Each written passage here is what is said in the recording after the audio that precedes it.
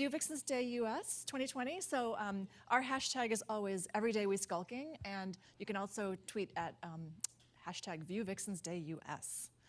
So let's see. All right. Great. So a couple of housekeeping notes. Please stay healthy. So this is a weird time to have a conference, and I appreciate you all that you've come out. It's a little bit dramatic, and especially for us DevRel, we're supposed to be traveling. I have to go to a hackathon after this. I think I'm going to die. So, so we're recommending that you don't shake hands, that please wash your hands, and then we have hand sanitizer all over the place. But from what I understand, washing your hands is more effective than hand sanitizer. Elbow sneezing, and of course, if you feel sick, I'm very sorry, but please go home. Please feel better. So that is what I just wanted to mention. Oops. Whoa. Sorry. There we go. So I wanted to demo the Vue Vixens elbow bump. So Elizabeth, would you like to demonstrate with me? Okay, so you put your hands on your hips like this.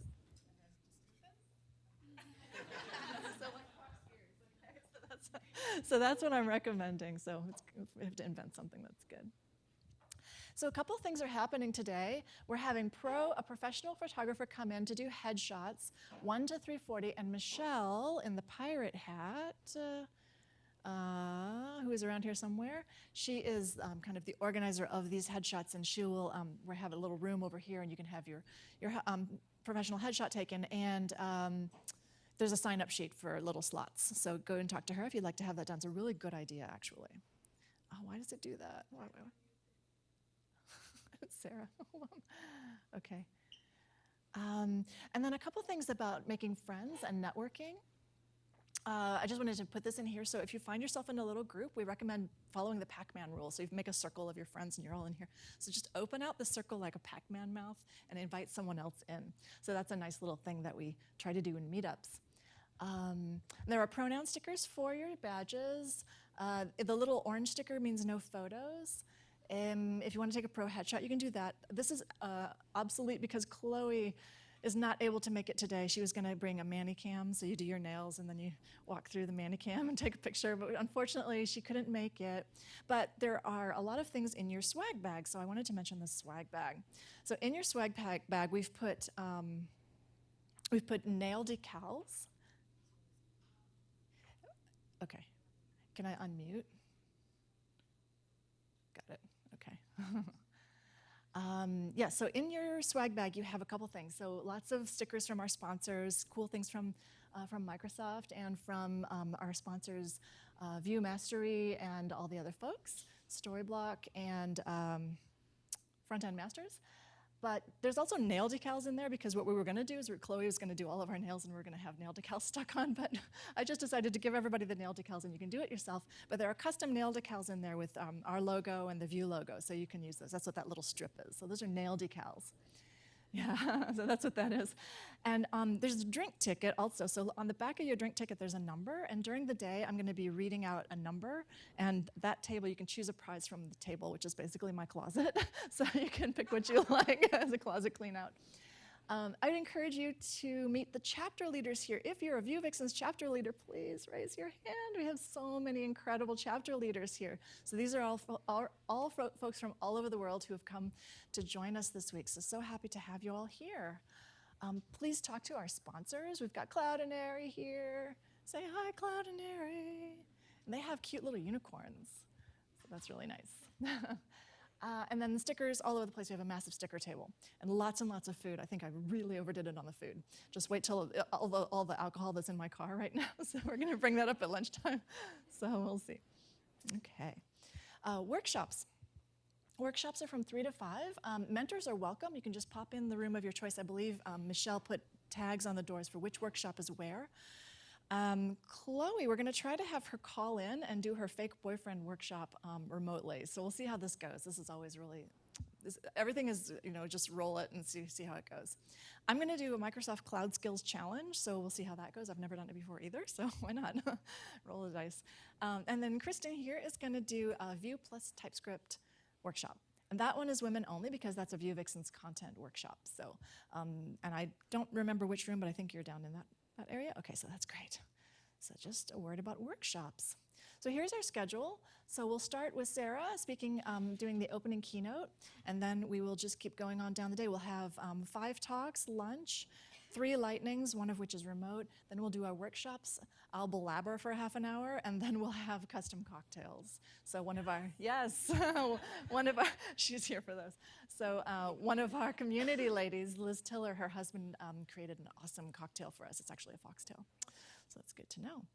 Code of conduct. Where's Tessa? Tessa. Maybe is not here yet, but when you, she'll be here soon. But Tessa's our code of conduct officer. If you have any problems with Diana, you should talk to Tessa. So any code of conduct violations. But our standard code of conduct applies. Please be excellent to each other.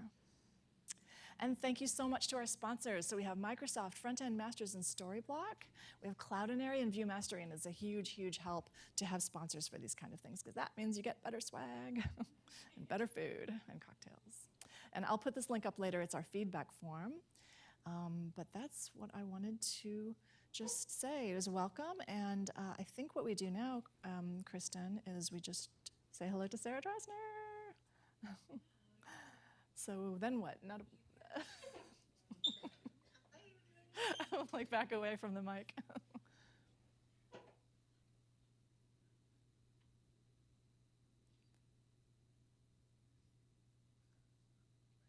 Yeah, that's better. Okay, you're on full screen now. So I think she might be muted. Oh, you're not? Okay. Yeah, so I'm going to crank up the volume as much as I can. Let's see. Is it coming from there? So Can you talk? Hi. Can you hear me? Yep. Okay. Sounds good. So you wanted to introduce Well, hello. Welcome, the mighty, amazing, the one and only Sarah Drasner. I forgot the background music, but I'll just do da da da da. Now you know who's introducing you, right? Yes. Hi, everybody. I'm actually surprised that this didn't start with some sort of proposal or something. I'm going to start to share my screen now. Does that sound good? Yes. Everything good? Okay.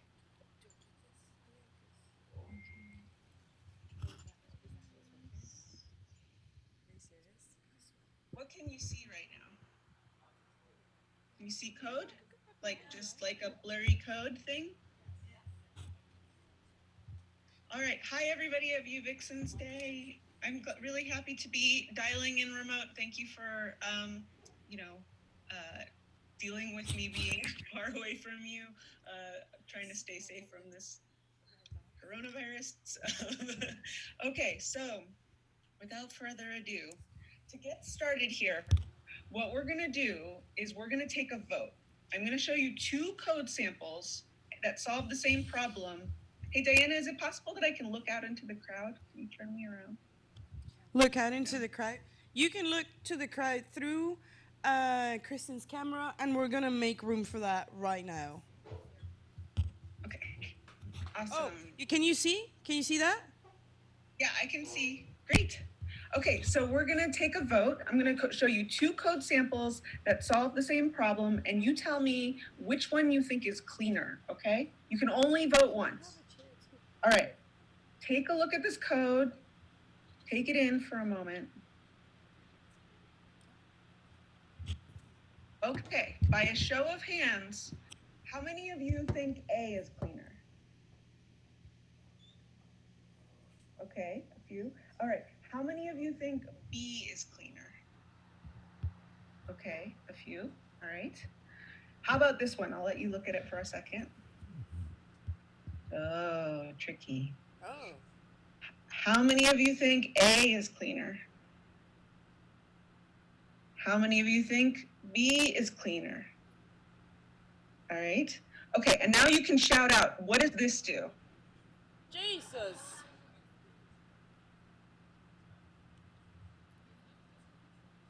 Anybody?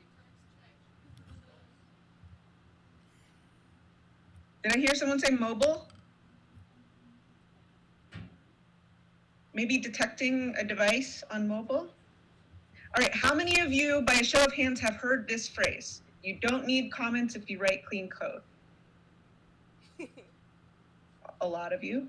This is where I think a lot of misconceptions lie. The book Clean Code by Robert C. Martin talks about this, that comments shouldn't be necessary because code should be self-documenting. That if you feel a comment is necessary, that you should rewrite it to be more legible.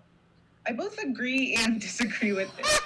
You know, in the process of writing a comment, you can often find things that could be written better, but it's not an either or. I might still be able to rewrite that code to be more self-documenting and also write a comment as well for the following reason. Code can describe how, but it cannot explain why. Now, this is not a new concept, but it's a common theme that I notice about all of the helpful comments I come across. The ability to communicate something that code can't, or can't concisely. And all of that said, there's not just one correct way or reason to write a comment. I believe our collective discourse about code comments is a little bit too shallow. They're good and bad comments. They make our code bases more legible, and they can mislead us. They can guide us, and they can be a crutch. So for that reason, today, we're going to talk about the art of comments. I'm Sarah Drasner. I'm on the Vue core team. I'm also VP of Developer Experience at Netlify, which is neither Netflix or Shopify, as confusing as that is for my parents. If you're not familiar with Netlify, it's my favorite way to deploy sites and apps, and that's why I asked if I could work there. I'm so pleased to be here with you all today. I love Vue Vixens so much. All right, the good. I mentioned that there's some nuance here, so let's explore the good and the bad, and let's talk about good first. What is the why? Many examples of good comments can be housed under this category. Code explains what you'd like the computer to take action on. You can hear people talk about declarative code because it describes the logic precisely in a way that the computer does the heavy lifting. We can also write our comments to be a little bit more declarative. We had to write this function because the browser interprets that everything is a box. This doesn't describe what the code beneath it will do. It doesn't describe actions that the code will take. If you found a more elegant way of rewriting the function, you could feel confident in doing that. Because of this, less maintenance is required, and we'll dig into this a little bit further on. If you found a better way to write this, you wouldn't need to rewrite this comment. The funniest version of this that I've ever seen is Sophie Alpert. She used to be manager of the React core team. She found this crazy solution to this really, really weird Facebook bug, and it's only one line of code. You can see right at the bottom that there's just like this one line of code hanging out there. But the explanation is long, and the explanation is longer than most of my readmes for my open source projects. But this is really useful. Why is this useful? Because the bug that she was referring to was a particularly nasty one. It took her a few days to track it down. So the answer is not very straightforward. If she didn't write all of this why, people could come along and not think that that line of code is really important, but it is. Clarify what's not typically legible by humans. Who knows what this is? Anybody? What about this? This targets Firefox versions 2 to 3. This one targets a bunch of browsers at really crazy ranges. I've written code that needs something like this. And in order to avoid another maintainer or future me assuming that I took some mushrooms before heading to work that day, it's great to tell people what the hell that's for, especially in preparation for a time when we don't have to support that browser anymore and the browser bug is fixed and we can remove it. Who's smart? We are. Who writes clean code? We do. We don't have to comment. Look how clean our code is. But think back to that first exercise we did with the voting. We didn't all agree on what constituted as clean code.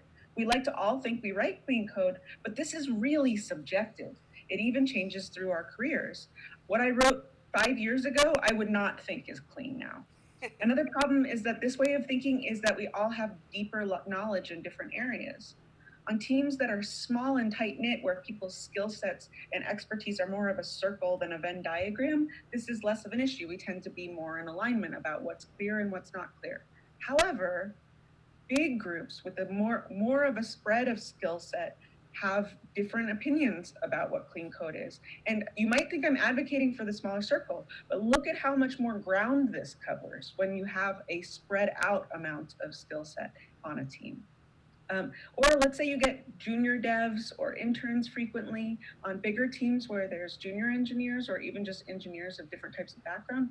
People might not outrightly tell you that they need you to comment, but a lot of them will express gratitude when you do. Comments can be like chapters of a book. This is actually a much larger file with many, many more pieces of it, but just to fit on a slide, I put it like this.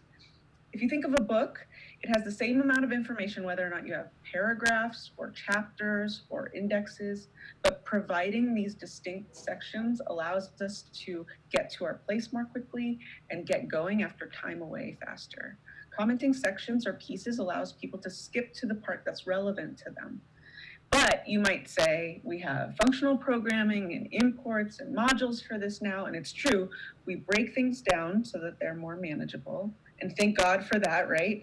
But even so, sometimes you'll necessarily come to a part that could be a bit longer. Being able to quickly grasp what's relevant can really speed up productivity. A guide to keep the logic straight while writing the code.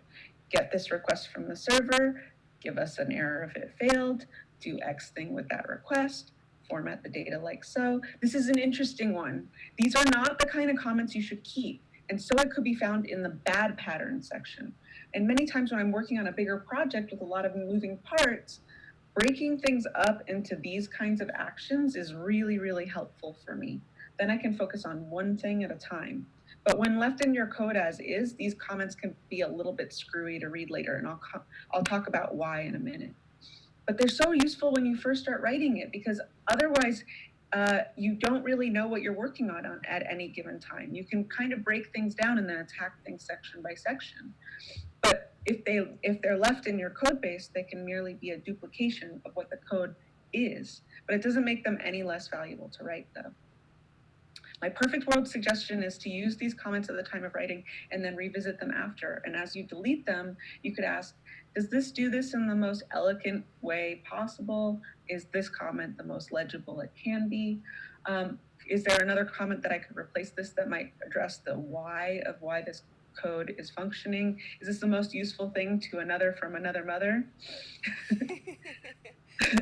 This is okay to refactor. This isn't my best work, but we had to get it in by the deadline. Have you ever had a really aggressive product deadline?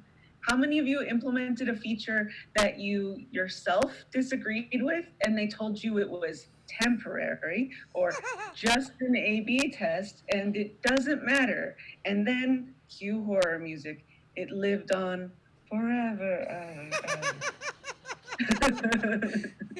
As embarrassing as it might be, writing comments like this is really helpful. As a maintainer, when I run across comments like this, I'll save buckets of time trying to figure out what the heck is wrong with this person or envisioning ways to sabotage their morning commute.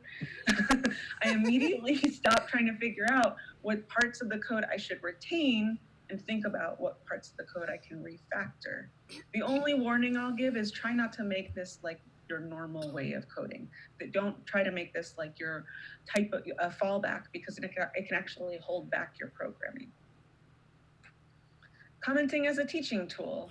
Are you a node shop that was given a client that's all Ruby? Maybe it's totally standard Ruby, but your team is totally in over its head. Are you writing a tutorial for someone? These are limited examples of when writing the how can actually be helpful. The person is learning on the spot and might not be able to infer things you're doing because they've just never seen it before in their lives. Comment that shit. Learning is humbling enough without them having to ask you aloud what you might more easily learn on their own.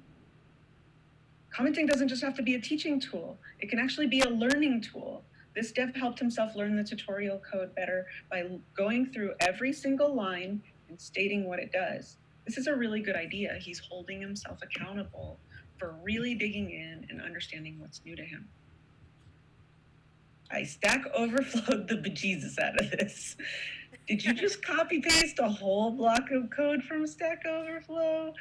This isn't a great practice, but we've all done this. Something that I've done that saved me in the past is to actually put the link for where I found it. But you might say, then we don't get credit for that code. But I would say you're optimizing for the wrong thing. Inevitably, people have different coding styles, and the author of the solution solved the problem in a different way than you might have if you knew it better. Why does this matter? Because later, you're probably going to be smarter. You might level up in this area. Then you'll spend less time scratching your head at why you wrote it that way. Plus, you can always look back at the post and see if any new replies came in. There might even be a better answer later. Comments can be helpful. It's time to retire RTFM.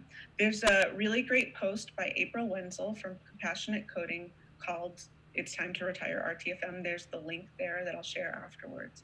And here's why I include a Stack Overflow link sometimes.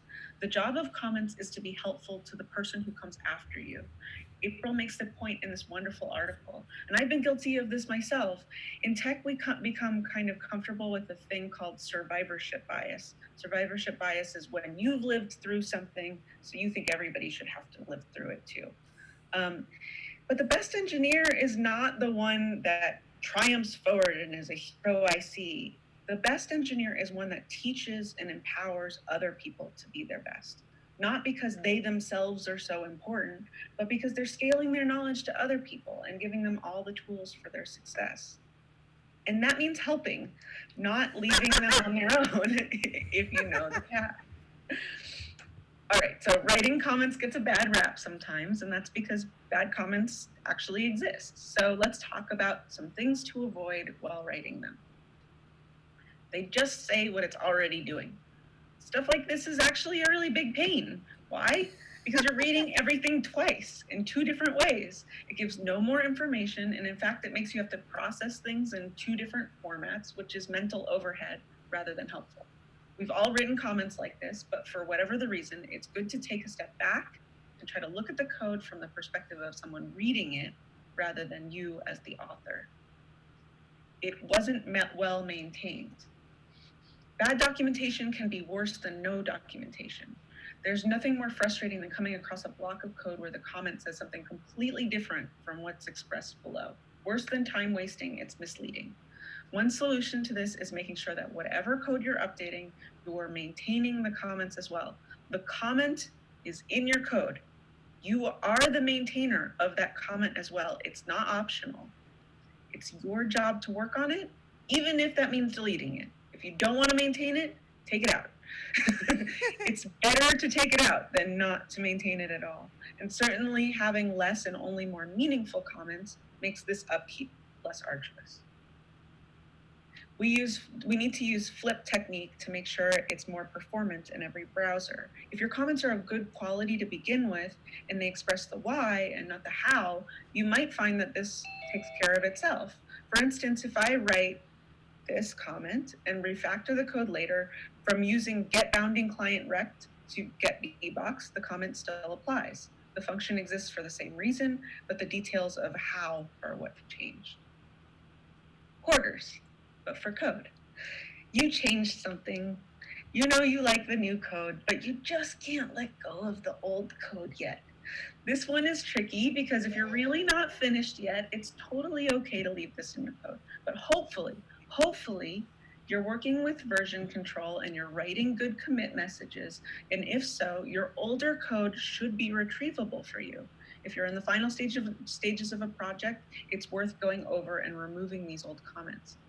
If you don't, what happens is you move away from the project in the future, and future you or your teammates spend a few minutes trying to figure out what is happening here.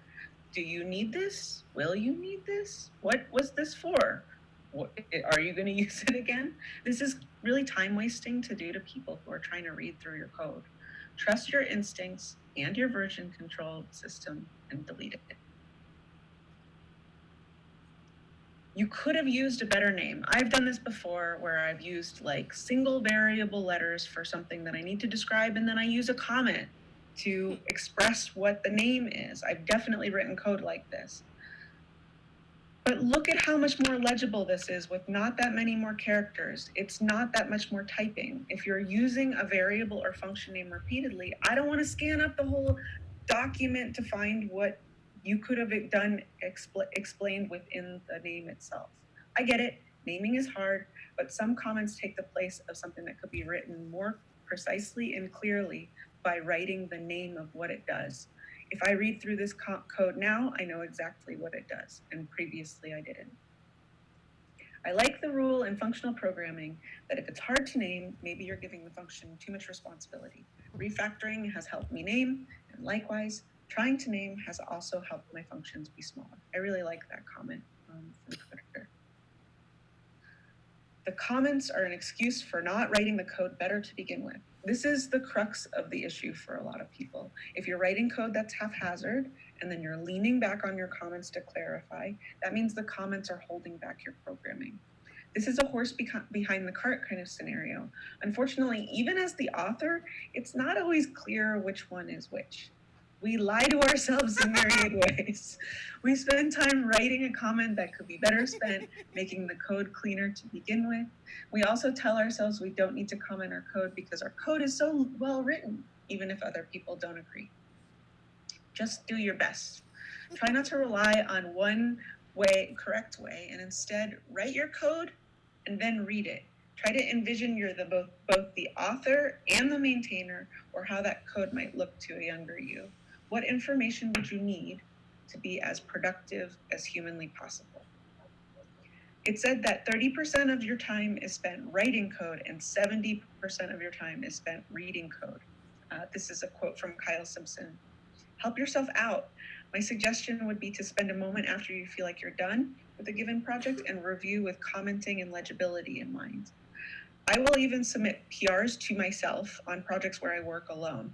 I learned this from Stacy Cavernmo, and it really helps me evaluate the code as a reader rather than a maintainer. Once I see it in the GitHub UI, for some reason, the same block of code that I just saw in my editor, all of a sudden I have a better understanding of what that looks like to read it and maintain it. More than one thing can be true at a time. People tend to get on one side of write comments or not write comments. But I would argue that conversation is just not nuanced enough. Why not both? Hopefully, opening the door to a deeper conversation about how to write meaningful comments can help bridge that gap. But even so, it can be a lot to parse. Get it? Parse? Anyways, I'll leave you with some better humor. A while back, there was a Stack Overflow post about the best comments that people have written, and you can definitely waste some time in here. We'll go over some of the best ones. When I wrote this, only God and I understood what I was doing. Now, I dedicate all this code, all my work, to my wife, Darlene, who will have to support me and our 3 children and the dog once it gets released into the public. Junk, fix later. First dev, images are deleted by GBI+. Second dev, well, I'm not sure about that. Some dev 1 in 2002, and adding temporary tracking of login screen. Some dev 2, 5 years later, temporary method. I'll leave you with this example I like particularly from Kelly Vaughn. She tweeted this out saying, sometimes you need to be your own cheerleader. If you can't read it, it says, this is not a useful comment, but you are useful and you can do this. And that's true for all of us. Thank you. Woo! Oh my gosh. Thank you. Thank you so much, Sarah. I'm sure you could hear me laughing all the way to Colorado. I can always hear you laughing. No, it's true. You know, to give you a fun fact, VueConf last year, I wasn't feeling too well, and I kind of had to lay on the ground flat while she was giving her talk. But I was listening, although I couldn't see anything. And I was like in a balcony. It was a big theater. And after the event, Sarah was like, Diana, did you see my talk? And I was like, yeah. And she's like, oh yeah, I could hear you laughing. It's like I can hear giggles, and then I can hear dying. Cool thing is, I was featured in a tweet today about those people who laugh at your talks front row. So it's laugh as a service. Sarah, thank you very much. Thank you so we much. really appreciate everything you do for us. It's a privilege to have you here in our events, and we want to tell you that we love you, we admire you, and we can't wait to see you again. Right back at you. Have a great rest of the day, everybody. Thank you. Applause for Sarah Drasna. Thank you. Bye-bye.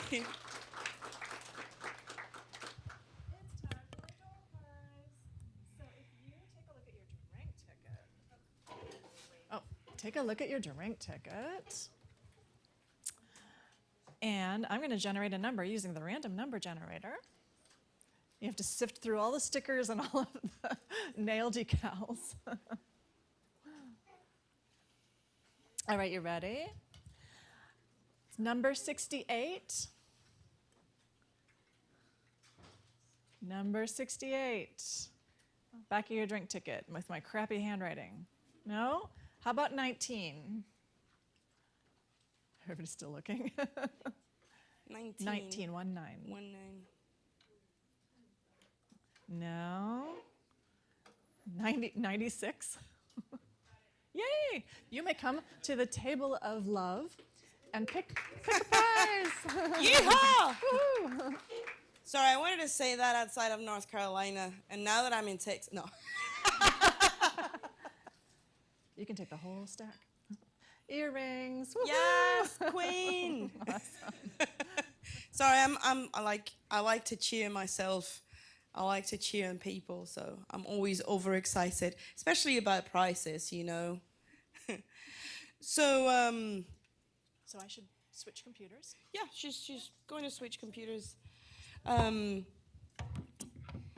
Well, now that I can actually talk to you a little bit more, I wanted to tell you that in the beginning, the world, no.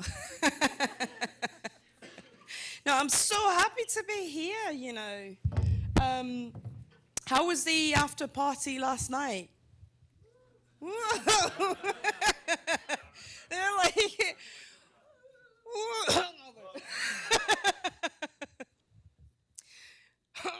we had fun. No, I wasn't there because I had to keep myself sane to be here at this event in full capacity. And I'm glad I did it. I have to say, I kudos to Maria and Ben for their awesome dinosaur work yesterday. Like, I never thought I'd see my friend on a dinosaur costume. I knew a little bit, just a little bit, but I didn't know that you were going to do the scooter thing. Like, she had enough time to practice. So seeing someone in a dinosaur costume on a scooter without falling, had it been me, I would have fallen before putting on the costume anyway. So definitely, Maria, you deserve you deserve more than an applause for that.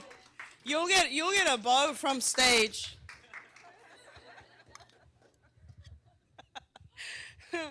So our next speaker hasn't arrived yet. I'm joking. Our next speaker is someone known in the Vue Vixens Slack for enforcing the plank. No, I'm joking. That'd be awesome, right? She's our code pirate. Michelle has been with us from the very beginning, so much that she was there before I was. And it's also because she was born a few months before me as well. It is definitely a privilege for me, especially to finally be able to hear, to be at one of her talks, because I've never seen you talk, right? Have I? No, I haven't. I was just doing my memory check. Michelle has been an important part of our organization. She has been one of the pillars. And we're very grateful to have her, not only as a friend, but also as part of the Vue Vixens team. So, you're good? Okay. One of the things I love about her is her pirate hat. Do you have... Oh, can I just take this? Yeah, out? you can take it out. HDMI? Yeah, Okay. HDMI. So, there we go. Let's give a warm welcome to Michelle. It's like I didn't. Code Pirate.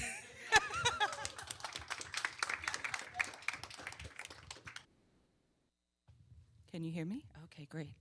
Wow. That was an amazing introduction. Thank you, Diana. Now I'm nervous. Also, wow, following Sarah Drasner, talk about career goals. So I'm going to talk today about remote work culture, but more importantly, if this is working, come on. Okay, I guess I'm doing this manually because it doesn't want to work. Successful remote work culture. Oh, okay. Okay.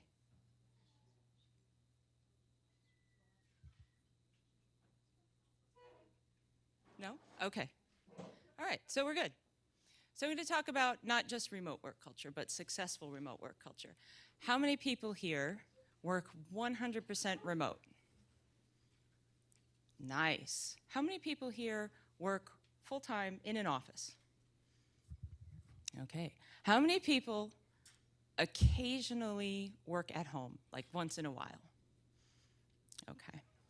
So there's great distinction here, and we're going to talk about it. And since my clicker decided it doesn't work today, we're just going to do this. So that's my name, and I know it's a pain to try to pronounce and spell. And one of the things that I like to tell everybody when you're working remote, make it a point to let everybody know how to pronounce your name. It's the best tip I can give you, actually. Every Slack that I'm in professionally has my last name pronunciation, and as you can see here, it is Sinowix.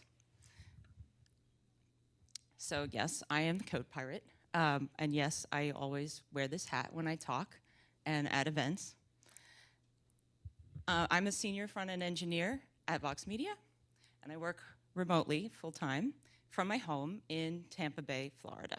Hence, I am a Tampa Bay pirate.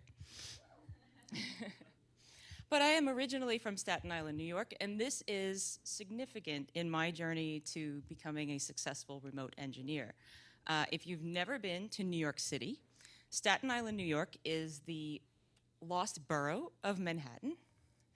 Actually, it is the only borough of New York City that is not directly connected to Manhattan. But if you want to work in tech and you live in Staten Island, you need to go into Manhattan for work. So what you see on the screen here used to be my commute to work. And the day that I took this screenshot, Google Maps was being incredibly optimistic about how long it would actually take me to get to work, because I never got to work in an hour and 9 minutes, not once. My reality was that I would be on the bus an hour and a half to 2 hours each way. So my commute time was really 3 to 4 hours a day, and no, I did not get paid for those hours. I also worked 8 to 9 hours a day. And yeah, I took a lunch break, but you know, it's still a long day. So I was away from home 11 to 13 hours a day. So you can imagine what my work-life balance was like at that point. And I had started working full-time in Manhattan in 2008. I was young, I was junior, and I was really trying to, you know, build myself up in this industry. And then in fall 2010, I had a little surprise. Twins. You know, and my whole work-life balance reality changed. Now I talk a lot about commuting because some of us have no problem commuting, right? It's not a big deal. Maybe you bring a book or you knit on the bus or on the train, whatever you're taking. But for some people, commuting is very physically challenging. There's also a mental component to it. It's mentally challenging. You have to like psych yourself up, prepare for it, know what you're going to do, be ready for whatever comes your way, be it traffic or lack of seats, you know. And for a pregnant woman on a New York City commuter bus, it's really bad. I mean, everything smells more intensely, and I mean like every day, really bad.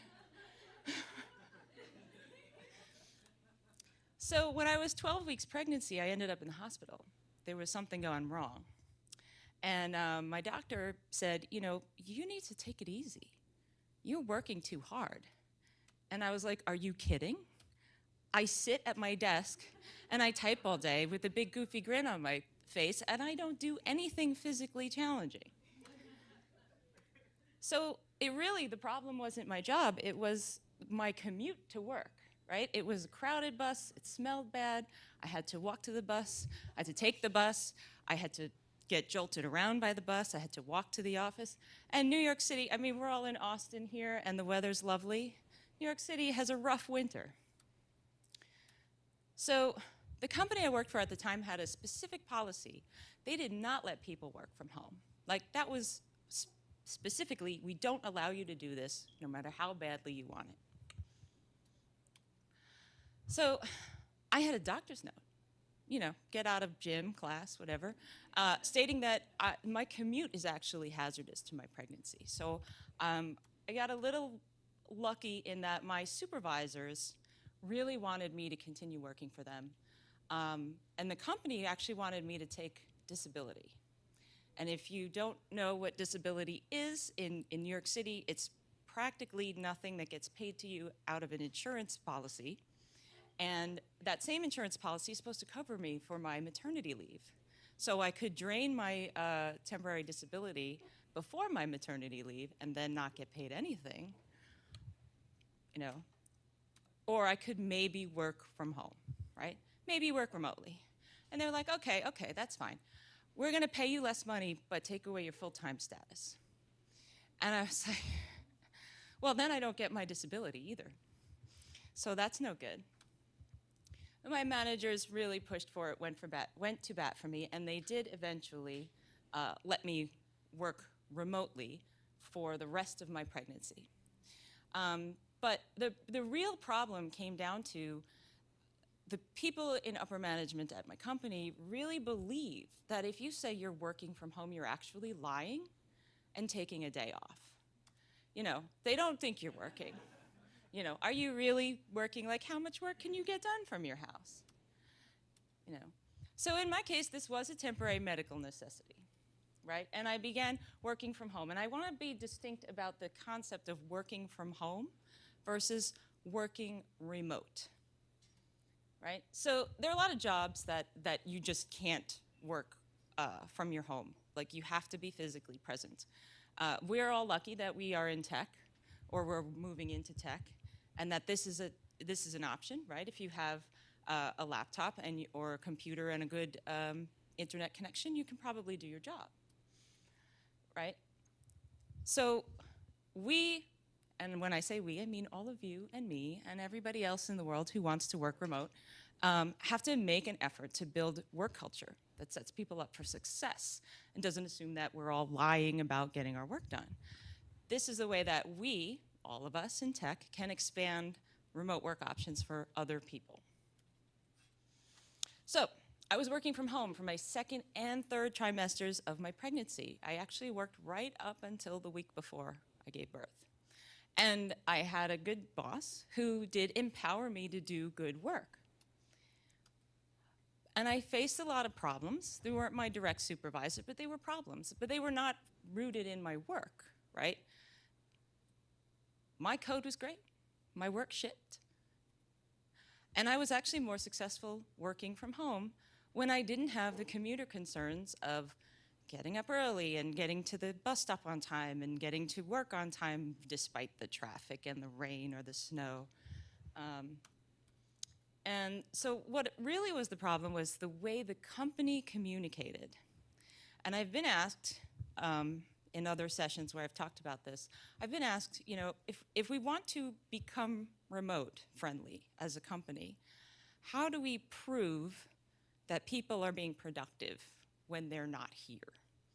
And I would say, how do you prove that people are being productive when they are here, right? How are we measuring productivity in general? Are we measuring productivity by how many butts are in the seats? I mean, if all you have to do is sit in a seat, go to an office. You can watch YouTube all day. It's no problem. Nobody will know, right? So when I was working from home during that time, I was the only person working from home, and the company had no policies or concepts around how to support a remote worker because they specifically didn't let people do that. So I had trouble getting the people who were in the office to talk to me. So there were folks in the office who were just so far removed from this idea that somebody would be working out of the office, they were literally uncomfortable using electronic communication to speak to me. We had messaging between desks, but people didn't message me as I was sitting at home. I had phone. Everybody had my phone number. Nobody called me. They just refused to believe I was even available, right? So I took myself physically out of sight, and that made me inaccessible to them. They weren't prepared for me to exist in this virtual context. So, stand-up meetings. We had stand-up meetings, and I was on speakerphone because we didn't have video chat at the time. And I was on speakerphone, but those speakerphones weren't made for conferencing. They were just standard speakerphones. And I would often be skipped in stand-up. They'd be like, okay, everyone have a good day. I'd be like, hey, wait, what about me? Hello, hello, hello. Did you all leave? Did you forget about me? Right? And we had no video conferencing capabilities. We had conferences. We had meetings that I called into in conference rooms, but there was no video conferencing capability. And again, the speaker phones were not great because they didn't have a situation for people like me, right? And we had project management software, but not everybody used it, which was kind of awkward. And I remember asking specifically, would you please put these assignments into the project management system so I can keep track? And I had people who literally refused to put things into the project management system. And meetings, we had meetings, right? But they were discussion hours. They weren't presentations. There were no handouts. There was no meeting agenda. People had meetings just to sit around and talk to each other together, which doesn't work when you're remote, right? You need to have a visual. You need to know what you're discussing. You need to have a goal. Otherwise, it's just people having a space to sit around and chat. And if you're remote, nobody talks to you. So, in conclusion, my pregnancy went well. My twins were born healthy. There they are. Aren't they adorable? Okay, they're like 9 now. They're not this cute anymore. But during my maternity leave, I realized that finding full-time care, even for one baby, is a challenge, and it's expensive. So, and if I was to go back to my office in Manhattan, there wasn't a daycare center anywhere that had care for 13 hours a day. And that was how much time I needed to go to work. So I said, hey, you know, I did a great job for you. You liked my work when I was working remotely. How about I just keep going, you know? And this is a direct quote from my favorite supervisor. You've certainly proven to me that you can do your job fantastically while working remote. Unfortunately, company policy and HR won't let you do this without a medical necessity. How bogus is that? Guess what I did? I quit. So good for me, proud of myself, right? But the company lost me. They lost a good engineer, and they had gone to bat to keep me while I was pregnant. They would only accommodate people that could conform to their location. And this is a problem, especially in cities like Manhattan. I couldn't conform to Manhattan. Do you know how expensive Manhattan is? Oh my God, I did not make enough money at the Manhattan company to live there. So we think about this concept of remote work, and we have to think how it's almost exclusionary to who you can hire if you can't offer remote work, right? You can only take people who are already rich enough to live where you want them to be, right? So if we offer remote work, we actually emphasize the economy outside of a major city, and we give people the opportunity to have a work-life balance and financial security, right? So that was 2011 when my kids were born, and since then I have worked at an in-office job that had randomly accepted work from home days. You had to call up and say, hey, I'm sick, or my kid is sick, do you mind if I work from home? And usually the answer was yes, but you couldn't like pre-schedule that stuff. It had to be an emergency. I had an in-office job with a monthly work from home day allowance. You could pre-schedule your work from home days, or you could have an emergency, but you couldn't have both. You could only do it like twice a month. I had an in-office job with more than one office location. So the offices were remote from each other, and we had to communicate from one office to another. So we had remote communication, but we didn't allow people to work remotely from home. And I had an in-office job where occasionally there was one completely remote engineer. And again, nobody called that guy. Like, nobody ever talked to him. I never even met him, and I worked with him directly. So a company won't necessarily offer you remote status just because it's possible for you to do your job that way, right? I interviewed with a company that had multiple offices. They actually wanted me to work 3 days in one office and 2 days in another. And I said, well, could I work remotely? And they were like, oh, no, we don't offer remote. Nope. So there's a really, really amazing comic that will have you laughing hysterically if you go to it. I'm not going to show it now because it's too long. Called Why Working From Home is Both Awesome and Horrible. And it's absolutely true. There are pros and there are cons. So we have to remember that building a successful remote work culture is a group effort. It's not just you, right? You have human resources. They have to deal with the taxes in your state or your city. You have an IT department. Somebody has to know where your laptop is and what its status is and what you're working on and what happens if it breaks, right? You have management and supervisors who may not be able to do their job remotely, so they have to be able to work with you as a remote employee. Right? And of course, there's you. You have to make the effort too. You can't just sit around and wait for everybody to put the work in the project management system. You have to remind people that you're on the stand-up call, So you have to do a little bit of footwork too. But building a successful remote work culture has a lot of pros. Hiring, not limited to location, or not enforcing relocation. Distributed employees set a personalized expectation for their work environment, Maybe you need a standing desk. Maybe you need a sit-down desk. Maybe you need one that goes up and down. Maybe you need a treadmill. I have a treadmill. I really like it. But a lack of commute time can translate to positive work-life balance, which makes happier employees. But it has its cons too. It's not all fun and games. It adds a lot of process overhead for asynchronous communication. If you have a question, you need to reach out to somebody, and they also are remote. You need to either send an email or a message or call them and leave a message. And then you have to wait for a response. It's not immediate. You can't just walk over to them, tap them on the shoulder, say, hey, look at this on my screen, right? You have to make an appointment to screen share with some people. So it makes things take a little bit longer, and you do have to have a little more patience. It also makes you responsible for the maintenance of your work environment.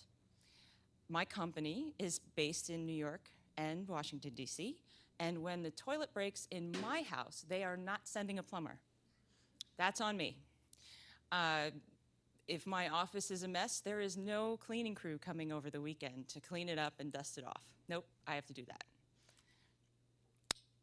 But most importantly, it adds complexity to building trust and interpersonal work relationships. It is very, very hard to get to know people well when you don't spend time with them in person. But if you want to become a remote employee or a remote company, or you are trying to build a successful remote work culture where you already work remotely, let's talk about the steps, like the really important things. First, you have to accept that this is a challenge. It's a challenge. There's a lot of people out there who have not had the experience of living or working in that virtual context, and you may have to teach people. You may have to lead them. Everyone needs to agree that working remotely is not the same as an occasional work from home day. Do we all agree on that? Who agrees on that? Yeah, not the same, right? An occasional work from home day is nice, right? You know, you get a break, kind of. But if you only work from home once in a while, you have a questionable space to work. You're not going to build an office. You're not going to get a co-working space. You're not going to put a treadmill, you know, with a desk over it so that you can walk while you work, because how often are you going to be at home? And you'll be back in the office tomorrow, so why not slack off a little bit? It's okay. It's kind of a day off. Your coworkers might view an empty workspace and assume you're out of office. I did move to Florida from New York. I moved to Florida from New York. I worked at a company in an office, and when I moved to Florida, they let me work remotely for 8 weeks. 3 weeks in, I got an email from the IT department asking when was I going to be back at my desk. They had something to give me. I said, dude, I moved to Florida? I'm like 1,000 miles away? And he goes, oh, I just thought you were out of the office. Like, no, I don't even live there anymore. So you might not have access to your regular work devices. What if you have testing devices like an extra PC, phone, some kind of other testing gear that lives in your desk, right? You go work from home, you bring your laptop, you work from home, and then you need to test something, and you don't have it. Oh, well, can't do that today. Maybe tomorrow when I go back to the office. So we ask ourselves, if I do once in a while work from home, how much work do I really get done? So we accept the challenge, and we accept the fact that 100% remote work is not equivalent to working from home. Everyone needs to make an effort, including people at the company who are not or cannot work remotely. So, step 2, we must embrace the technology, right? And we don't work alone. We work with other people, we just don't work with them in person. So we need to have the technology and the tools that we need to be successful and to set each other up for success. So these are just some of the technologies that are out there that are popular that you might use. We have some video chatting systems. We have Git version control. We have Dropbox for sharing things, and we have for sharing large files, Slack, and there's a lot. This is not an extensive list. I've found even more, and I just couldn't fit them all on the slide, really. But you should fill your company's toolbox with software options that help people communicate and insist that they use them. I worked at a company once in the office where we had Jira, which is expensive if you don't know. We had Jira for the company, and people didn't use it. And one day my boss came and put a dirty lunch napkin on my desk with notes. And he said, we need this done. And I was like, no Jira, no service. And that became my mantra. So we want to help people communicate. We want to be successful at this. We don't want to be contradictory. We don't want to be combative. You know, we want to help. We want to enforce communication software as a standard, even for people who are in the office, because really, nobody wants that dirty napkin. Nobody.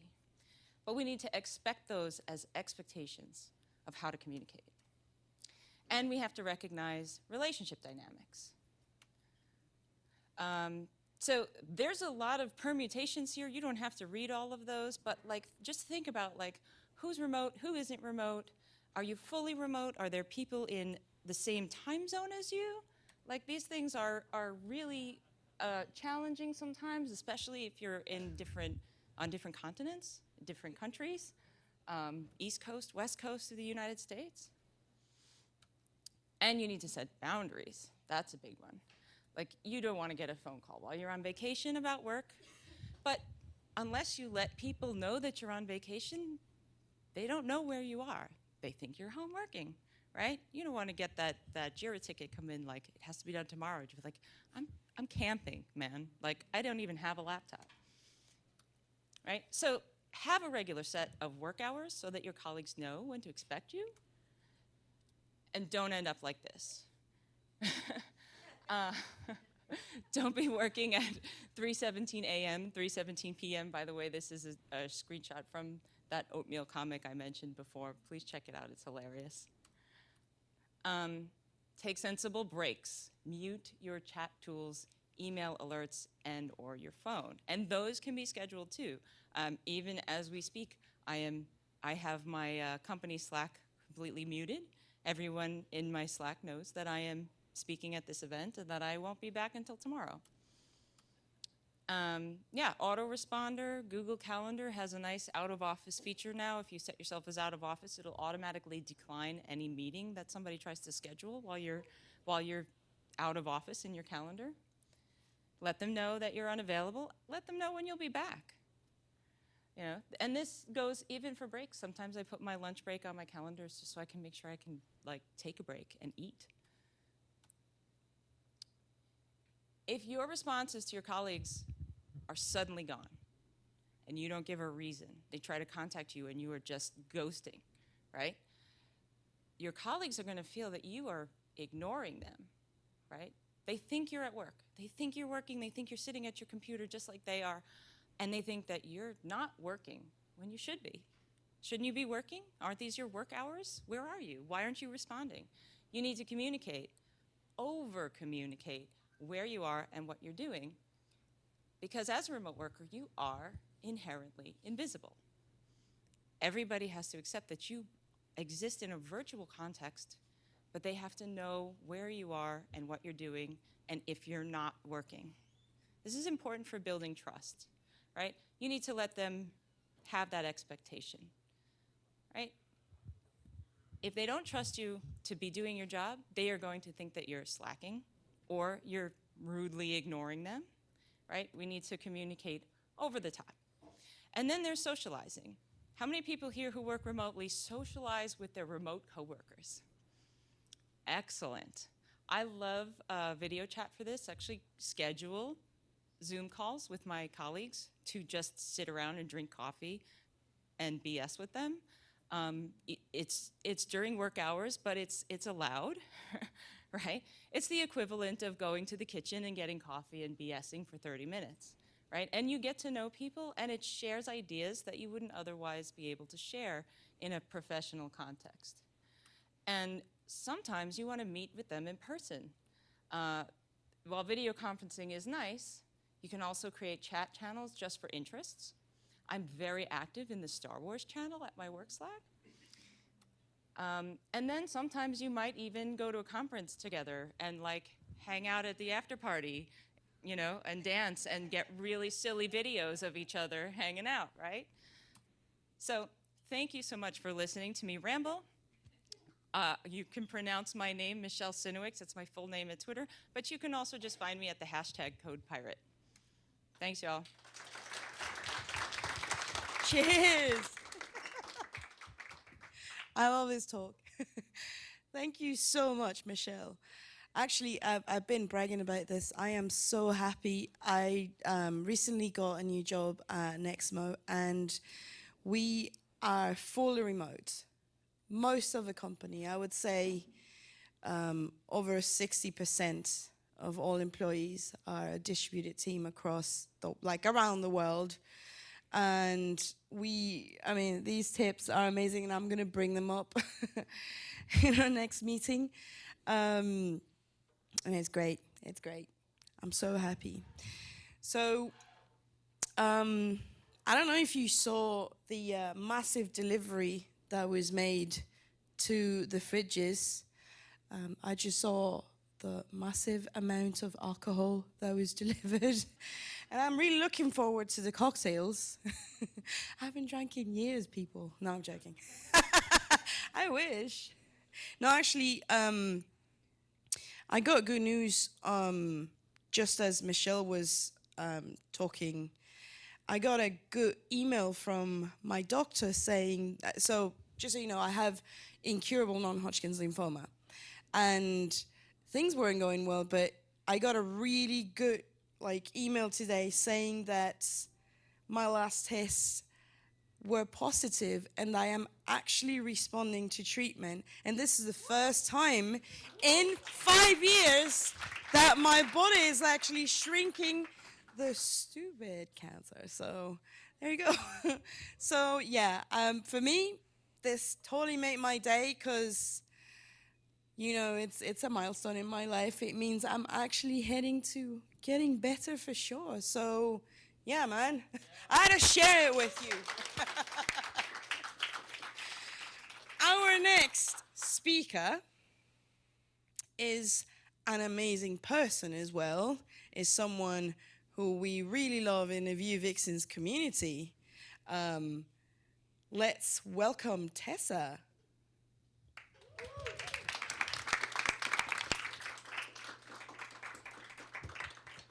Oh my gosh, are you wearing PJs? I love you. I want to do this, and I will note that in my life goals, keynote in PJs. There you go.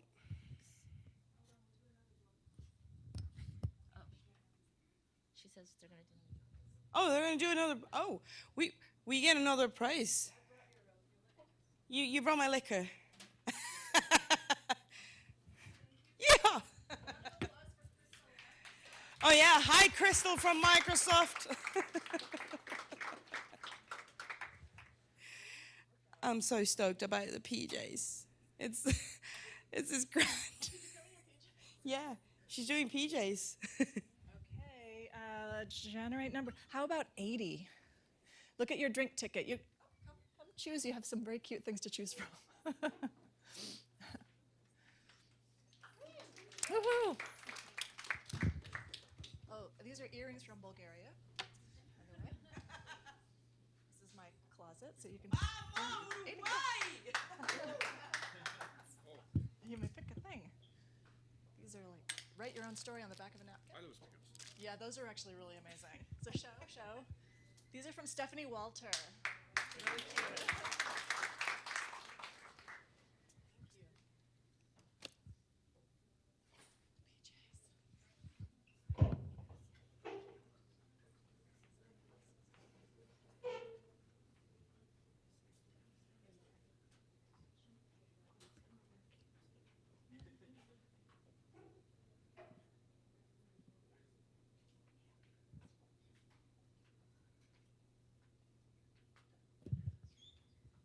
Okay.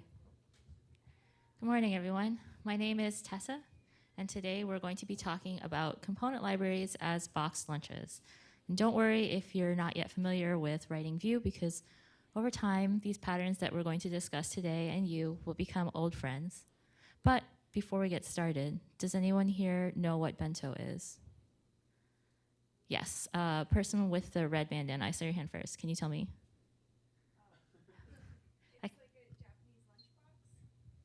So she said it's like a Japanese lunchbox. Anyone else?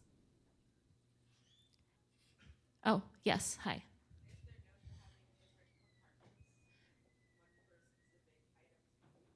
Yeah, so they said known for having different compartments for different items of food. Anyone else? Okay, great. So Makiko Ito, the author of the Just Bento cookbook, which is apparently for people who can't cook like me, and yet I have not made a single bento. She describes bento as meals packed into boxes. Now, if we go to Wikipedia, that elaborates on this a little further, saying that a traditional bento holds rice or noodles, fish or meat, with pickled and cooked vegetables in a box. And containers can range from mass-produced disposables to hands-crafted lacquerware. So maybe a bento looks something like this, a self-contained, compartmentalized, portable meal. Next, let's consider the full course meal, which is an experience spanning multiple dishes. So, for example, you might start with a light appetizer, followed by a soup, a main, a dessert, and maybe end with cheese. I heard this is like what they do in the UK. It seems a little weird to me, but you know, whatever. Cheese and chocolate is great. Okay, finally, let's look at stone soup. Is anybody familiar with stone soup? Okay, I see some hands. Oh, Ben is like, me, me, me. What's up? Oh, what's stone soup?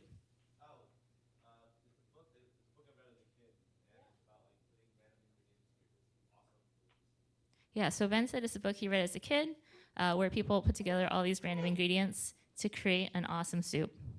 So that's about right. It's from a folk tale where these three strangers come into town and they only have a cauldron and they're starving. And they ask all the villagers for food, but I don't know if they visited New York or something. Nobody wanted to share. They were like, get out of here, you randos. So for some reason, the strangers are like, you know what would be a good idea is to fill this cauldron with stones and water, and let's heat that up. And so then this butcher walks by, and he's like, what are you doing? And they said, we're making stone soup. And he says, what's stone soup? And they said, it's the most delicious stew that you've ever tasted. And the only thing is, it would be so much better if it had a little beef broth. And so then the butcher goes, hold on, I've got just the thing. And he runs home, and he returns with some beef and some bones. And before long, a carrot farmer walks past, and she sees the strangers and the butcher around this cauldron with rocks and meat. And she's like, what are you making? Stone soup.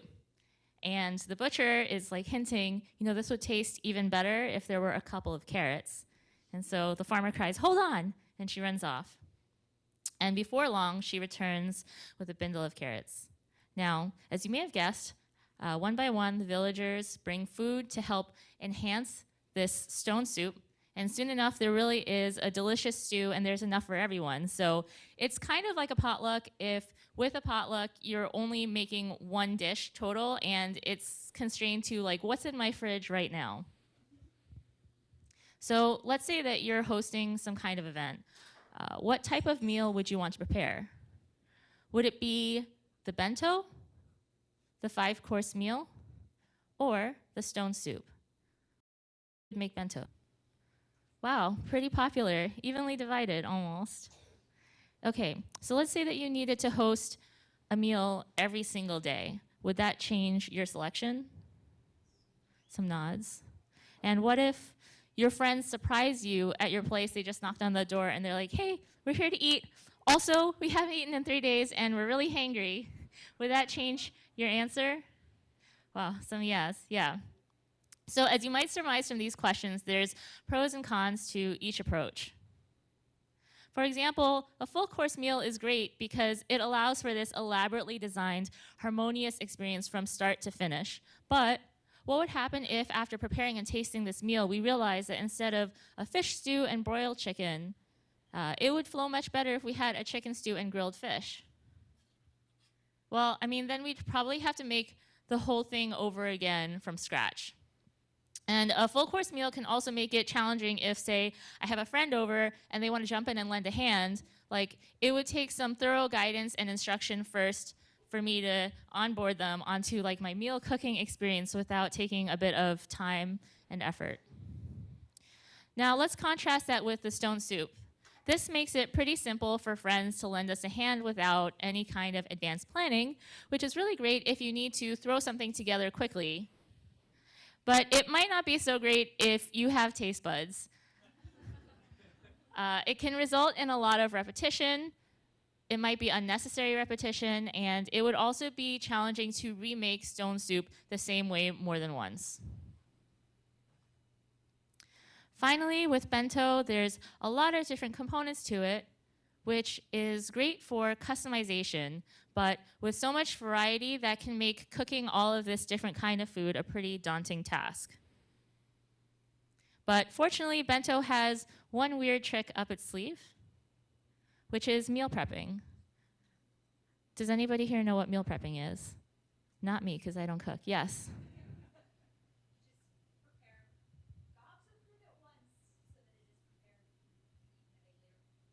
Right, prepare gobs of food at once. I like that. So it's ready to be eaten at a later point in time. So that's exactly it. The idea with meal prep is to create all the potential components of the meal in advance. In other words, if we have a variety of ingredients ready to go before we need to make any bentos, then we can focus all of our energy on mixing and matching them to create a cornucopia of different combinations of ingredients, of which there can be an infinite number. Now let's zoom into the different components in a bento. So we could see the bento as a holistic unit, just the whole box. We can also get more specific and split it into its two different compartments, or maybe by the different types of food. And of course, we don't have to stop at this point. For example, with the rice, we could separate it into little pieces all the way down to the single grain, or maybe even grind it into like a flour for facials or something. Maybe that's too granular. I don't know. It kind of depends on what we need. Anyway, if we zoom back out, we can say that bento are composed of compatible, predictable building blocks. But by now you're probably wondering, what does any of this have to do with components? So let's switch gears and look at some common website layouts. Some of these patterns may look a little familiar. So for example, in the first one, we have a sticky menu on top. In the second one, we have a sticky menu on the bottom. And in the third one, we have a sticky menu on the top and bottom. So if you think about it, it's kind of like if we have a sandwich or toast with jam facing down or up. And I don't know if anybody prefers jam facing up, but I'm definitely a jam facing down kind of person. Jen says on the floor. Okay, so let's look at a couple more. What if you have this layout where half the content is dynamic and half is static? So maybe that's like curry rice. Or maybe you have a layout where only the center varies, like this box of rice with decoration in the center. As you see, we can break websites into smaller chunks through a process called block framing. But what is block framing? Does anyone know? Cool. I didn't know either. Twitter taught me. So to demonstrate what block framing is, I designed this meal prep planning app. And it has some tabs for different sections, like planning, cooking, buying, and searching. Well, I guess search isn't really a tab. There's a meal scheduler. And if we look at the cook tab, we have a list of all of our recipes and a way to search all of our stuff. Maybe we have some kind of single recipe view with a picture and adjustable ingredients, some metadata settings, and so on. So let's look at how we might subdivide these designs into blocks of similarly themed content and/or design. So for example, if we apply this principle to the planner view, then at the top we have this tabbed navigation with sub-navigation for the calendar, plus the calendar itself. And at the bottom we have another category's header and some copyright information, blah, blah, blah. Now, just how far we continue to break this down, just like with the rice, is discretionary. And notice that how much we push the fidelity of the block framing depends on our current needs, although it's always possible to push things too far. So let's look at one additional example which may be more familiar. Does anyone recognize what site this is? I hear a lot of people saying Facebook. It's actually MySpace. No, I'm kidding. It is Facebook. So in these block frames created by the designer John Moore, note that the different areas marked as navigation, the newsfeed, so on, it seems like they're divided by overall responsibility. In other words, block frames are primary shapes used to denote blocks or chunks if you're millennial, of families or types of content. And when block framing bento, the key is to identify what we consider to be the most atomic or indivisible unit of ingredients that we need. So going back to our meal prep planning app, we might block frame our global layout as having this sticky and static top and bottom bar, and then a dynamic center. So in other words, a sandwich, which in Vue might look something like this. And a reminder again, if you're new to coding and or the syntax is new to you, don't worry, over time this will become more and more familiar. So notice how we have our nav components at the top and the bottom, and then we have a router view tag in the center, and that's where all of our dynamic page content might go. We can observe a similar pattern in this calendar view. So can anybody spot any repetitive visual elements or content here? The columns and days. Anything else? Add meal. Yep. So let's take a closer look at one of these days. Notice how we have the name of the weekday on top and then the meals for each day below. In other words, we have like a fixed amount of content, which is the calendar day up top. We're not going to be adding any more new days to the week, as much as I would love to always only have a 4-day work week. And we're going to have more dynamic content, which is the number and the type of meals. Like if you're a hobbit, maybe eat 5 meals a day below. So that's kind of like, if you think about it, a piece of sushi that's turned upside down, ready to go in that soy sauce. So here we have our sushi-like markup, and we can apply it upside down like this. So our static content is on top, and our dynamic content is on bottom. Or we can have it right side up with our dynamic content on top and our static content on bottom by just moving that slot around. And again, it just depends on what we need. So speaking of what we need, let's say that you have a small team or not a lot of time, or you're not a designer or whatever other reason, and you decide to pull in a library of pre-made components. In other words, instead of creating all of these components ourselves from scratch, what if we decide that we're going to use a collection made by somebody else, and their design was so great, this is not an ad for Element, but their design was so great that we decided we don't even need to augment anything about it maybe. Well, instead of using them directly, even if we don't change them, we still want to wrap them in our own custom code. But why might that be? Well, if we have a consistent API or format by which to use or integrate each component, that can help ensure consistency across third-party and custom libraries. So what do I mean by that? Well, if we have full control over the outside appearance of the component, then we can make sure that when that component is being used, whether it's a third-party component or a custom component, they both follow the same type of pattern. Plus, if you decide one day, oh, I'm not going to use Element UI anymore, I'm going to use Vuetify or Vueify or something else, this can help lessen the pain of refactoring because you only need to update where that third-party component goes inside your wrapper, but everywhere where that component is being used in your app, since that's using your custom wrapper, you don't need to update that part. So if we look at the code in its simplest iteration, a wrapped button might look something like this. And this looks the same as just using it directly. So this is like a Vuetify example where I have the Vuetify button, and then the slot inside is where the dynamic content goes. Except maybe I have some scoped CSS there. That's like my custom CSS. I feel like I know I'm hearing myself, but I feel like there's like an echo now. Anyway, so yeah, so maybe I'm styling this button, but on my copy of the file, rather than styling it in the library directly, like in the node modules. I don't know if anybody's ever done that. I've done that. Or styling each instance of that button when I use it individually.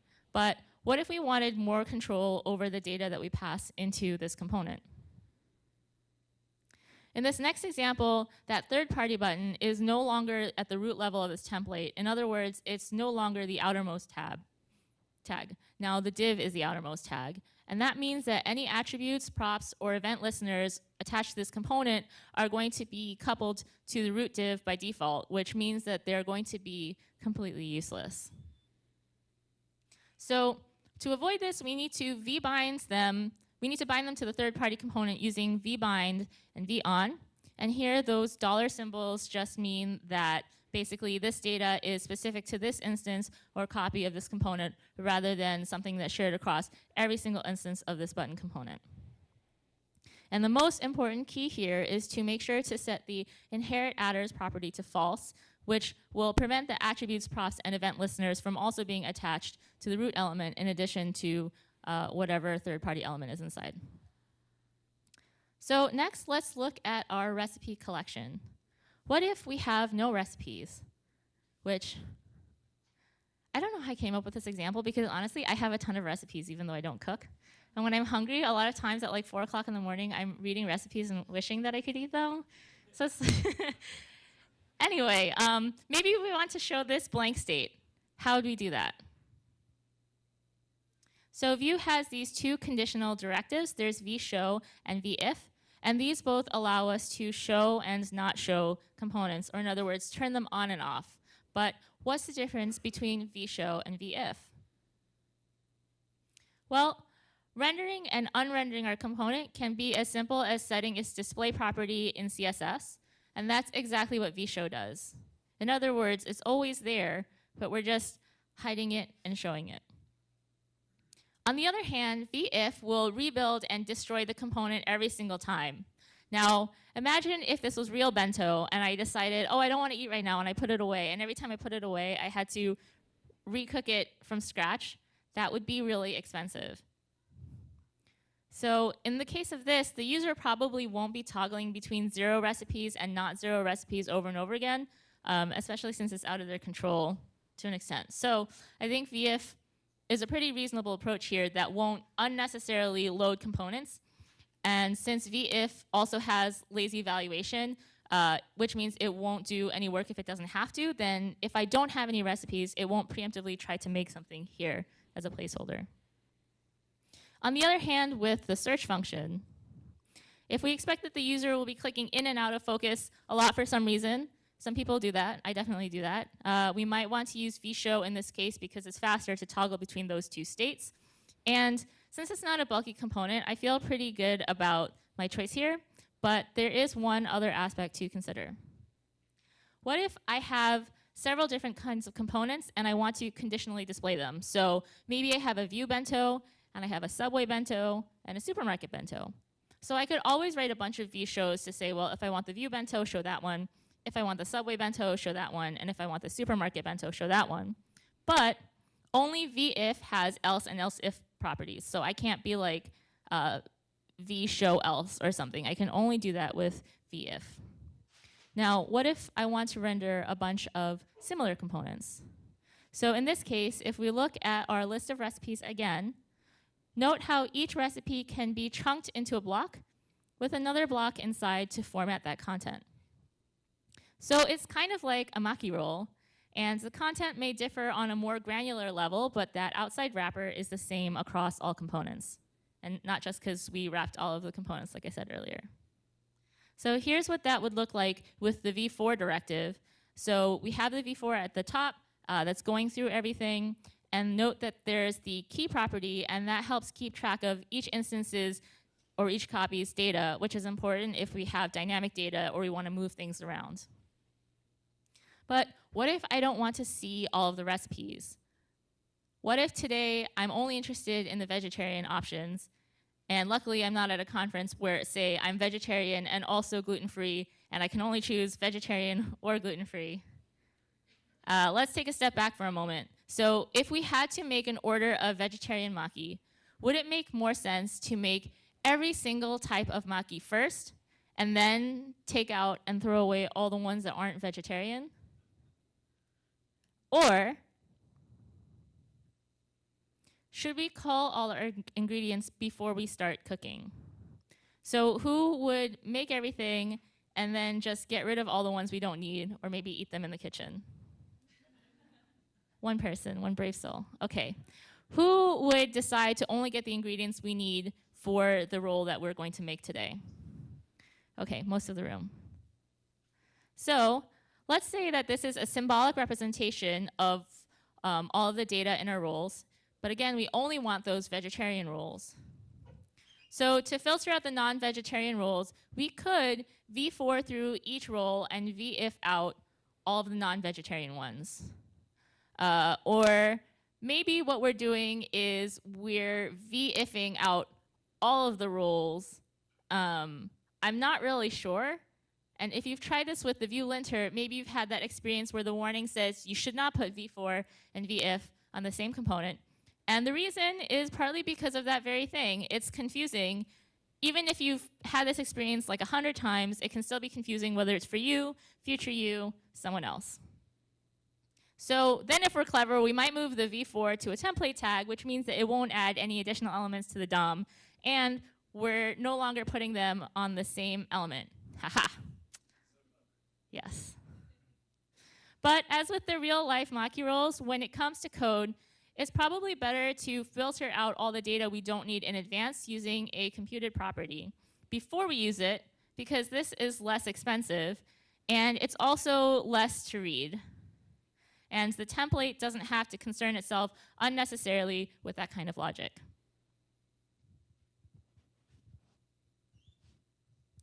Now, what if we wanted a user to be able to decide which of our components they want to put in their bento or app? So what if we wanted the choices to be omakase, if you will, so leave it up to them?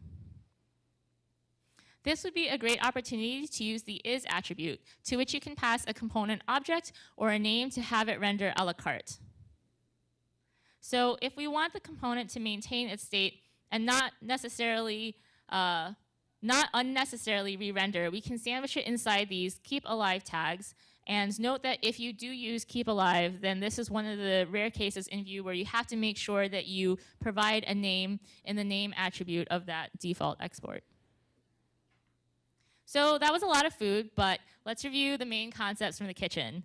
What's so great about having a component library, and why would we want to approach it with this bento UI method? Anyone?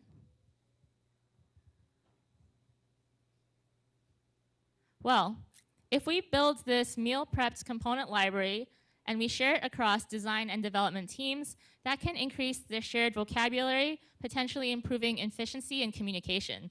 And also, I don't know if you've ever been on a team where there's no designer or there are designers, but you're completely separated, or vice versa. But ideally, I think probably development and design shouldn't really work this way. It shouldn't be like in steps like waterfall or whatever, but a constant back and forth and reworking of things.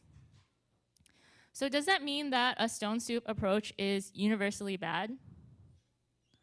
I would say probably not, because sometimes it can be a lot faster and you don't have this burden of having to create this whole design system. And there's definitely times and places where stone soup can fill in the cracks and make things work perfectly well for the current context.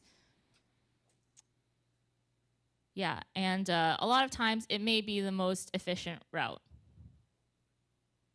Similarly, the full course meal can allow for a highly customized and bespoke experience, but it's probably better for either individual contractors, or freelancers, or small teams. Maybe you're just making a one-time app for some marketing experience. Anyway, whatever approach you choose, the key is that when the other approaches are no longer working, just like Sarah was saying earlier with the comments in your code, don't hesitate to refactor them into an approach that better empowers communication and collaboration. So if nothing else, I hope that what we all take away from this talk is to try and stay open to change and refactoring. And that's it. Thank you so much. Are not the things I see in my mind. So I just want to apologize for that. But anyway, how about we take a break to go for snacks and stretch our legs a little bit, and then I can correct my vision. And yeah, we'll come back in 10 minutes. Cheers. I will let you know anyway. I don't have like a xylophone, but I'm gonna lie with that.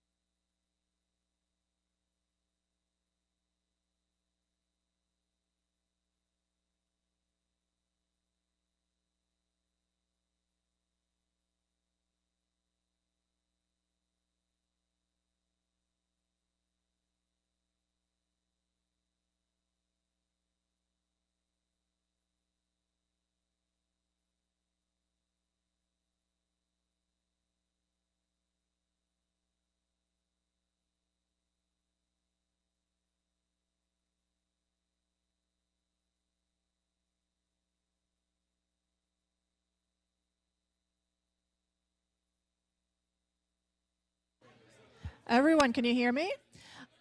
I'm going to do another number generator. I have 91. Look at your drink ticket and find your number. If you have 91,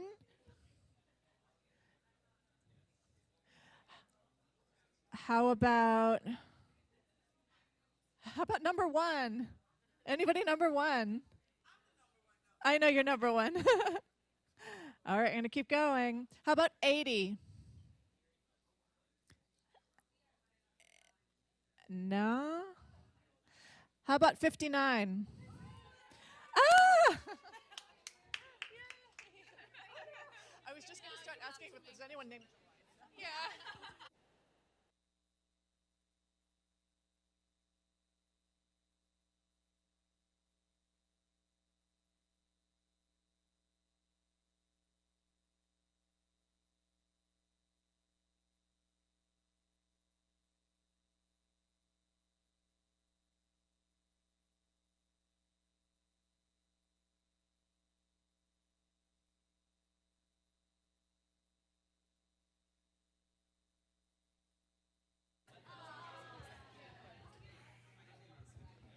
Oh, okay.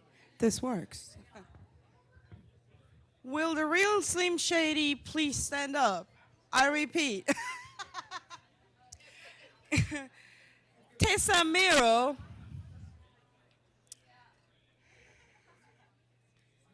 Señorita, por favor, se le solicita. Okay. Se le solicita en el escenario a Tessa. So we have a special announcement now that we got all of your attention. All right, people, we've got a special announcement. Let's get our eyes and our ears back to Tessa. Hello, I am Tessa, number 2. If you didn't know. Every time they say Tessa, I hide my head because I know I don't want anyone looking at me, so make sure they look at the other Tessa. First, I want to mention I'm a huge supporter of developer events, developer communities. I've been contributing and being part of them since 2012, so feels like it's almost like my life. And the great thing about the company I work for, Cloudinary, we sponsor and we organize a lot of Vue events and developer events. Mainly the Vue community is we're the #1 supporter for. We absolutely love this community. Which brings me to say, I have like less than 15 unicorns. And I like giving them away, but I also want to know what you love about the Vue community. So if you tweet on Twitter, one thing you love about the Vue community, or anything you want to say about the Vue community that's positive and inspiring, use the hashtag Vue Vixens Day US and hashtag Cloudinary. And Becky over here and I will give you a unicorn. Maybe we can do it during lunch or during the next break. But yeah, there's only a few that we have left over from the conference the last couple days. And I'd love to also meet you and talk to you. So thank you. Thank you, Tessa. All right, how about if we get back to our seats? The next speaker, I'm going to make sure I introduce her as wearing pajamas too. I went and apologized to Tessa and, okay, see, because I was freaking out that I didn't see the right clothing. And she actually clarified to me that she is wearing classy pajamas. So the next speaker is someone very dear to me, someone I had the privilege to meet at All Things Up, and even before I moved to the Raleigh-Durham area. And I remember the first time I saw her, I thought, well, this person has so much potential. And I reached out immediately and asked her if she wanted to be our Vue Vixens North Carolina chapter leader. And, you know, ever since there, it's been amazing. I am so happy. She had the privilege of speaking before, like, what, 3,000 people at Vue Vixens, Vue Vixens, Vue Amsterdam. Oh yeah. And she's done so much for the community locally and internationally. It is my pleasure and my honor to present my friend Maria Lamardo. Hey everyone. Just with a show of hands, who was in the conference yesterday? Awesome. So you guys probably don't recognize me without my dino suit. But my name is Maria Lamardo. I'm a front-end engineer at Pendo. I'm an instructor at Vue School, the worldwide events manager for Vue Vixens, and I am very active in my community, and I founded a couple of meetups, Devs at RTP, Accessibility Devs, and I run the Vue Vixens chapter in North Carolina. And for some of you who know me, you know that I keep a very, very busy schedule, and I have like 10,000 things going on at once, which actually worked really, really well for me on my previous field, where I literally had to keep track of 1,000 things at once. With that being said, I am a board certified assistant behavior analyst. And practicing applied behavior analysis is one of the biggest passions of my life. For those of you who don't know, and I did ABA therapy for 8 years. And I provided behavioral therapy for children with developmental disabilities before I moved into development. Now, for those of you who have never heard of this, applied behavior analysis is a scientific discipline which uses therapy to improve or change specific behaviors of social significance. And this would mean improving social skills, communication skills, motor skills, adaptive skills in a significant manner. And this, for me, was one of those jobs that you never had to work a day in your life because you just love it so much. No, really, ask my husband. So not only did I get to hang out with big birds some days, but I got to roll around in giant corn pits and ball pits and go on hay rides and pumpkin picking. But one of my favorite things of all was coming up with creative ways to keep my patients engaged and focused. Like making spaceships out of cardboard boxes to learn about shapes, or finding fun ways to learn about animals. And it was really, really fun. There was never a dull day at my job. Of course, there were the occasional tough days where I would come home with bruises or bite marks from bad tantruming teens who sometimes had 20 pounds on me. But it was all worth it. Seeing the difference that I was making in people's lives was so fulfilling. Having clients who had never spoken before, speaking in full sentences within 5 months, or being able to independently dress themselves or use the restroom. Can you believe that? Like, that was my job. And it was about 2.5 years ago now, where I was about to become the North Carolina trainer for all the cases in the company, a role that I had been working for my entire career, 8 long years. I'm sorry, this is an emotional topic for me.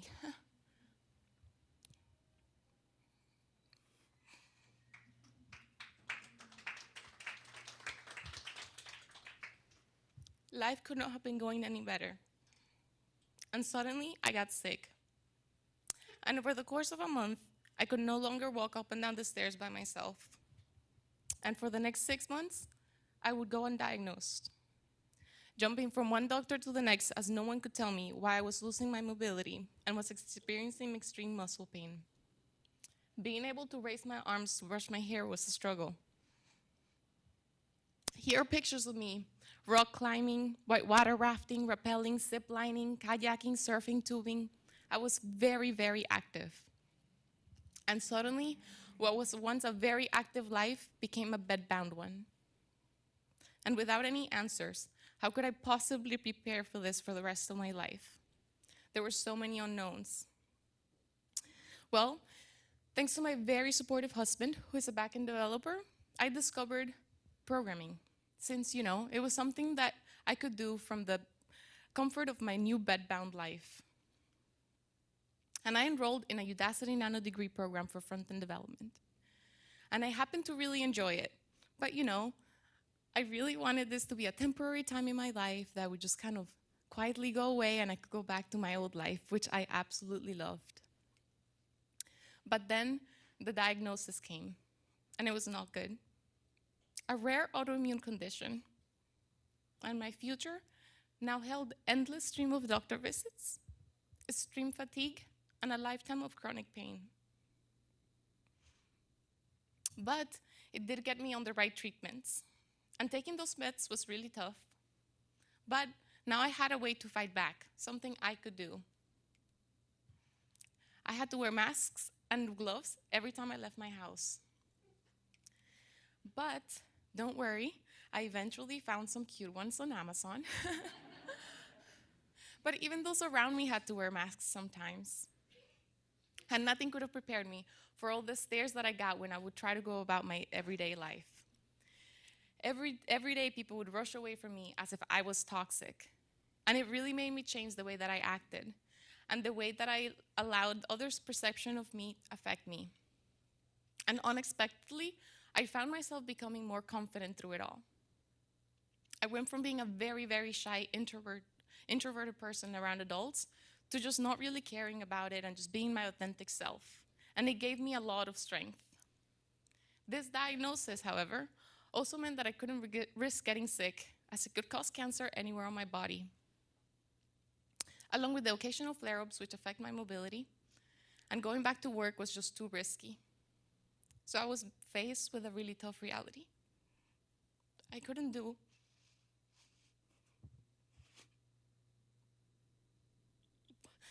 what I had loved for so long. What if this was really my life? I had to change fields. Was I to be a bed-bound work-from-home developer? Well, I decided to take action, and I took a leap. I applied for a Google scholarship for a mobile web specialist. And I had the courage to act, and I got in. The meds had kicked in. I was walking, brushing my hair. Soon enough, I didn't even have to wear my face mask. I was so motivated to get ahead and determined that I would not allow this disease to keep me from achieving anything else ever again. I worked so hard to get my foot in this field and in search of my new purpose. And of course, it wasn't just me. I had a lot of help. This is my pup, Marcus. Through the Google Scholarship Program, I desperately searched for anybody who lived in North Carolina, which is where I'm from, and I searched for any mentions of North Carolina in all the threads and Slack channels. I wanted to find people who were as passionate about learning and growing as I was. And I found 2 people. And I started meeting twice a week for study sessions. And soon, I enrolled in another scholarship program and looked for people there too. And they joined us. Problem was communicating with all these different groups of people with various different backgrounds. And it became very tedious. And this is where I decided to create a Slack group called Devs at RTP. It was a way for me to have a central place where we could share resources and coordinate attending technical events in the area. And we were learning so much together. Devs at RTP is now a group whose focus is to inspire, support, and share technical skills in the community. After some time, I was ready to dip my feet into the interview pool. And when I say dip my feet, I really mean jump into a cannonball into an open ocean. I applied for every job I qualified for, and most of them were completely out of my reach. And yes, this is a gif of Red Foreman calling me a dumbass, which is fair. But I'm not saying that I wouldn't study or prepare for those interviews. I just didn't have the experience. But I already knew that. I wanted to see what I should focus on. If I was going to make this change, I needed to know what companies were looking for. What were they asking? What skills were they looking for? So that I would know where my gaps were and what I should focus on next. And I'm not exaggerating. I must have gone through 8 different interviews every week for about a month, always coming back to my group with various stories of my epic failure and my even more shocking successes. And I didn't care, because we were all learning so much from this. And I believe that you cannot be afraid to fail, and in fact, you should fail fast and often. And I see failure as an opportunity for growth. And it just showed me where I needed to focus on. Soon, I got an internship at Red Hat, And yes, my dog ate my badge. I didn't start from scratch, though. I had my entire field of applied behavior analysis behind me. Years of observing behavior, tracking data. I tracked every behavior we were modifying and turned that data into graphs, analyzing thousands of data points over the months as I created and ran behavioral programs. Everything was tracked and analyzed. Every data point led you somewhere. I couldn't make a change in the program unless the data told me to do so. But how can this be translated into tech? Well, I understood how users behaved and how I can modify their behaviors. I knew about behavior patterns, schedules of reinforcements, so how can this affect users' behaviors? And I found a way to turn my differences into strengths and molded them into this field, using my previous experience to improve aspects of this field with out-of-the-box thinking. And this is the strength and diversity of thought. I kept on learning and soon discovered web accessibility. And what more could I ask for? I had years of experience with different types of assistive technologies and the frustration of users and their families as they try to navigate inaccessible applications. And this became my new passion. And it was like bringing back my old life in such a meaningful way. And my experiences gave me a different perspective, which I transferred into this, and I transferred my unconventional background into this field. Finally, I found my passion, where I could work on something that was bigger than myself. And I was hooked. And then I wrote the accessibility standards for my team at Red Hat. But the end of summer was approaching, and so was my internship, the end of my internship. So I applied for this role at Nutanix, where the hiring manager had heard of my DevSat RTP group and thought it was so cool that I was bringing people together to learn. So he offered me to sponsor my meetup groups. And I was like, wow, that's awesome, but what meetup groups? We were literally a couple of developers meeting at a coffee shop to study. But hey, I took their money. I just acted. I took them up on their offer and put together my first event ever. I had never spoken in front of a crowd before. In fact, before I got sick, I was a pretty shy person. I would never approach anyone to just randomly introduce myself. But you know, all the rules were broken now, and I was living my life in a way that I had never done so before. So I could totally do this, right? Well, I threw my first event ever, and I had no idea what this group could even do for the community, and I had no real plans for it. I just knew that it was helping me and our members grow. So for our first event, I just introduced my group to the community and had people do an activity where they would help come up with topics that they wanted to learn about. And I just needed to know what was needed in the community and what projects would be of interest. At the end of the event, I had someone come up to me and tell me that it was the most effective meetup event they've ever attended. And I thought, could something as simple as bringing people together have a lasting impact in my community? Was this actually something useful for the community? Speaking of community, I attended All Things Open, where I met Diana. And I was drawn to this conference in hopes of meeting aspiring developers and discovering new techniques, including Vue, and getting a chance to network with passionate engineers. All Things Opens exceeded my expectations by exposing me to local developer communities who were as engaged and enthusiastic about software developer as I was. And my role led me to learn Vue in order to upgrade some of our frameworks. And I attended all Vue-related topics in that conference. And that's how I became the North Carolina chapter leader for Vue Vixens. I also attended a Vue CLI workshop, and after a short talk with the instructor, Chris Fritz, about my passion for web accessibility, he encouraged me to apply to speak at VueConf. And this was so overwhelming. Apply at a conference, but what's the worst that could happen? A new developer gets rejected, or I give a bad talk, big deal. It's not like there were any rules for this, and my reality had already been torn apart. You know, what's the worst that can happen? I had already been through so much worse than that. So I went for it.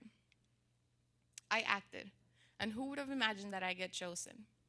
And I really want to drive the point that just going for it and having the courage to act is half the battle. Through speaking at VueConf, Pendo reached out to me with a job, which is where I work at now. I am now a core team member for Vue Vixens. I am an accessibility advocate. I am writing a Vue school course on web accessibility. I am working on the accessibility documentations and doing accessibility consulting, all because I took a leap and I acted. And yes, he gets all the swag. Seeing the impact that we were having in the community with similar interests got me really excited about bringing more people together to discuss all aspects of technology. By now, I had been involved in growing my technical community by hosting technical events with Devs at RTP. We now have 530 members. I also run Vue Vixens chapter in North Carolina and the accessibility devs. I give international conference talks and workshops. However, I am not a trained professional speaker. I'm not even a developer with decades of experience behind her. Who I am is someone who can see the value of what a great community and what it can bring. My fear of failure does not outweigh the price of learning, and I want to continue to grow and support my technical community. And I want you to feel empowered and that everyone has something to add, no matter what their background is. You are able to help somebody and open up their minds to something new. It doesn't even have to be in the form of speaking, but think about events like today's. There are so many facets of helping out and helping the community. Like who plans the events, who cleans up, who does the design, selects the speaker, promotes the events. So you could see even diversity of thought there is very, very advantageous. Shout out to the organizers and the speakers and all of the attendees for making this event what it really is. And remember that tech isn't the only way to build your community. You should have fun with it. Bringing your community together is a collective effort, and every little bit helps, so do whatever you're passionate about. And connect with your community on a personal level. So this is my Devs.RTP group. We do a lot of community events, technical and non-technical. By building a good tech community, your area can thrive, and we can help build each other up. By get involved and support your local communities. Show your interest. You'll be surprised how many things spring up from that. From making friends, geeking out about technology without feeling like you're, doling everybody out at the bar, to being tapped to speak at a different continent or finding your perfect position.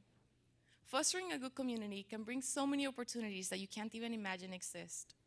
My community has given me more than I ever anticipated. It has given me a sense of belonging and a chance to be part of something bigger. And this is how I believe you can change the world. Community is so important, and we're stronger together. One person does not have all the answers, but together we can help bridge those gaps. So don't be afraid that you don't have enough to say, or that you aren't enough of an expert to teach something, because we can all learn from each other's perspective, and this is what I want this event to be about. Vue Vixen has allowed me to do just that. Through this amazing organization, I have made connections with people from all over the world, and I have met and seen people with such amazing stories. But we're all building this together. It's not me or professional speakers or other event organizers, but it is all of us who help grow our communities.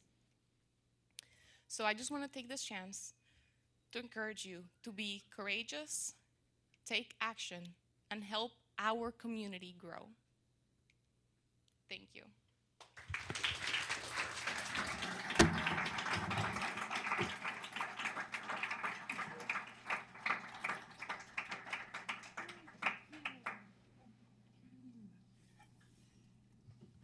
Wow.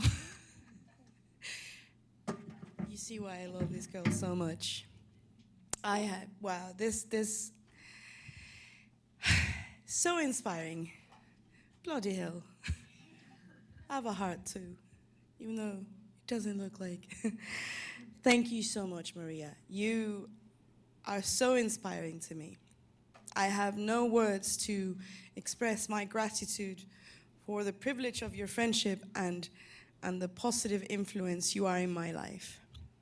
Seeing you thrive and knowing your story and knowing everything has helped me also overcome my own my own difficulties.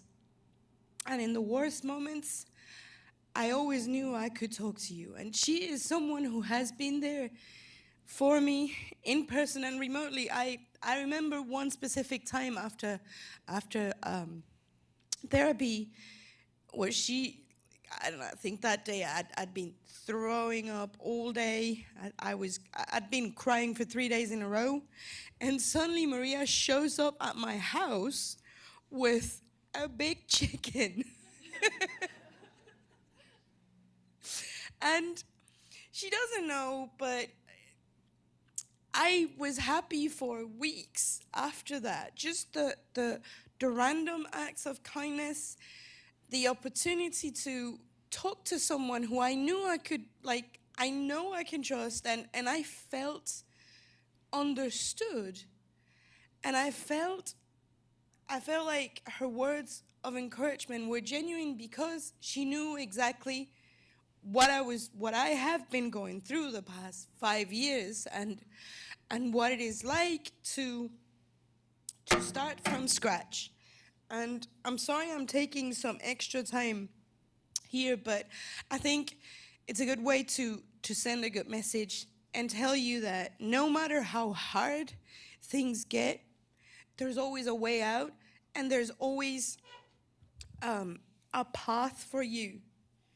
If you can't move your arms, you still have legs. And if your legs stop working, you still have a head. And if the rest of your body stops moving, you still have a bright mind. And, I thought about this, There's always a way to make things happen. It just takes, action. We're here to be happy. I'm not a trained developer either. I studied something completely different, and my life took that 180-degree turn, and now I'm in this field. And just like Maria, I wanted others to know that it is possible, and we, with our knowledge, with our skills, with all the awesome traits we have as humans, we can lift others. We can make others feel inspired and know that it is possible through any challenge life gives us, right? Thank you for your talk.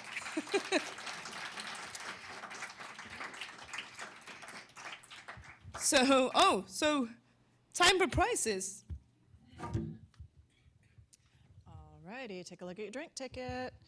Let's try for 26.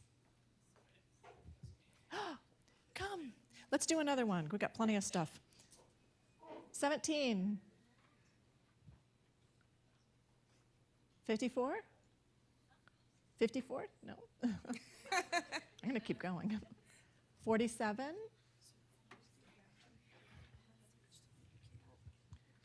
17 came back. That's weird. 24? 26? 100? 50. Yay! Come on over. 50, you got it, you got it. Thanks, Diana. We should do some community announcements, but Kim, do you want to give us a couple minutes to do some community announcements? So I want to give the mic over to some of our ladies from South America and Latin America, because there's stuff going on down there you would not believe. And I know that Flor had some things to say about. I'll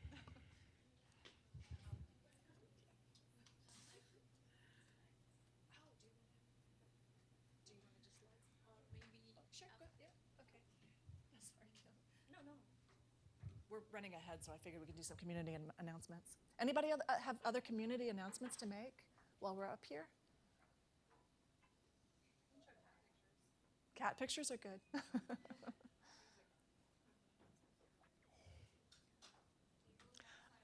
Oh, yes. That's so if you want to sign up for headshots, go to Michelle, yeah, AKA Code Pirate. Yeah, we have a pro photographer who will take your professional headshot, and it's really worthwhile. I think my career changed because I had a great headshot. I'm serious about that. before the profession wears you out. Sure. Thank you. For those of you who don't know me, I am Heather Hill. I'm with Vuetify.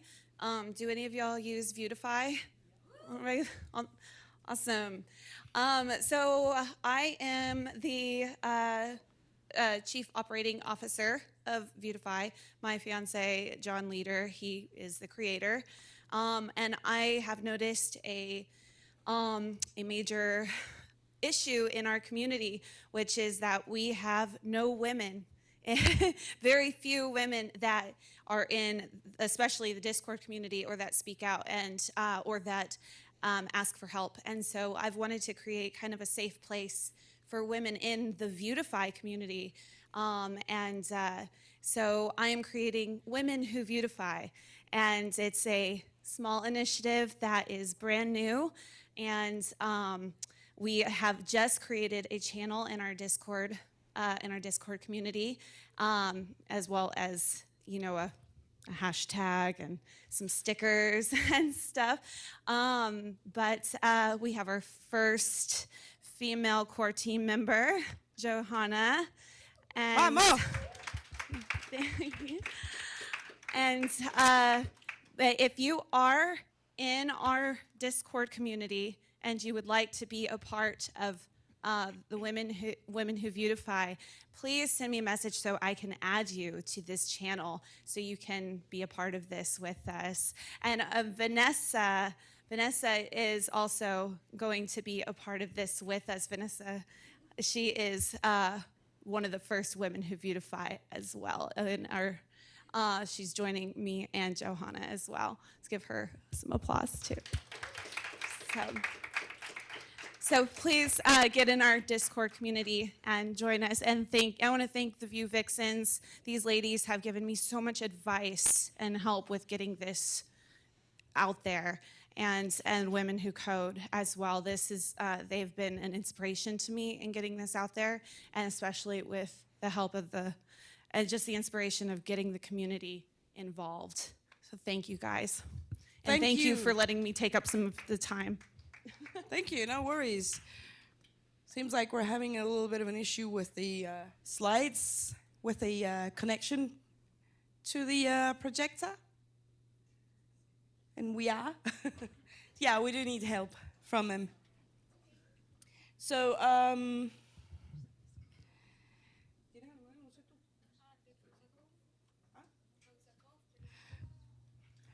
while we fix this, our chapter leader from Peru, Hello. Elizabeth, has an announcement to make as well. Nice to meet you, everyone. I just want to announce here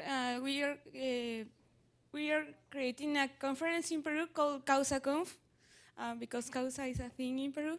And if you want to join us, send your talk, because the call for paper is open. You can do it right now. It's Causa, like CAUSA. CONF dot, I don't know, CausaConf. I put it somewhere. And you can send your call for papers. The tickets are on sale right now. The early bird is open if you want to join. And you can visit Peru. It's a good time to visit because there's also a lot of festivals and stuff. So please enjoy and join us. Thank you. Thank you. Woohoo! All right, we're getting ready to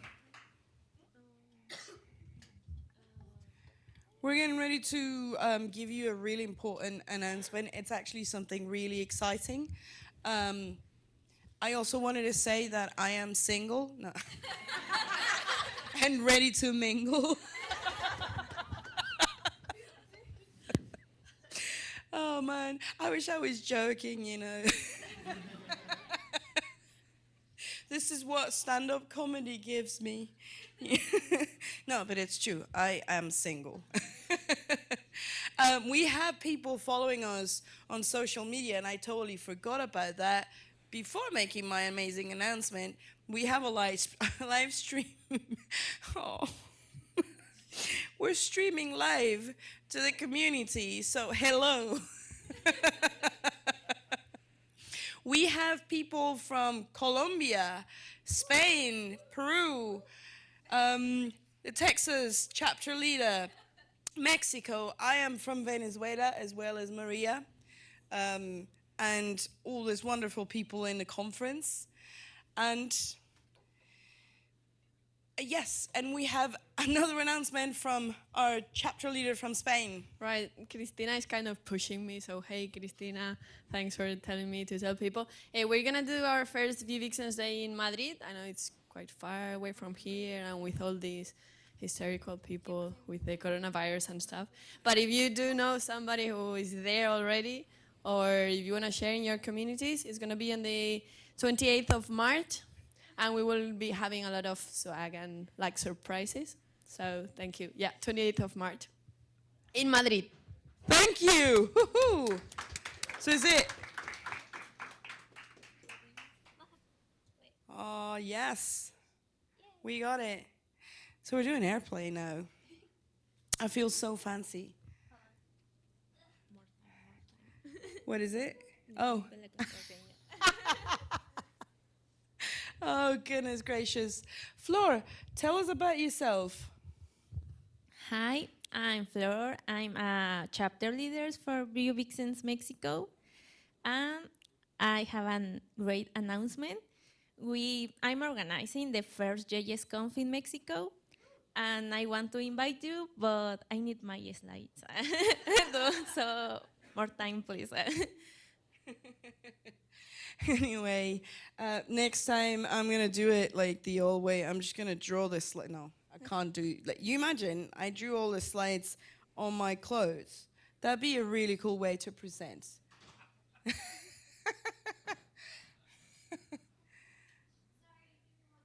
Okay. One.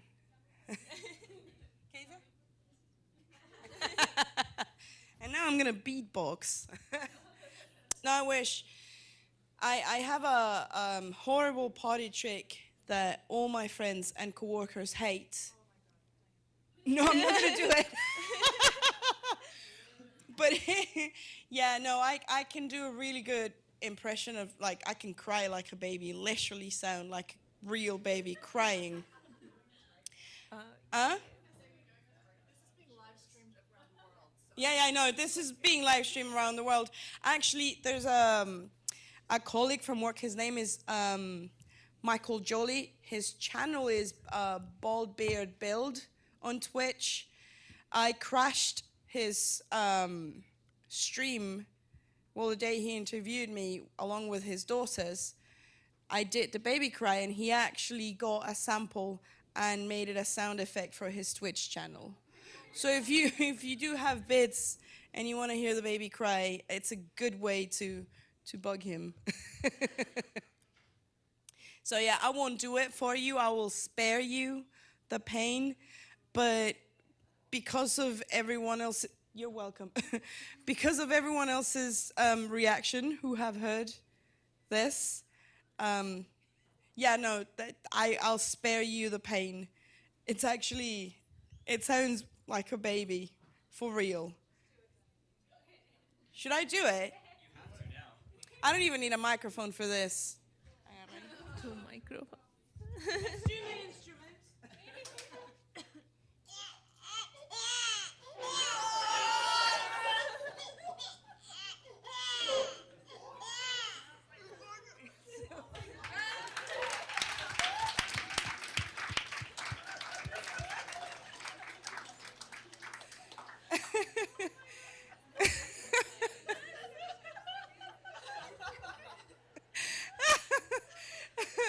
So we can add this to the list of services.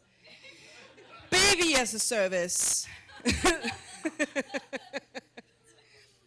Well, at least you laughed, you know. Most of the time, the reaction I get is pure grimace. It's always like, Diana, stop. Why did you do that? Is that you? Oh, no, it's not. I was going to say, look, it's the back of your computer. The wrong side of your screen is showing. I'm glad Kim, I'm glad we saved you from this.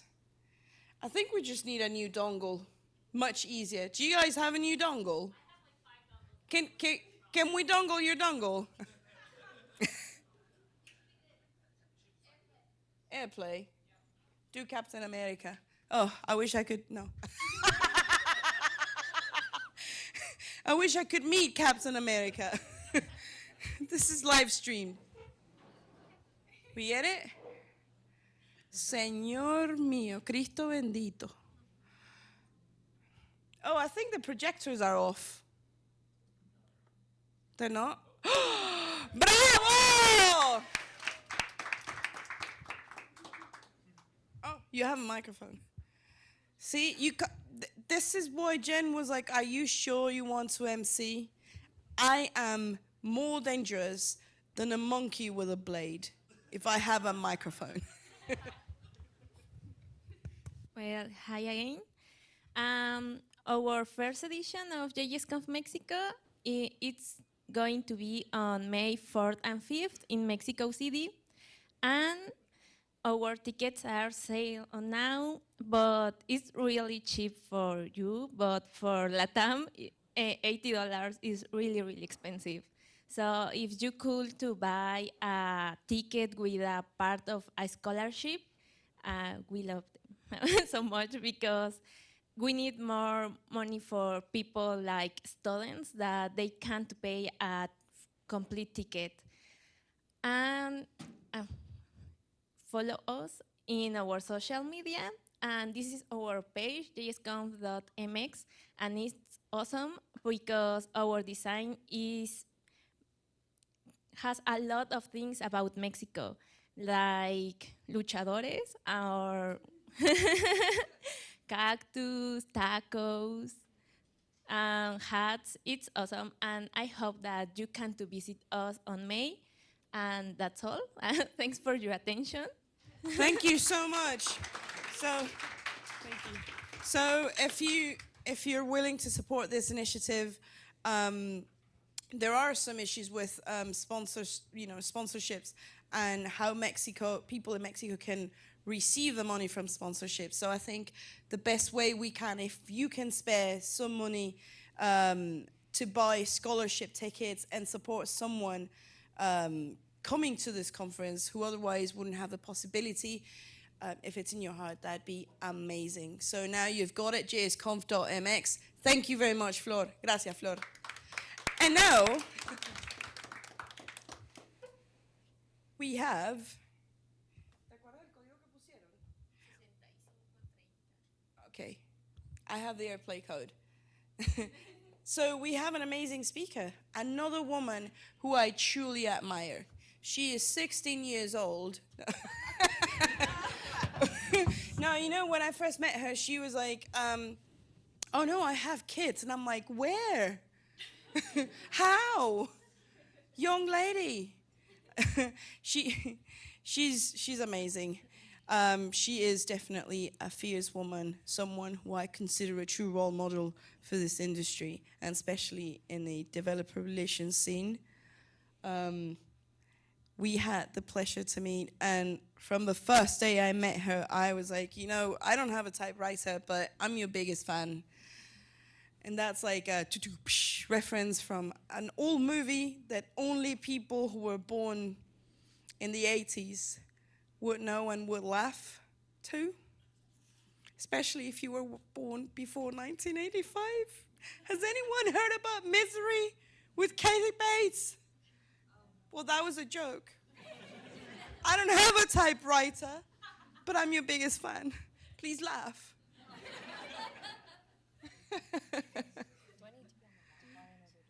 Jesus Christ. I'm 82.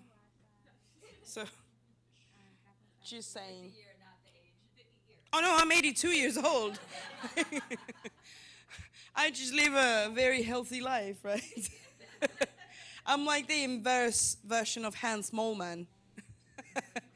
Come on. You don't know who Hans Moleman is? The Simpsons? The old guy who has the big Hans Mollman. And he says, I'm 31 years old. Oh, yeah. You don't watch. Oh, I was going to say, like, I was about to have, like, a triple heart attack. Because I'm a huge fan of The Simpsons. Yes, ma'am. Yes. All right. If you're going to be connecting, meet me over there so I can get you connected to our Wi-Fi. Excellent. And without further ado, the amazing Kim. How do you pronounce your last name? Maida. How? Maida. Oh, Kim Maida.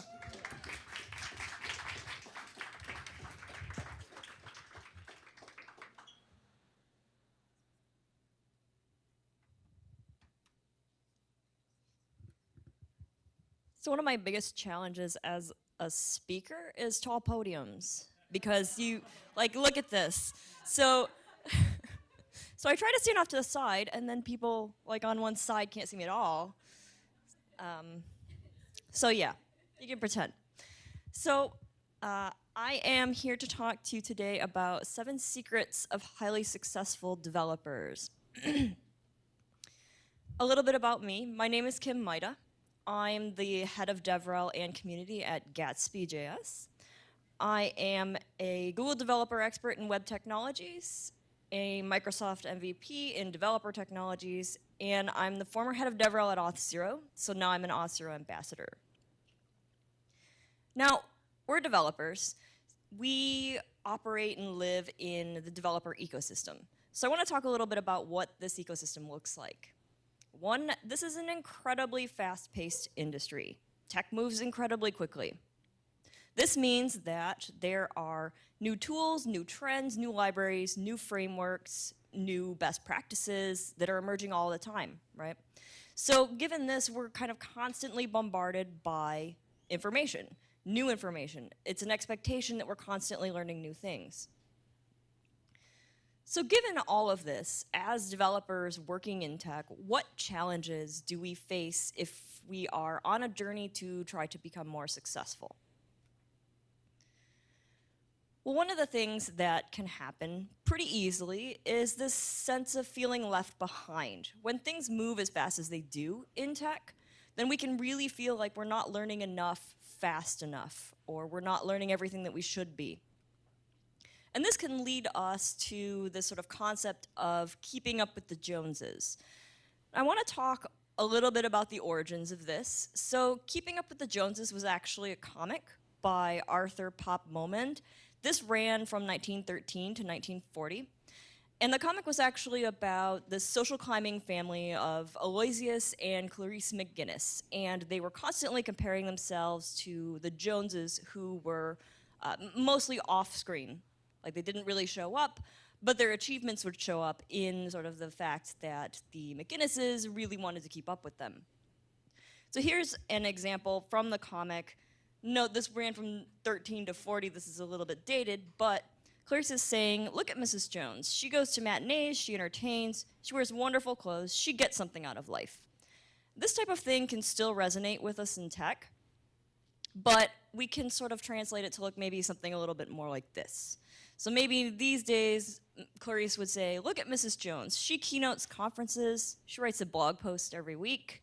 She was promoted to principal architect. She gets something out of life. So in tech, we're sort of constantly inundated with social media, things that other people are doing, things that are happening to our coworkers, our friends, people that we know. And we are on all of these professional networks. We see these great things happening, these achievements of other people all the time, and it can give us a sense of, well, I have to keep up with that. So when we are in this sort of mad race to keep up with the Joneses, we can end up feeling a strong pressure to learn everything, to learn all of the things that are coming out. And this can lead to a fear of missing out, right? So fear of missing out, or FOMO, in technology, we're sort of riding this huge wave of just masses of technology that come up incredibly quickly. The developer ecosystem can be extremely overwhelming. we have this sort of expectation to learn new frameworks, to learn new libraries, to get really good at testing, to learn new tech stacks even sometimes. And we can be really afraid that if we don't learn everything or most things, or at least the important things, that we're going to fall behind or that we're going to miss something that's really crucially vital to our career. And then finally, we have really demanding jobs. This is just a fact. These other things can lead to demanding job expectations. And for some people, it can lead to things like long hours. It can lead to very few opportunities to kind of rest our brains a little bit, right? So at work, we are working really hard, and we don't necessarily get very many opportunities to kind of step back and just do kind of something that's a little more low-key for a few days at work. And this can inevitably lead to burnout. So burnout's characterized by many things, and it can be, sort of differing degrees of severity for people. But it can lead to a lack of motivation. It can lead to mental, emotional, and physical exhaustion. It can lead to things like depression, anxiety, feelings of worthlessness, dreading going to work, dreading doing your job.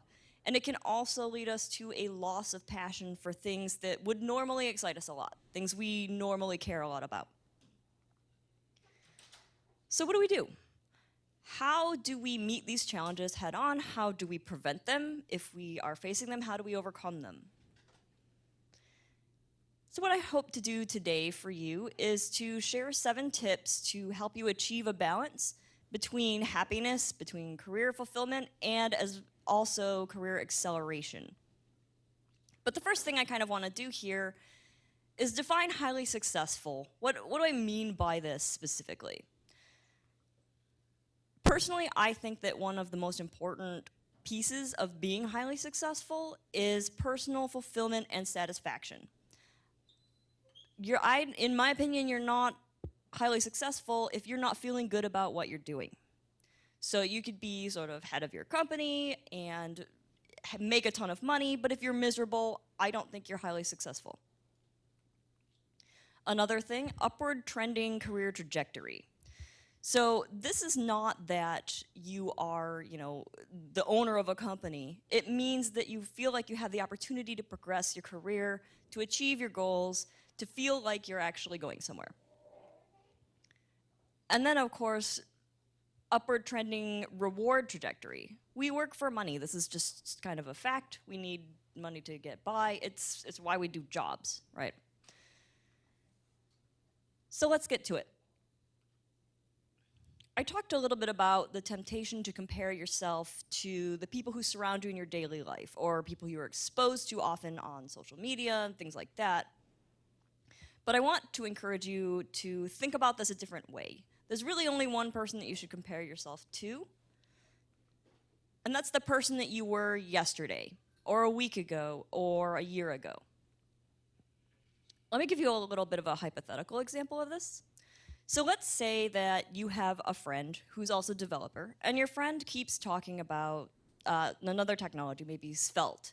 They're saying Svelte's the path forward for reactive JavaScript. You should really learn it. It will really help you. You should definitely learn it.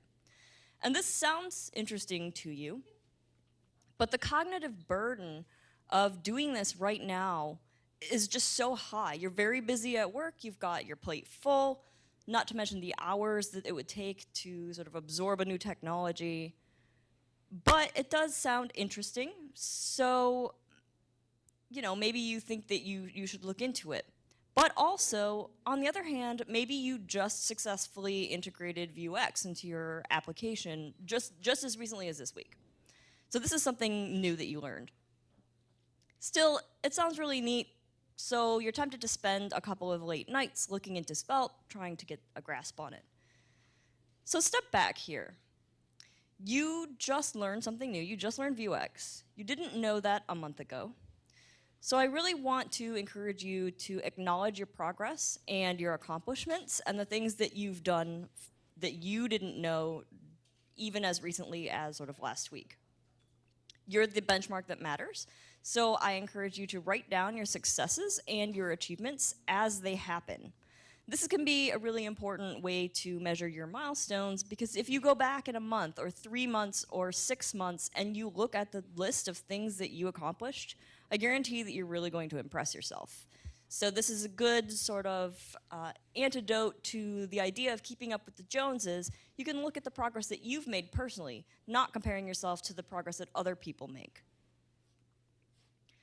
And every 3 months, we should think about setting some personal goals. When we're doing this, there's a couple of things that I want to sort of have you keep in mind. First of all, doing this is not meant to stress you out. The purpose of doing this is not to give yourself a bunch of really lofty aims that maybe will cause you to have to run to keep up or spend late nights working on it or anything like that. You should also make sure that you're choosing things that appeal to your passions, things that you feel passionate enough about to actually follow through. If you're picking things that are really hard and you're only like sort of lukewarm on them, chances are they're not going to get done, right? Also, they should be realistically achievable. You shouldn't set goals that you suspect that you're just not going to be able to achieve. I know that personally, I like to make to-do lists, and I'm definitely guilty of putting things on the to-do list that I've either already done or I am literally about to do just for the pure cathartic joy of crossing them off. And I don't necessarily think that all of these things should fall into that category, but it is totally legitimate to do things like that here. The point is that you should pick things that are going to be things that will help you to be proud of yourself when you accomplish them. Here are some examples of goals that maybe would fit into this category. So you could apply for membership in an experts program. You could contribute to a community that you care about, maybe by opening issues or commenting on them or helping resolve them. Maybe you go into a Slack team where a lot of people ask questions and try to help people out. You could write a blog post. You could speak at a local meetup. You could ask someone that you admire for career advice. Or you could also set a goal to discuss your own career growth with your manager. Now, as you're doing this, there's no point in sort of making a list of goals if you don't come back and check in on them. So revisit your goals every few months and check in with yourself, see how you did.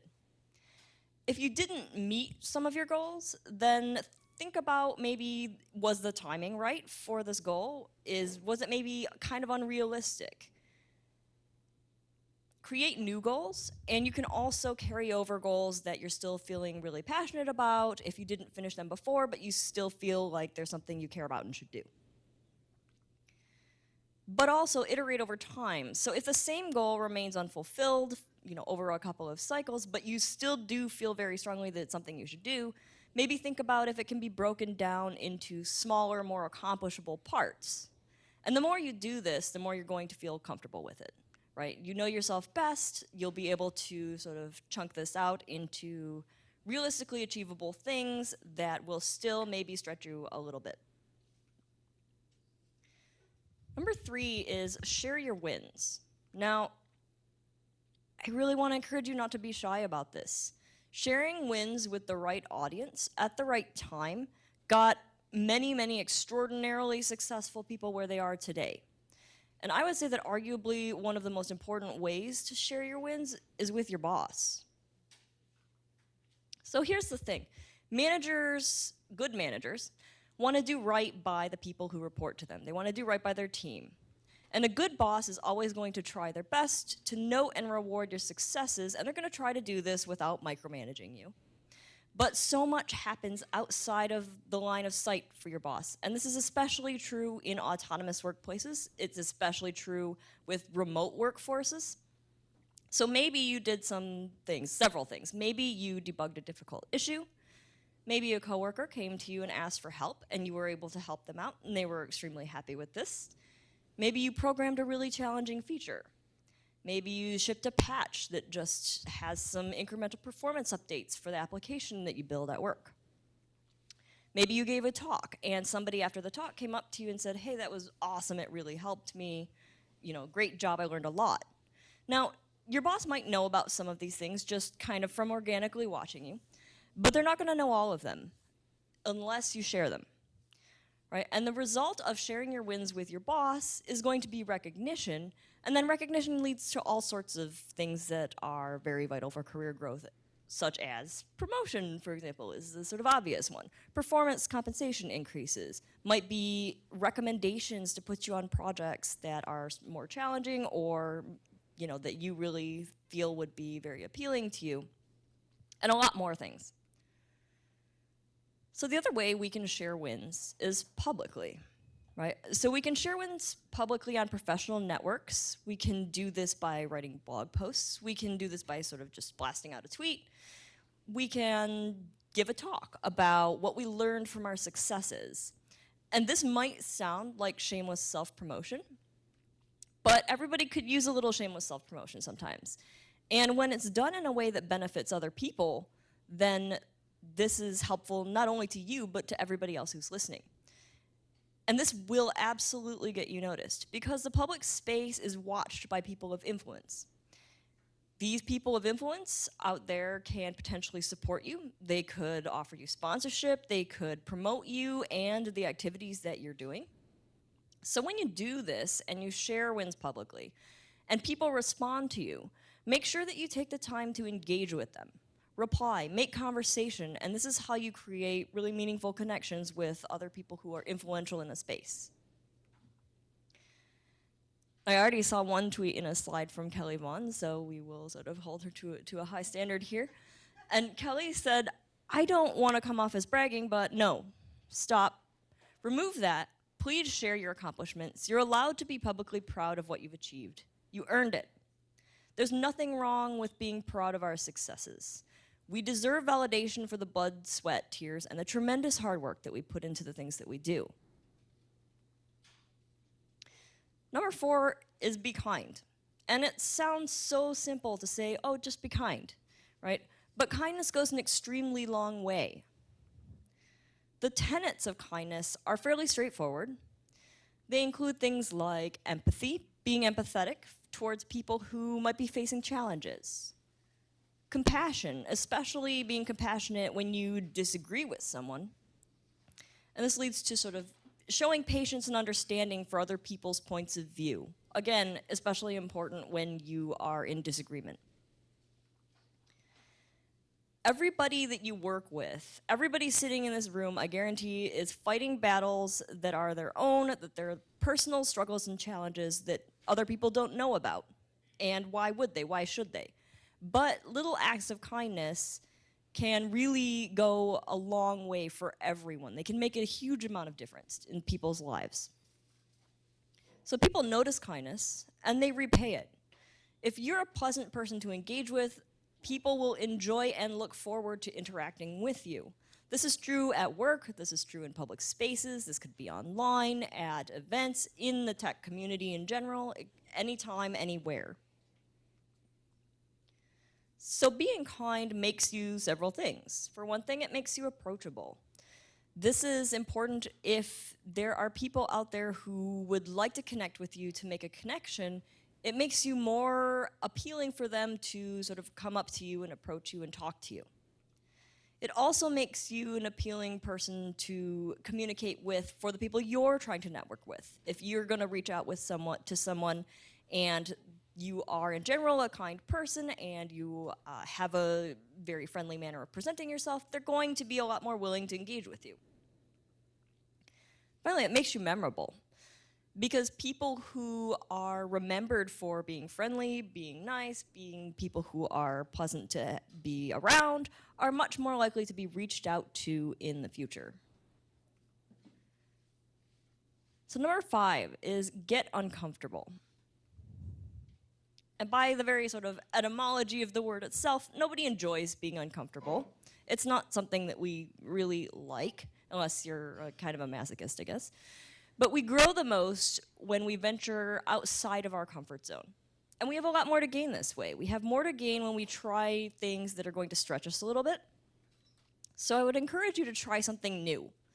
This could be sort of across a wide spectrum of different things. But for one thing, maybe it's public speaking. Maybe you want to try speaking at a meetup or even a conference and you've never done it before. Maybe it's a challenge to build something with a new technology, a new library or framework that you've never used before. Or maybe it's to take a job that you've never done before.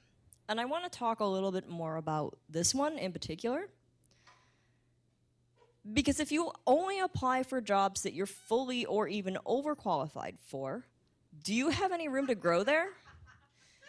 Is that going to be an interesting challenge for you? Is it going to further your career? It might end up being that it's just a temporary change of pace, but then in a couple of months, you're right back where you were before because you're doing the same old thing again, right? So I would encourage you to think about applying for jobs that you've never done before. And if the title is the same, maybe you don't feel comfortable going sort of so far as I've never done this in my life and it's a completely new set of responsibilities, but maybe it's something like the title is the same. Look for expansion of responsibilities. Look for more things on that list that might stretch you a little bit. Or maybe if you are currently, your title is software engineer, go for senior software engineer next time. You can also go in completely different directions.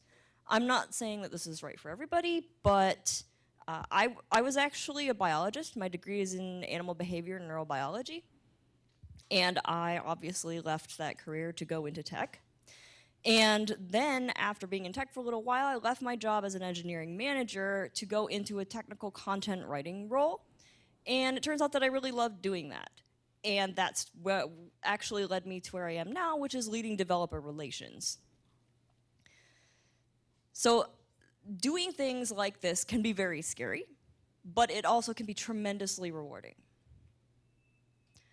So again, try things that take you out of your comfort zone, but I want to sort of emphasize that you shouldn't do this at the cost of your own well-being. You should prioritize your well-being because this shouldn't be something that causes you undue stress. It should be something that can make you a little bit uncomfortable, but if you're freaking out about it or you're stressed AF, it's not something you should be doing. And you really know yourself best. It can bring you tremendous fulfillment to do this. It can take your career in new advancements. It can skyrocket your career. It can bring you all kinds of personal success. If you get initially uncomfortable, there are great rewards. But again, this is a balance that you need to explore for yourself. So don't do something that's really going to just cause you more pain. So number 6 is reach out. And this is sort of late in the list for a reason. Once you've implemented the other strategies, I would encourage you to reach out to people that you admire, reach out for advice, for mentorship, even for sponsorship, but don't do this prematurely. If you reach out to people and they get the impression that you haven't invested any of your own time in your own personal growth, then this can kind of backfire on you, right? Because you'll be perceived as someone who just wants somebody else to tell them what to do, but hasn't taken any steps to grow yourself. So you can reach out to people in an extended network. And this is kind of an interesting one because these could potentially be people you've actually never talked to before. And when you're connecting with someone that you don't have a previous relationship with, then there are some things that you might want to keep in mind. And one of them is to be specific. So you should look at what they do and think about what you want to get out of it, and then pick one specific topic to ask their advice on. You don't want to come up to somebody and basically just be like, I think you're awesome. Will you tell me like all of the keys to your success? That's not really going to go over particularly well, especially if the person is very busy.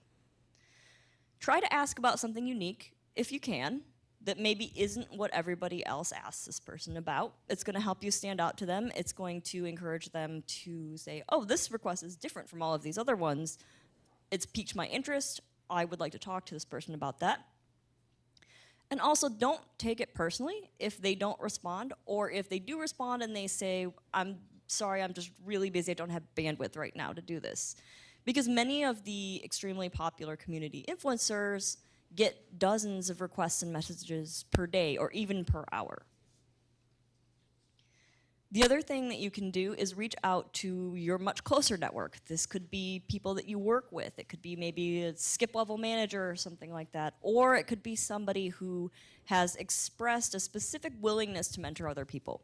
And this happens sometimes. People will sort of say on Twitter, hey, like I've created some calendar slots to mentor people, pick a slot and I'll talk to you.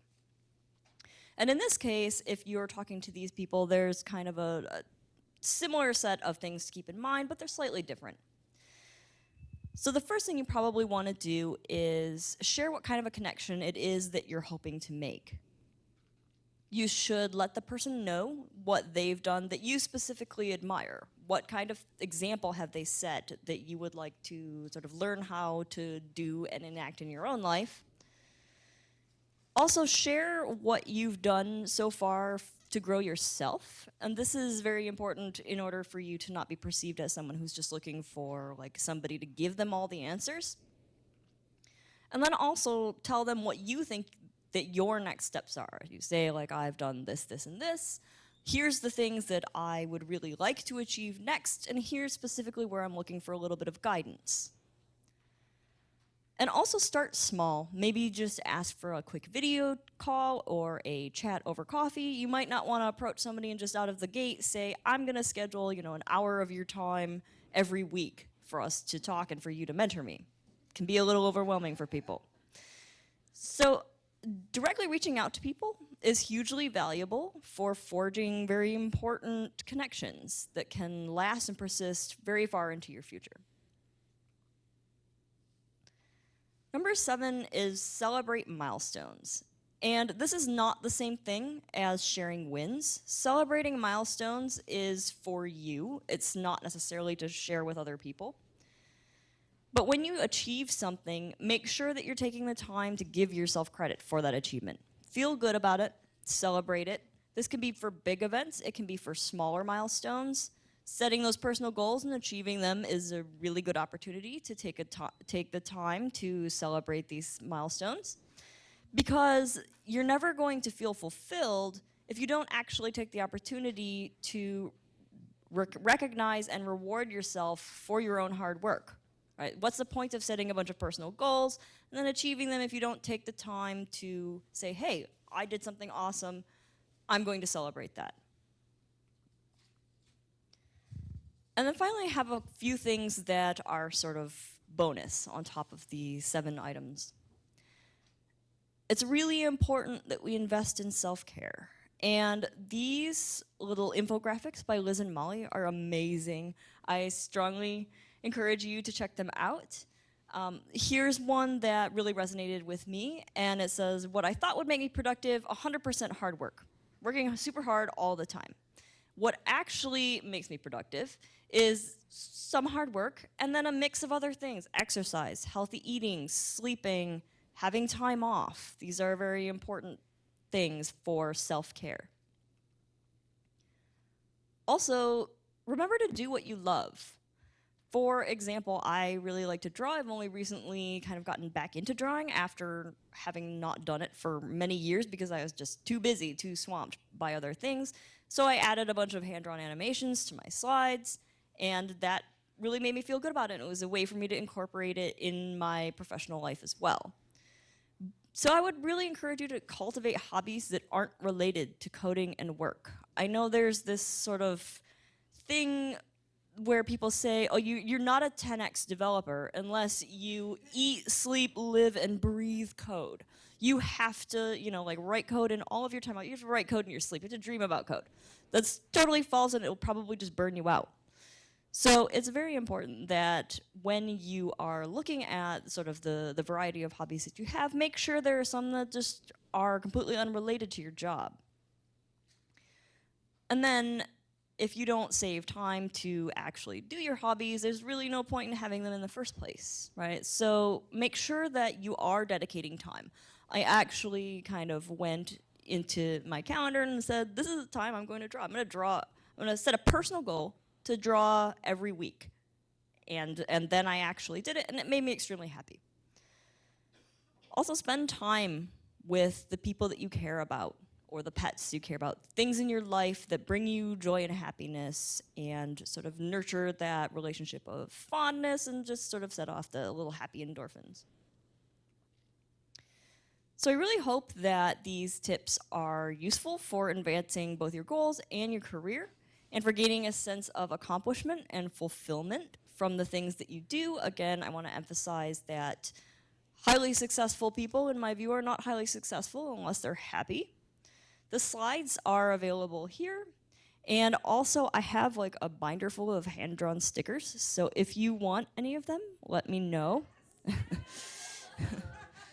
And I am very active on Twitter. Of course, I'm here. I would love to talk to people about any of these things. But you can always reach me on Twitter as well. And I really appreciate you giving me 30 minutes of your time today. So thank you very much. Thank you so much, Kim. You're awesome. Thanks. Seriously. She's awesome. Our next speaker is remote. Her name is Jess. And after this talk, we're going to indulge. Well, you know, we have like a really cool lunch for everyone. But let's do one more prize for. Can we do something other than random number generator? It's getting boring. Yeah, definitely. If you speak more than 3 languages, go to the table. If you speak more than 3 languages, you can go to the table. How about 2? How about 2? If you speak more than 2 languages. Vamos, mi amor. Tú también. Yeah? I mean, you speak 2 languages. More than 2. Sí, mi amor, pero anda. Caramba. Hola a toda la gente que nos está viendo que habla español. Hola. E che parla italiano? Ciao. Et partout. Je ne me rappelle pas de toutes les choses que j'ai appris, mais bonjour. All right. We're just going to set up with our next speaker. You have to tell the lady for airplane. That's not working. This isn't working? Yeah. You have to tell the lady outside. Okay. Maybe we should just take a bit of a break so we can set Yeah. this up. How about we'll take a 5-minute break and then we set up. And we're going to have an amazing speaker. I actually like her a lot. She has amazing hair and really cool insights to share. She's a super accomplished programmer, so I'm really looking forward to her talk. Been waiting forever, you know. So yeah, see you back in 5.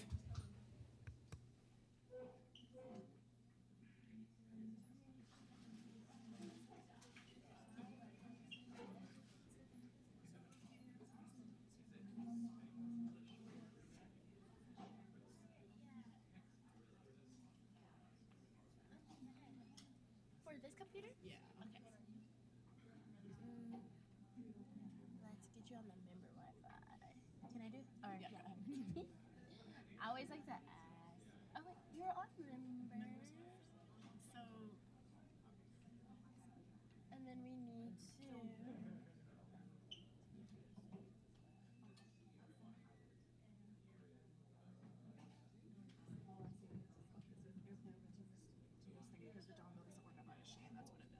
You had it in your tapped it in there. Oh, sorry. You had it. No, it's everything's good. I just don't control it. Oh, okay. Is there anybody else who's gonna need to get on airplane who doesn't have it? The password? What's the password? Oh, I wrote it down on the note here. you did? For this week. Okay, yeah, it's a long password. Oh, you can Slack it, right? Yeah. Yes. But yeah, so technically it's just for members, so but the speakers can have it, so y'all can get on that. A Wi-Fi. Mhm. Oh, okay. So you can open Wi-Fi as well, right? No, it won't. For airplane, no. No? No.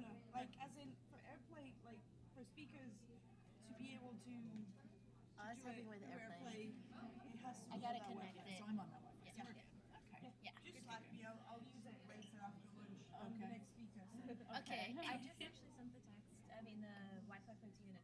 Oh, okay. Sounds good. And Let then me the just. pastries, they're all lined up over there on that cart. Ah, Like great. it's already all cleaned up. Okay, thank you so much. Yay! Thank you. Says that this isn't working. Oh, it's my crazy computer. I don't know. I think this is a really temperamental computer.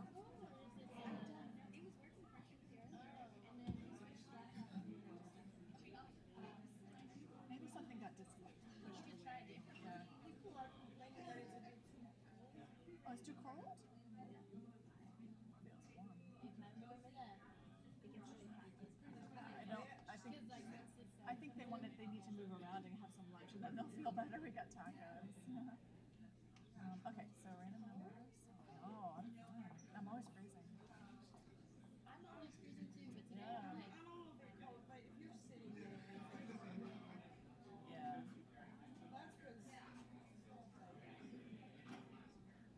Okay, so setting up for remote session. Do I do a new meeting? If she doesn't already have a link, you can just set up a new meeting and then give her the link. She's ready. Is she in a Zoom already, or Yeah, okay, so you need the Zoom that she's in. okay. Did you Do send you want her to a link? tinker with it? You sent her a link already? Yeah, I think so. So it's the one I sent to the big big tweet. Big tweet. Is there a way to get this on the screen without like broadcasting the tweet through? I mean, this is all. laptops are going to be the people are going to be Several more, maybe 4 more. like have they already presented or they completely These are new folks. So either so Jen Peaches is here. She's at We just need the link for the. actually We can join it. We just need the ID. she's ready, she says. Right. She can give you the link if you need it.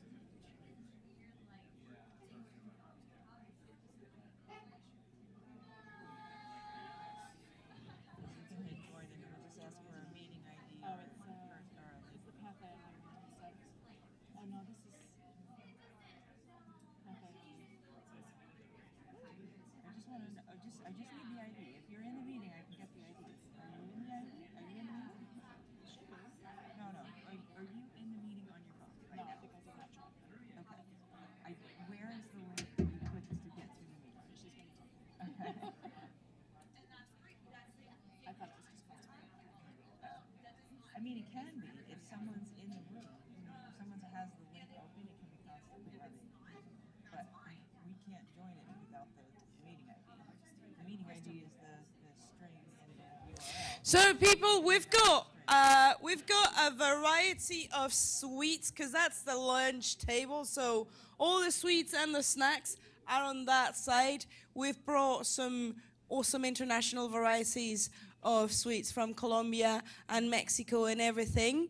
So that table is out of service. We've got the rest of the snacks from this morning in there, but and the what? The Live Ultimate. There's a Live Ultimate booth over there where there's all types of natural supplements that she is giving away, and I think they need a little attention over there, and we sponsored them coming here to give us some extra energy in a healthy way. Actually, yeah, I tried the shrooms. It's called shrooms. It's like for your immune system and everything. And I'm like, what a perfect time to like truly strengthen your immune system and boost it in these times of panic. You know, well, I'm not panicking. I'm cool, but yeah, definitely go see her. She's not only really nice, like she has all the information about it, and it really did make me feel good. So, yep. So if you get curious, go get sweets over there. They're actually really good. Last table over there.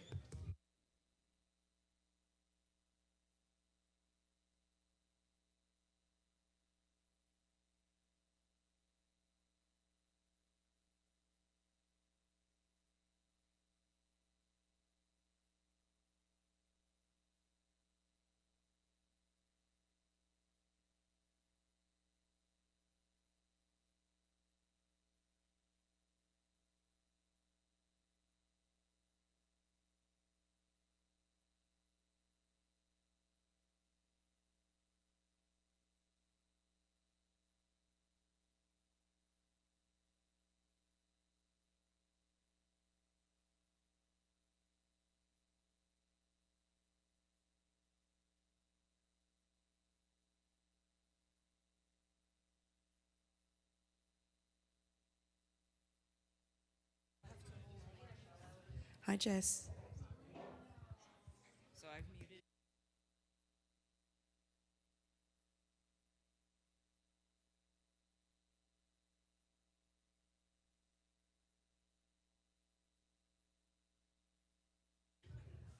I also want to make an announcement. I'm going to be looking for a couple of volunteers to help take the breakfast leftovers to the homeless shelter down the street.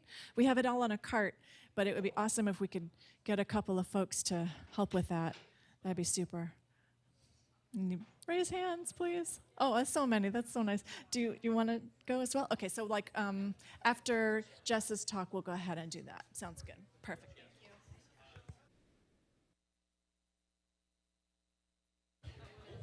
Wait, we can't hear you yet.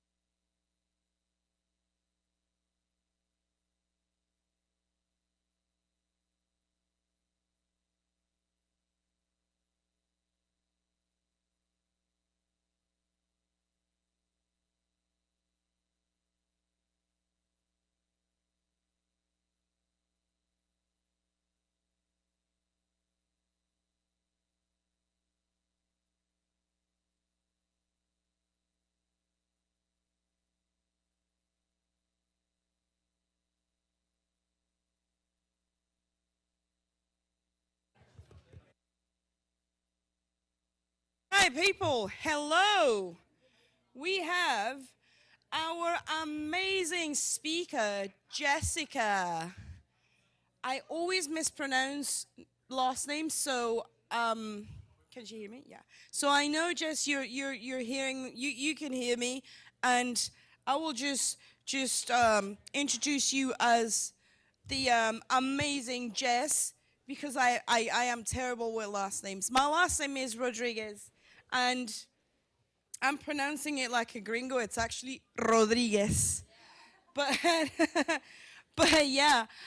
So for those who are watching us on Twitter, someone asked if I was Sarah Drasner. I wanted to say yes, I am. And I'm about to be Jessica as well. What was that? Oh yeah. So, well, let's give a warm applause. I can't even speak English anymore to Jazz. Hello, everybody. So can you see the picture-in-picture of me or yes. no? Oh, super. Awesome. So, hello, good afternoon. I'll try to end on time so everybody can go get food. If you hear cheering, it's because Elizabeth Warren is my next door neighbor, and she has a rally right now, or a little farewell, because she just increased her. Yeah. If you look on my Twitter, I took creepy pictures of them all, but there's like 50 people outside with the mics and stuff. I know, I'm sitting in here and I'm like, oh my God, democracy's happening outside. Yeah. Cool. So welcome to my talk. It's called Avoiding a Rewrite: Techniques to Progressively Adopt Vue. It's a talk that's basically the last year and a half of my life. And I have a lot to say, and I hope that I can make my time. So let's try. All right, so the first challenge is getting it to focus the right window. There we go. Cool, so everybody, I'd like you all to think about the last thing that you refactored. A little bit bigger than a function, maybe the last hard thing that you did, something that took a little bit of time. Maybe, I guess if we're gonna be agile, 2 points, 4 points, something like that. And tell me, or think, why was it hard?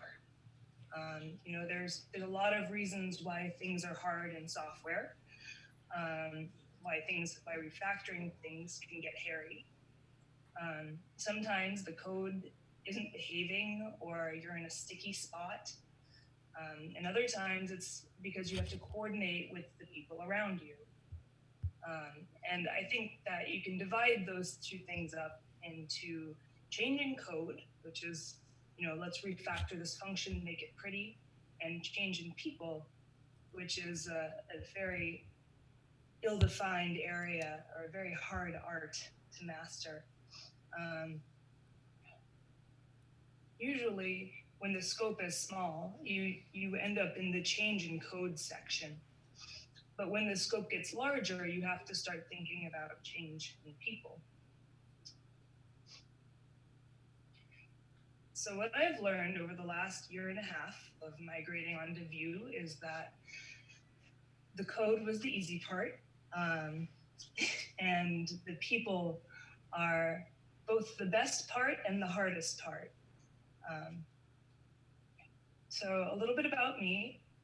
My name is Jessica Sachs, like saxophone for you, Diana.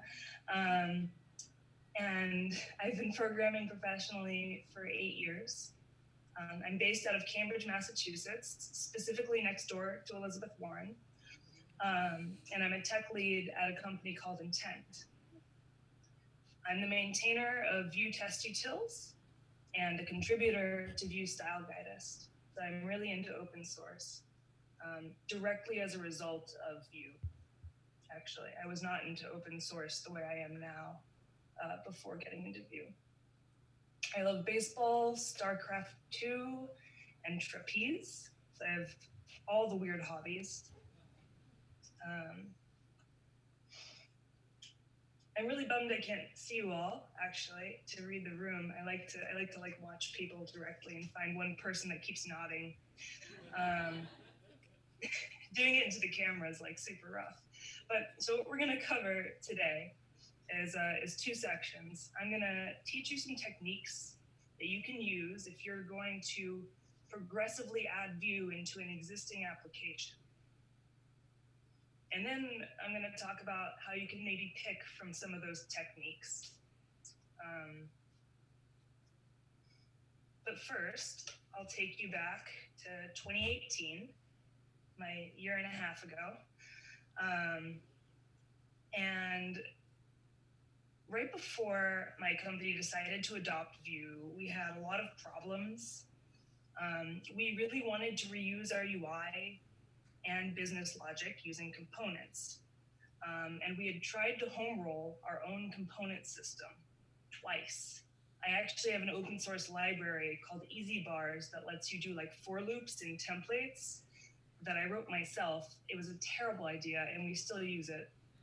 I eventually extended it to have components, and it was a very bad idea, and we never went forward with it, thank God. And so when both of those things finally failed, we turned to frameworks.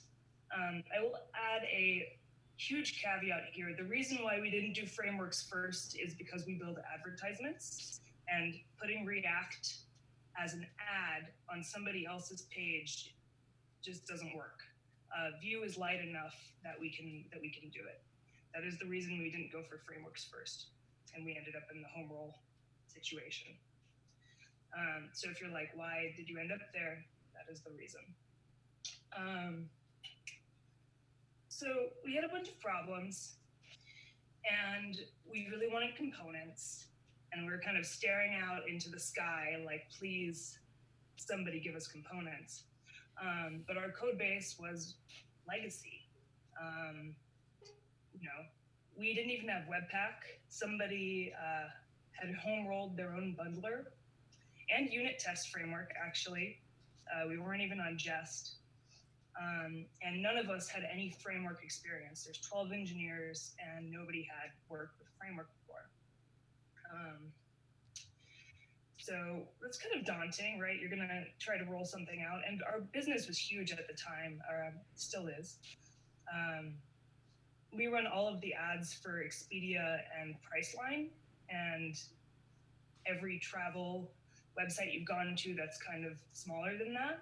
So Orbitz, all of them. And we're in 48 languages. So we're a big company, a lot of money going through our code base. We were a little bit daunted by the idea of taking on a big migration. So how could we do it safely? We want to adopt Vue, have to do it safely. There's a lot at risk. So let's start. So migration techniques are techniques to make a change over time. You have heard them called rollout strategies, a cutover, or a progressive migration.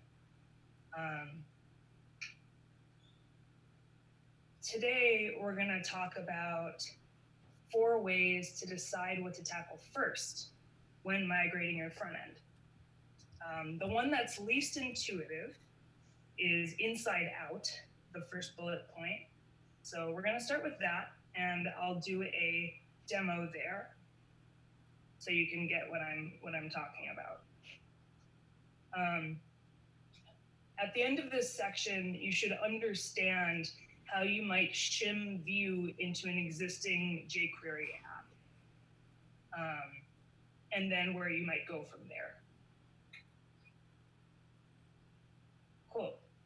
So I tried to define it as in kind of like a computer sciencey way, but it's like you start at a leaf node. So like the end of your element tree in your app, and you try to work your way back up until you get to a self-contained piece of functionality. You imagine if you do that over and over again, your whole app will then be cut over. In practice, it doesn't happen that smoothly, and you change between strategies depending on your team's needs. But it is the best place to start, and we'll talk about that in a minute. The way I like to explain it is if you look at a mock-up, you can find generally the tiniest self-contained element. And the first thing you pick up should be UI logic only, just to get your foot in the door with the framework, because your goal isn't to re-implement your business logic with your first component. It is to see if the framework works in your existing app. So this will shake out build issues like, in our case, we weren't even on Webpack, right? So as long as you can get Vue into prod with this first component, you've done something really, really great, even though it is only a small component. So for example, let's do our demo. I'm not gonna live code. I have code snippets that I will talk through. But we're going to use the inside out strategy to embed Vue into this jQuery app. I'm pretending Etsy is a jQuery app. It's the Vue Vixens store for Etsy, on Etsy. So step 1 is to find our tiny self-contained element. So I'm looking at this page and I'm like, what looks like it has the least business logic in it? And I'm like, okay, how about the contact link inside of the contact card? So I imagine the shop owner, Jen, that thing is a contact card, that little circle that we pulled out. And I just want to do the link there. I want an icon with an A tag, with an href. When you click on that, it goes somewhere. That kind of looks like this. And it's 16 lines, one of the simplest components you'll see. You can argue that it doesn't even need to be a component. But with the inside out strategy, it's not your job to care about grandiose component architecture. It's your job to get Vue into production. So that's not the interesting part. The interesting part is what happens in the JavaScript. How are we going to shim Vue into our application. So in our code base, it looked a lot like this. We had render functions, because we have kind of a micro front end going on. You can imagine each advertisement is at least its own self-contained UI. So think of that as a micro front end. I know that's like a really weighty term right now, but it's like a standalone piece of an app. So our job is to think about how we're going to take that contact link.vue file that we've created and imported on line 2, and how we're going to insert that into its parent. So in our case, we had something like line 3 where we were importing some HTML. And then we were going to maybe just set inner HTML on line 10 of some container that we're then going to inject into the DOM. Literally all you do is create a new root Vue instance with that contact link. And it's silly because it's such a small piece of UI, but what that does is it gets it into your framework and into production. And that matters a lot because, again, you shake out a lot of the issues that you'll see in your build environment, or even your developer environment. For us, we had a lot of training around source maps once we added a Vue CLI. People didn't know how to work with source maps for the first time, which is kind of antiquated, I know. But you know, this is a year and a half ago. This isn't that long ago. But so this is the gist of it. It's very simple. You start with the tiniest component possible, and then maybe you build outwards. You build out and you finish your contact card, which contains, you know, starting at the shop owner title on the left, through the avatar. We've built that Vue component somewhere. And now we can delete all of the jQuery or vanilla code surrounding it. And that's the gist of the inside-out strategy, is you would continue to build up and up until you eventually have maybe the header and then maybe the entire page. So it's very progressive. And I generally like to start with one self-contained business unit, which we'll go over in a second, rather than having a lot of things that are siblings. There isn't a very good example of that in the code snippet right now. But let's review the pros and cons. So the pros of Inside Out are it's quick to implement because you're not investing a lot in the Vue code written. You're not writing grandiose component architectures. You're just trying to get something into prod. There's low UX risk because you're not writing a lot of code, so it's easy to replicate things to be pixel perfect. At our company, when we make UX changes, we are data-driven, so we make sure that what we're doing doesn't negatively affect our current production user base. So if we had changed a lot of our UI, we would be testing to make sure that we didn't have any negative impact. This, as a strategy, takes that out of the equation because we're copying things pixel for pixel. You have validation of the tech stack, which actually matters a lot upwards. So people who aren't as familiar with Vue doubt it in a lot of ways. There's a lot of misinformation. Like just yesterday I read that somebody thinks Vue doesn't work on IE 11. Vue 2. That Vue 2 doesn't work on IE 11, which is totally wrong. It does. And you really need to, it goes a long way to getting something into production and then showing your manager or your manager's manager, hey, it's live, it's all good, and now we can begin phase 2 of the rollout. So I talked about exercising build infrastructure changes. The last point was a big deal for us. As soon as we got one Vue component written, we were enabled to explore other third-party libraries. Using Element UI was a big productivity increase for us. And we didn't have to build out something big with it. We could just know that our designers could start mocking up with it. And that was a huge productivity win. Additionally, Style Guidist and Storybook were such developer productivity wins that it made the rest of the rollout smoother. Cool. So the cons with Inside Out are that it's isolated. You just picked up something small and it won't change that much. Also, nobody on your team is going to really be touching that contact link much. So did it add any business value to convert that component to Vue?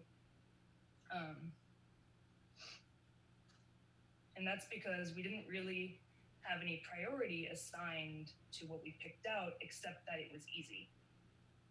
So the next thing we can look at is picking a component up that is touched a lot and that does have a lot of people working on it and will see a lot of value immediately after you convert it. So the next strategy we'll be talking about is most touched. So when you pick up the most touched part of your code, or when you just think about the most touched part of your code, it has a lot of developers working on it, maybe from different teams in our case. And this means that you have a lot of different people looking at it.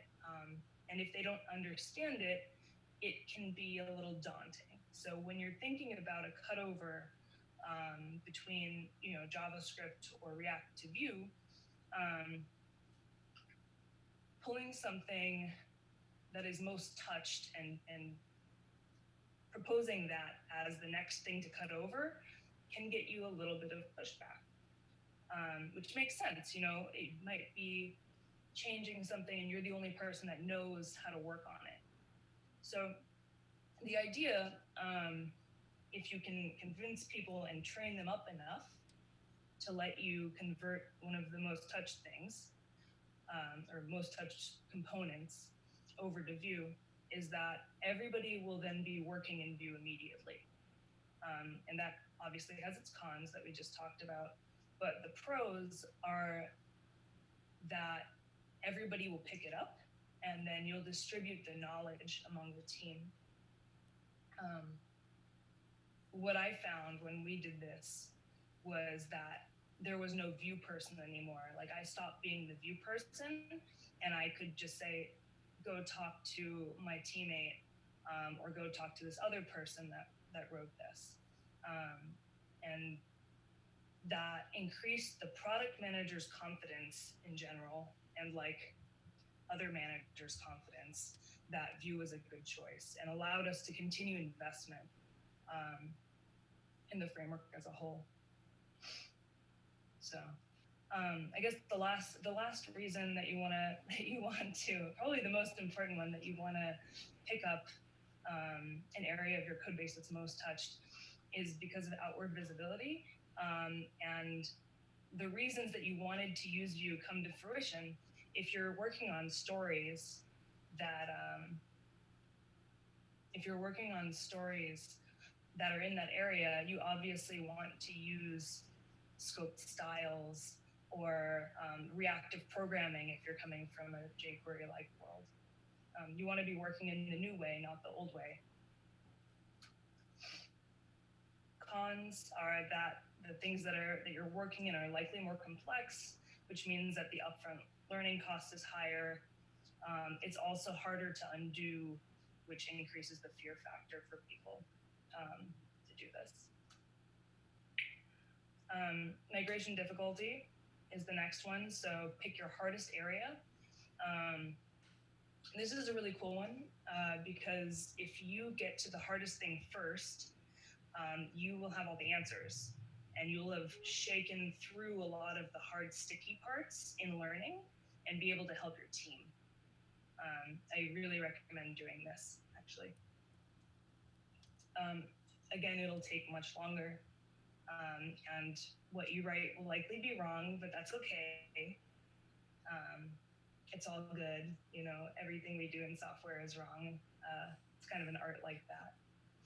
Or right if you want to be optimistic about it. But the last thing, and this is different than the other ones that we've talked about. You know, the last three we've talked about are kind of from a code perspective, and the final one is from a product perspective or a design perspective. If you slice your component migration by user journey, your UX will remain cohesive, and it'll give UX the ability to redesign the site if they want to. It also gives you guys, it also gives everybody the ability to decide if they want to do anything bigger with a rewrite, right? Do you want to investigate a design system, progressively adding better design values to what you're building? So because you're doing something, if you decide to do something like that, it'll take longer than a tech-only migration. We decided to do something like this, and it took longer than a tech-only migration. But we have better thinking throughout our UX, and I think that's made us stronger as a whole. The other con, which is totally worth mentioning and elaborating on, is the monitoring. So I mentioned earlier that we're a data-driven company. And what that means is that when we see something weird in our logs, we try to figure out if there was a change associated with that. If you're touching both the tech stack and the user experience at the same time, it's hard to distinguish what caused the problem. And that has been a little bit frustrating for us during our migration. So that's it. The next part is about picking an approach or two. And it's all about the people. Does everybody want the same thing? Or do you have a lot of people to teach? And do you want to revisit your UX? Those are the three parts. What we did at Intent was in the first quarter, we did the inside out piece to quickly validate that Vue worked in prod for us. We shook out a lot of bugs around the style loader, and the style loader, element UIs, font requires were specifically messy for us. And then, and because we run on sites that aren't our own domain, we had a lot of Webpack path issues from when I switched over to Vue CLI and onto Webpack. So we shook most of that out in our first release of just that tiny, tiny little UI component. It was low investment, and we were easily able to turn it off when we found regressions. In the second quarter, we decided to go by difficulty so that we would pave the way for other developers. We were really focused on training at this point. We had done the proof of concept the previous quarter. And at this point, we wanted to make sure that people would be able to onboard onto the framework. So I was running a lot of training workshops at that point. The company's based out of New York, so I would take the train down to New York and then spend 2 days with workshops and stuff and little exercises. So I ran into some limits with Vue's extended feature offering at that point. If anybody has seen my styled components talk, my Vue styled components talk that I gave shortly after that, that are some of the edges I ran into with Vue. But after we did the hardest thing that we had in our system, and it worked. And so the next thing we had to do was get Vue in front of the rest of our developers.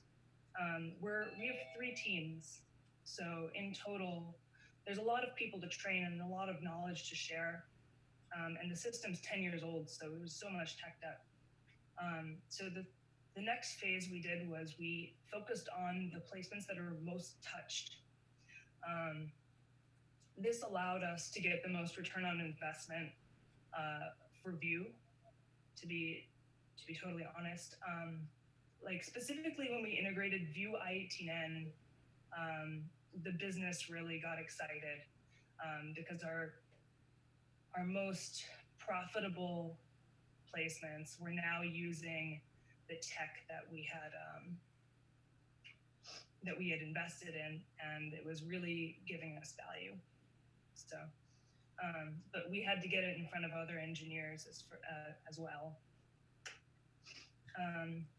And the last thing we started to do recently is, now that we had Vue out and our design team could see how fast we were moving and what the component libraries were like, and that it got a lot easier to develop UI safely and stably, our design team got involved and decided to say, okay, what about if we do a design system? And so now UX is starting to rework some of the designs and in the context of creating a design system. So that's what we did. So we used all 4 things, which is a lot in retrospect. And my advice to anybody is to always do inside out first, lightweight, make sure everything works. And then if your team composition is junior, I would say try to do the hardest thing first, so that they can rely on you or whoever to answer questions. I would say when I was having trouble getting buy-in, kind of making people use Vue was really helpful. I had a lot of trouble with people who really wanted to use vanilla JavaScript forever. So I don't know, it was frustrating, but we overcame it, for a large part from making our front and center pieces of code in Vue. And then lastly, if we wanted to change the UX, which we eventually did, we started to split by user journey. So that's all I have. I leave you with this chicken and it feels so real. And thanks. Oh my gosh. Thank you so much, Jess. I love the chicken. Sorry, I have a thing for chickens. And that came out wrong. Thank you so much, Jess. Again, a round of applause for our amazing Jessica. Thank you. Thank you so much for your talk. We hope to see you in person soon. You have an amazing day. Thank you. Cheers. Bye-bye. All right, people. Thanks for the DIY audio. Yay for Vue Vixens Peru. So we have lunch ready to roll, but I think we should ask who here is from the farthest location? Spain. You're from Spain? No, Uruguay. Oh. Uruguay. Yes, dear. Which is farther? Uruguay. Is it? Well, Probably. Yeah. How many hours? It's not direct, yeah.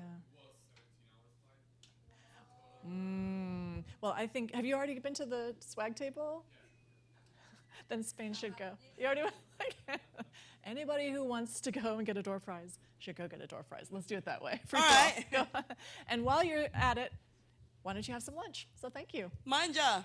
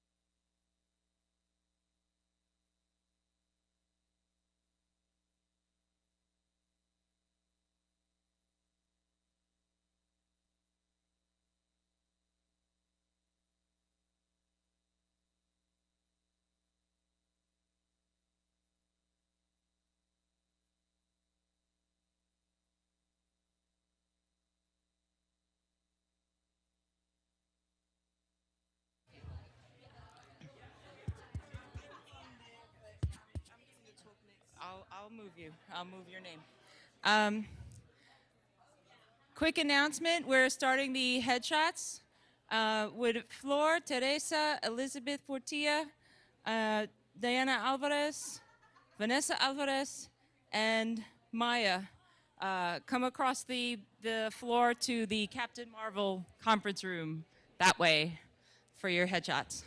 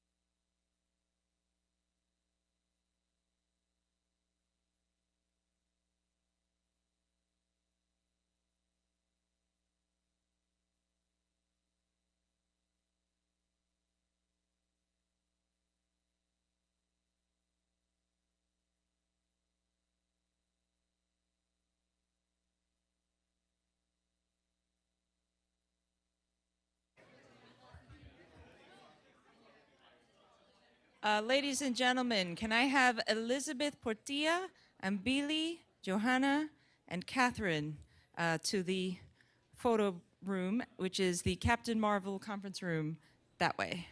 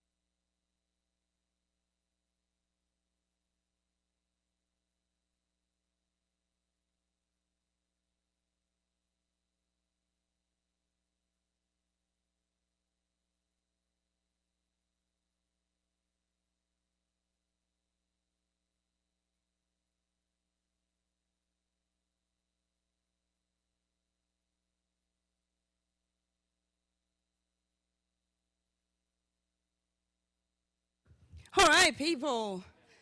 Thank you. Thank you so much for honoring us with your presence. We are here. We are here to hear me. Actually. And without further ado, Diane. So we're going to start our lightning round. We're going to have 2 live lightnings and 1 remote lightning, which I'm going to play from a pre-recorded video sent to me from a community gal in Nigeria. So it's really, really fun. So have a seat, and we're going to have an awesome talk by my good friend Diana, who's going to talk about fostering DevOps culture. Is it for success or for front-end developers or for everyone? For everyone. So we're going to have a little chat about that. So without further ado, the worldwide community organizer of Vue Vixens, Diana! Hello, Miami. No, I'm joking. Hello, people. The food was amazing. I've got friends watching the stream from Nicaragua. My guys, my team in Nicaragua. Hola. Hola, mamá también. So, my talk is very simple. I'm all about DevOps, and a lot of people ask me about it, and it's like, what are you always talking about DevOps and all that jazz? But before that, this is my pedigree chart. My name, as you know, is Diana Rodriguez. You can call me anything sweet, you know. I will respond. Mi amor, of course.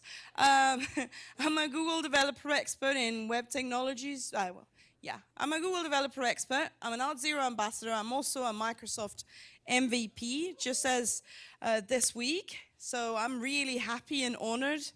I'm also a developer advocate, a Python developer advocate at Nexmo, and the worldwide community organizer of Vue Vixens. Thank you. Check our website.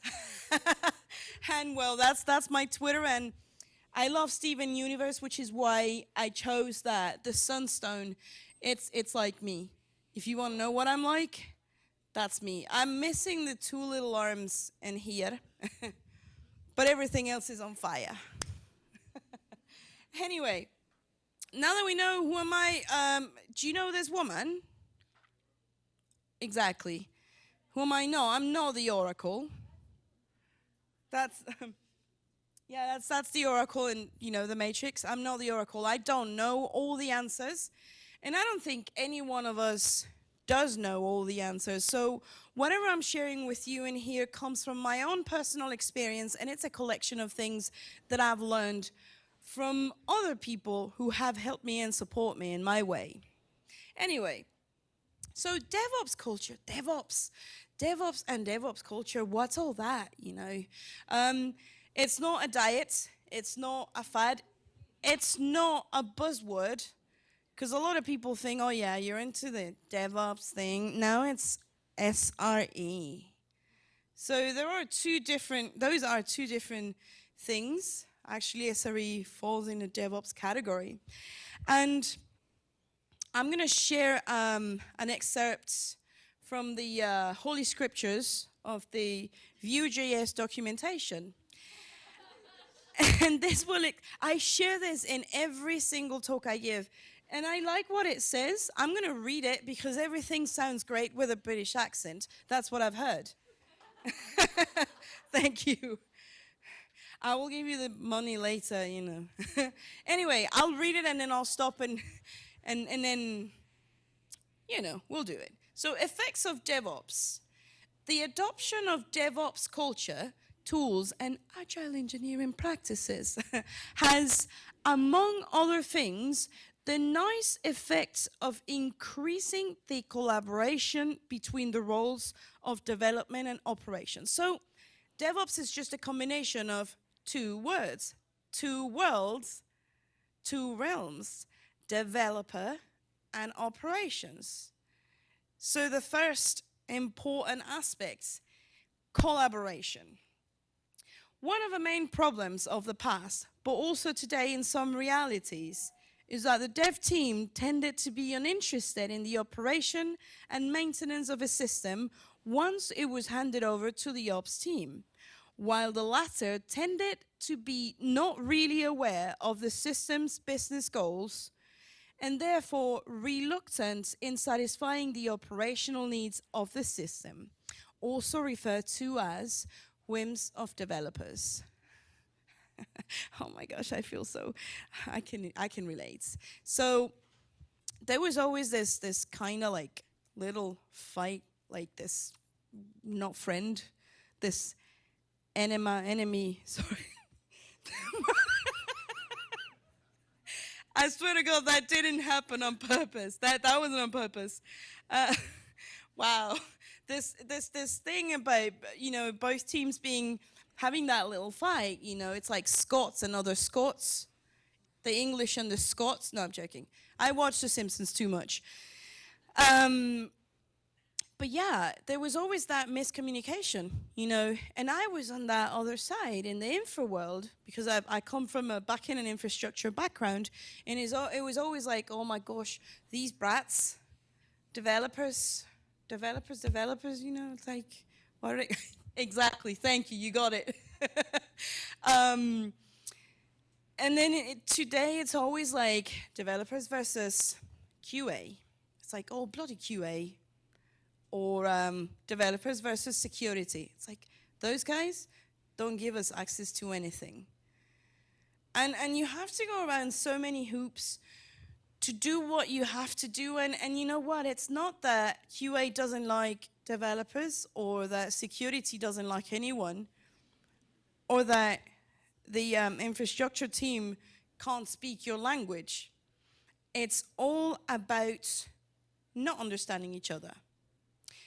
The DevOps culture fosters communication and collaboration between each and every single sector of this ecosystem. And the only goal is to make you part of the process. You're already part of the process, but it'd be so much better if you knew everything else involved and you knew how important of a piece you are in this process. You have a nice bag, it's okay. You can do it. As in, oh my gosh, that came out wrong, but I beg your pardon. Yeah, Tessa, I'm sorry.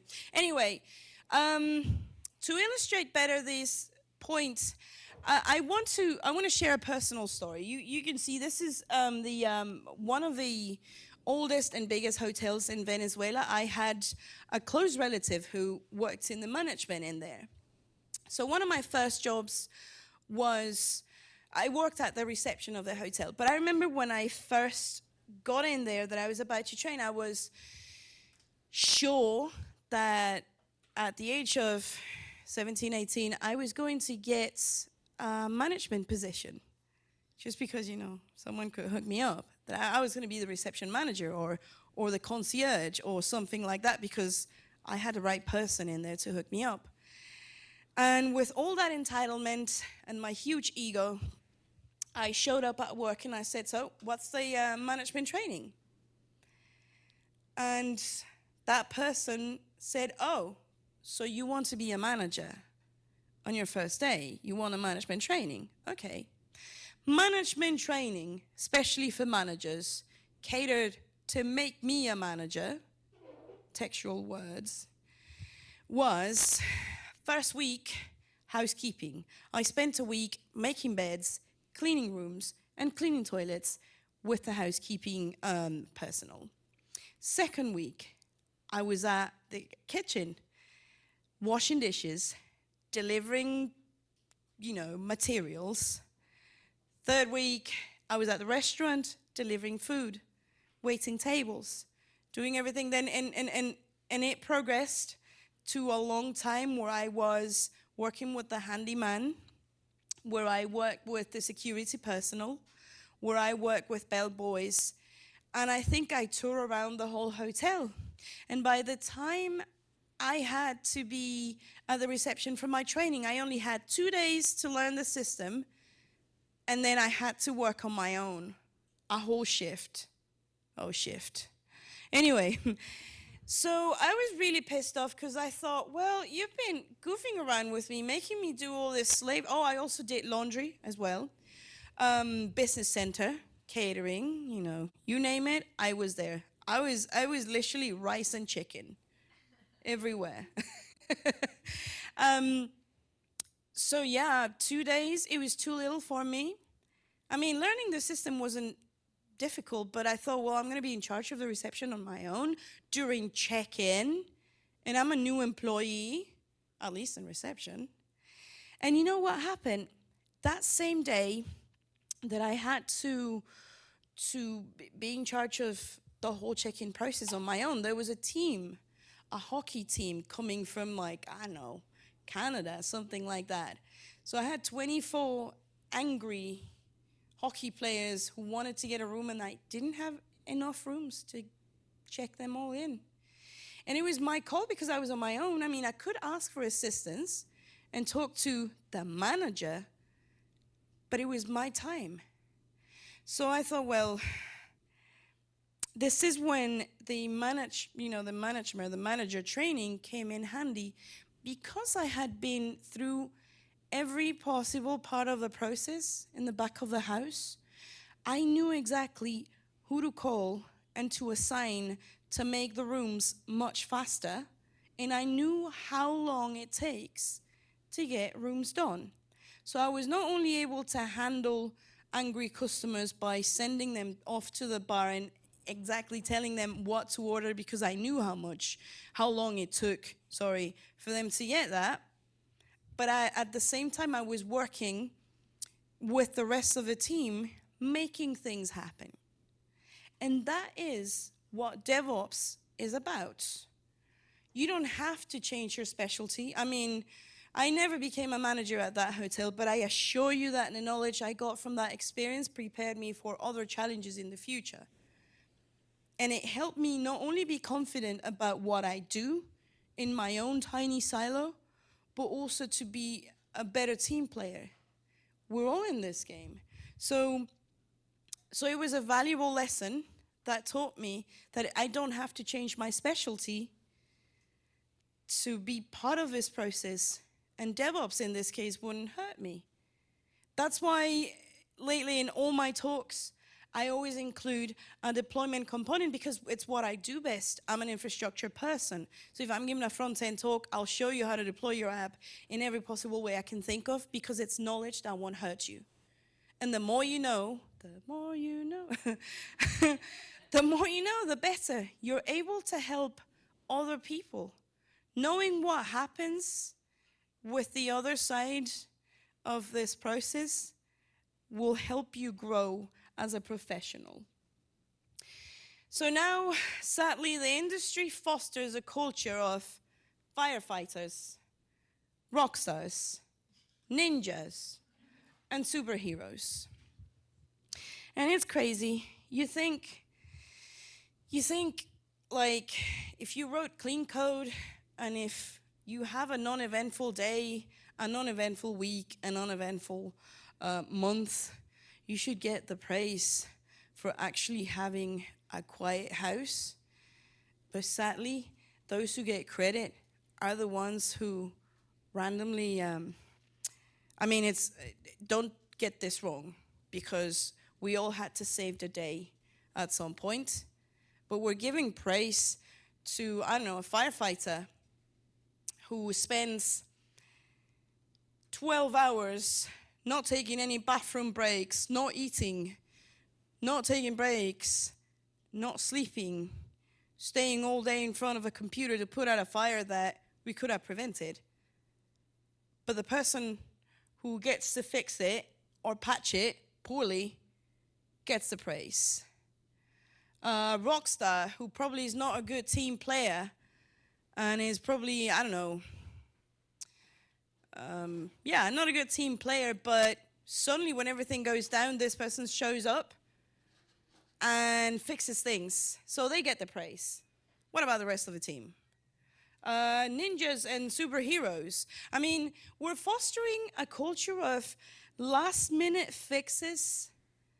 We're fostering a culture of toxic behaviors, forget about self-care, work until you die, and you get the praise for giving your life to, your work.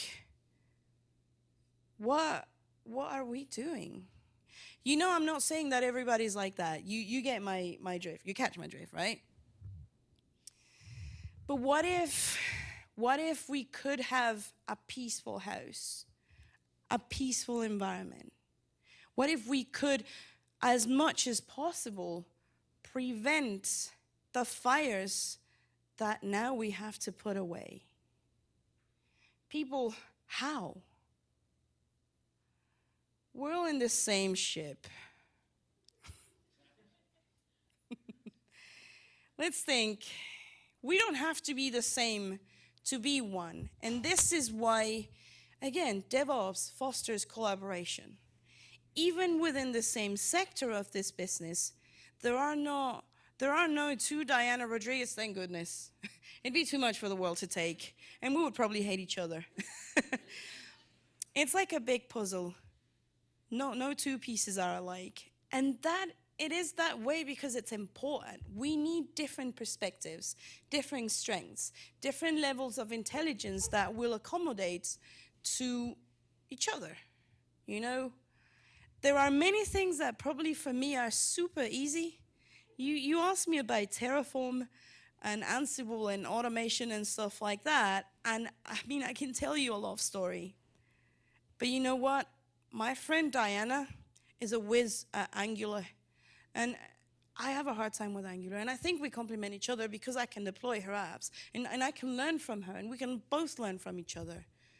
Same with Jen. We've been besties for 2 years. I am all about spend it, and she's all about save it. And you know what? We're a good balance, and if we see it in that way,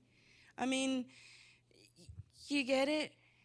This is a change we need. This is why DevOps is all about collaboration, understanding, teamwork, making you part of the whole cycle by knowing what's happening everywhere else. And if you have that perspective, it will help you make better decisions based on how your actions will not only affect your immediate team, your work, your development, your code, but everyone else in the same chain.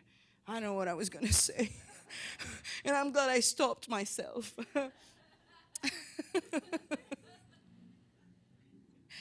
So the first thing that I would like to point out, the most important is accountability.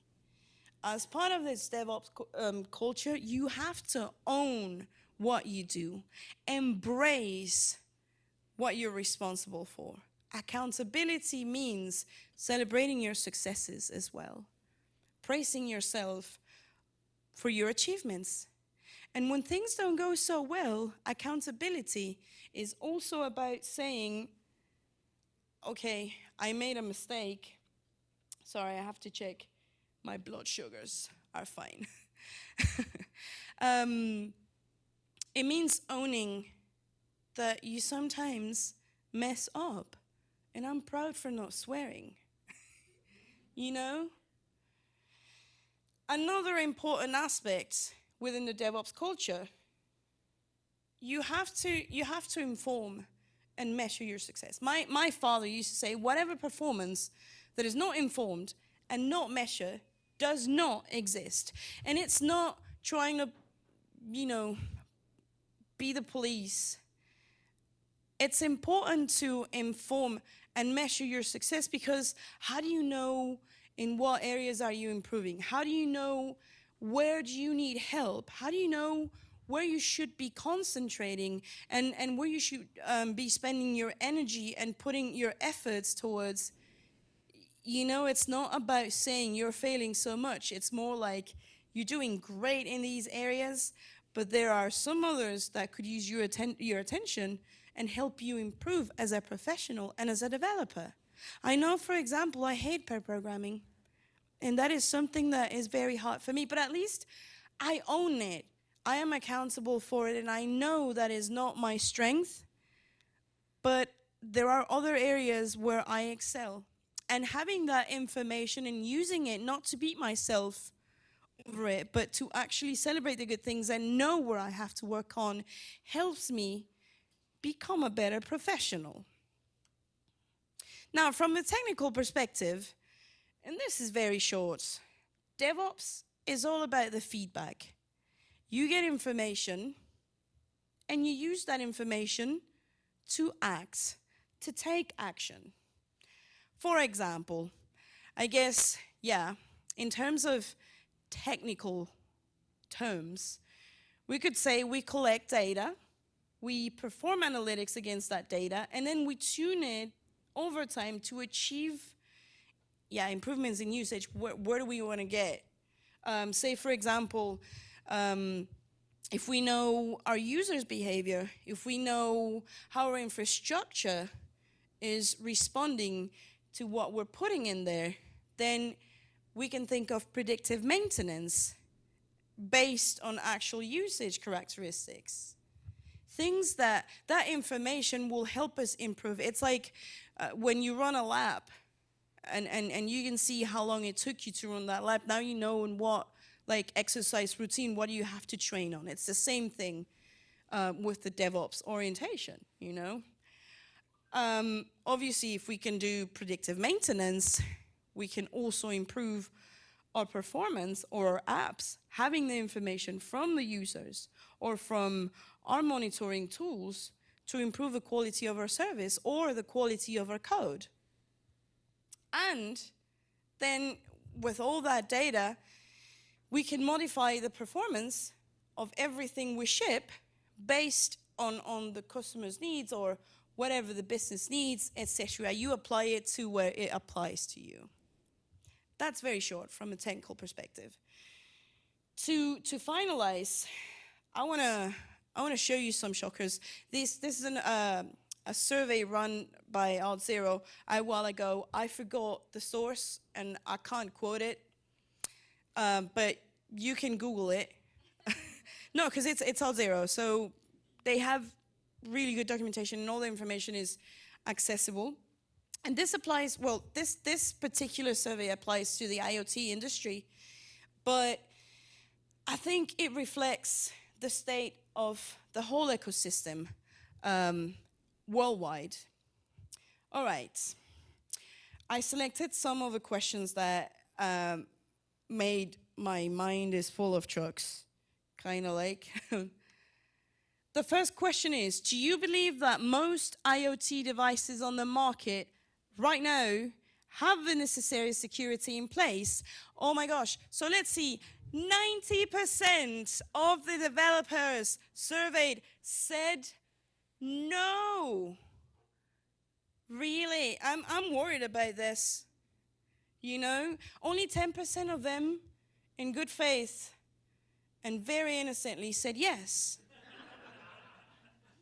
Because we believe in what we do, even if it's not working, we will defend it, right? And then on the customer side, it's almost even 52 versus 48, no and yes, or yes and no. Yeah, you can see it. Then, do you trust having your personal or private data tied to IoT devices? Well, 49% of people said no, but there's nothing else. I still use it. And then the ratios are pretty much even. It's almost 50-50. Well, to not make it harder and excruciating and not take any more of your time, I'll summarize the answers that caught my attention. So, 52% of respondents believe that most IoT devices on the market right now do not have the necessary security in place. 49% of the respondents don't trust having their personal data tied to IoT devices, but still use them. So that's at least you knowingly put yourself through this.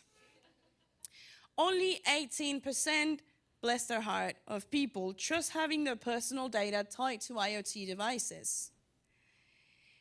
Nearly 35% claimed that the breaches of major companies have not had much of an effect on the trust or consumer interest in these brands. I mean, I still see people using Equifax, so, I mean, you name it. Tell me what big company hasn't had a huge security breach. Amazon, for example. AWS.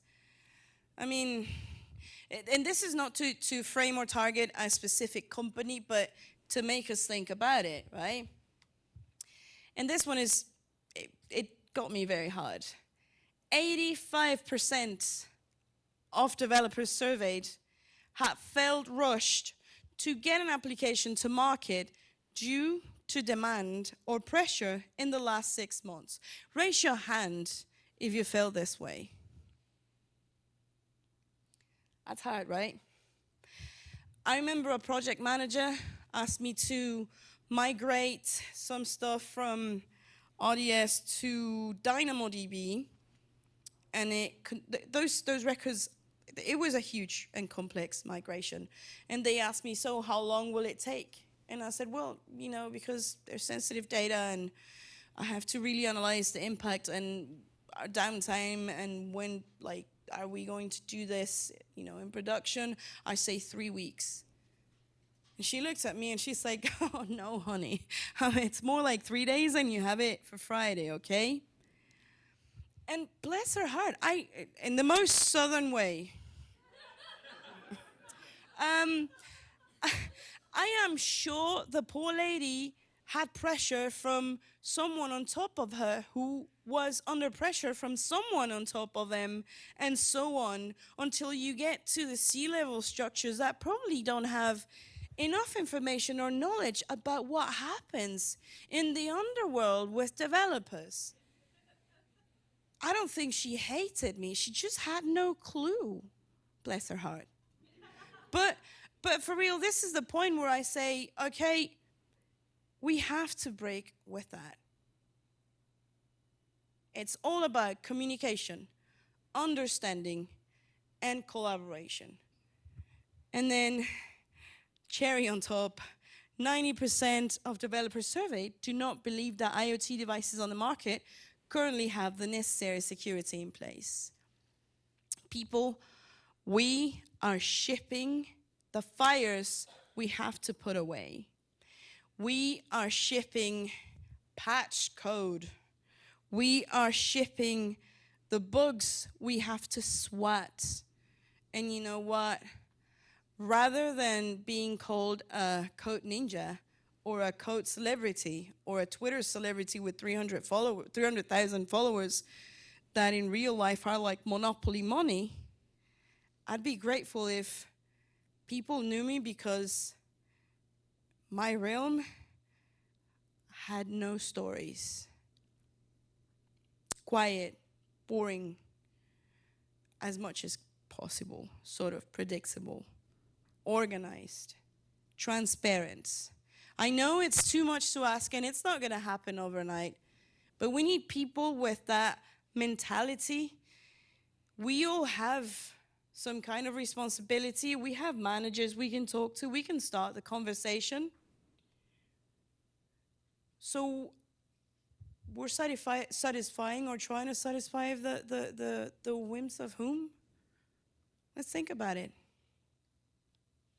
The industry fosters a culture of firefighters, rock stars, ninjas, and superheroes. Where are you in that picture? I don't want to be there. And I'm doing my part, speaking up and sharing this little piece of knowledge with you, and I hope it actually sparks your curiosity. Most of you here, or some of you here, may have management positions, or you're in the position where you can actually influence things in your team for better. How about if we start with ourselves? It's time for a change, and it's on you. And I love Rihanna. And most of the time, even after 20 years, I have no idea what I'm doing. And I love this dog. Let's not glorify the burnout culture, please. take care of yourselves. Life is precious. Life is beautiful, and we're here to enjoy it. Also, can I swear?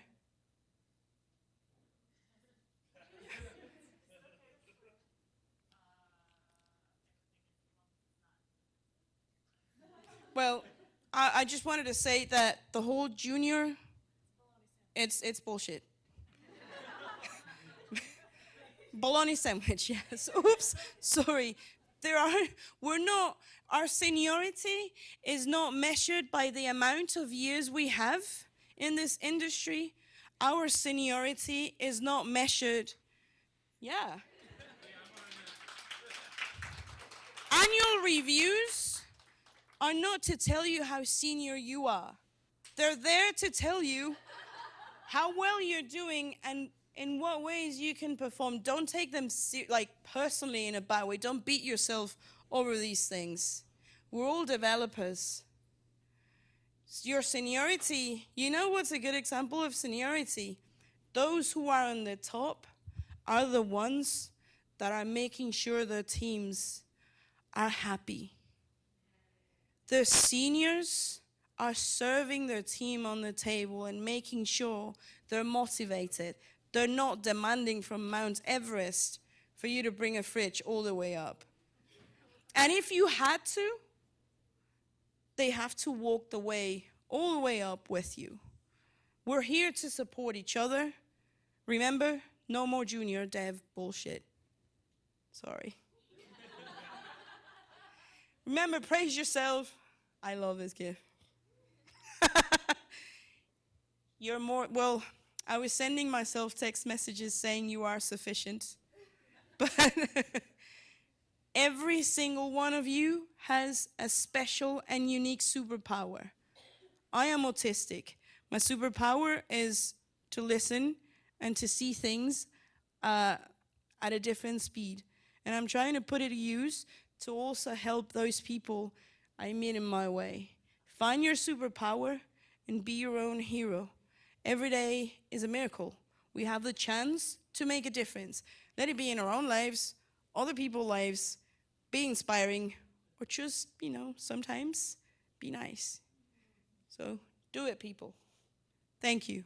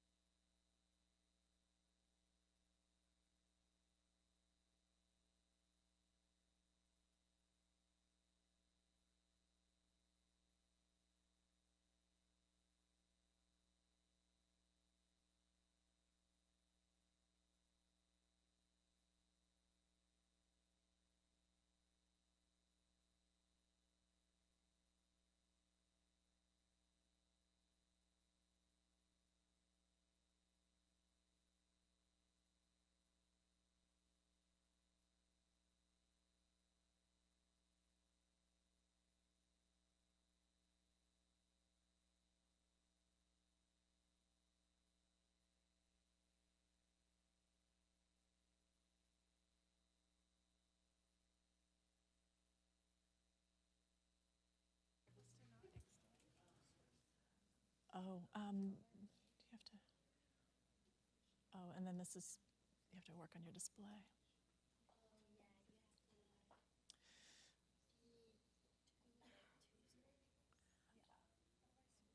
I think you go back to, yeah, the display settings. Yeah, displays, arrangement, and I think mirror displays. Oh.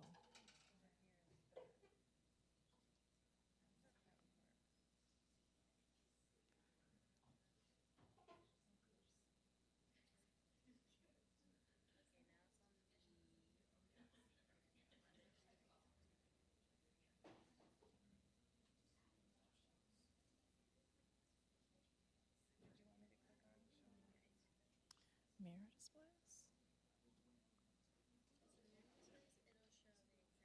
Okay, so you don't want that.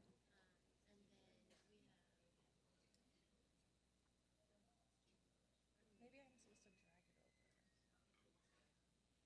Oh yeah, like move this one, like try to drag it over to, like just take this. Is there a presentation view? Presenter view? If I just do full screen. Yeah. Let me just. Yeah, and if you move, you should be able to move this whole window to that. Oh, did you do presenter view? Yeah, like that. Oh my goodness. And then click presentation, which should be presentation up there, and then you can use this instead. Is that helpful? Let's see. But then you're not going to see your notes.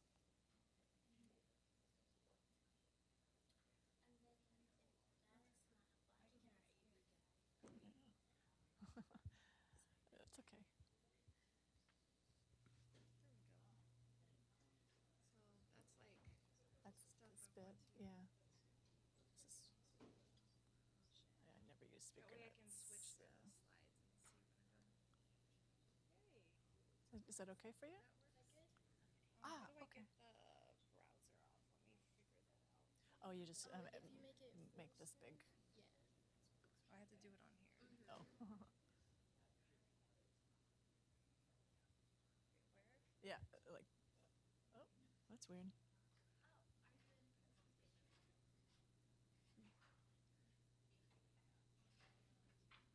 I thought there was a button. I pressed it once before and I can't remember what it was.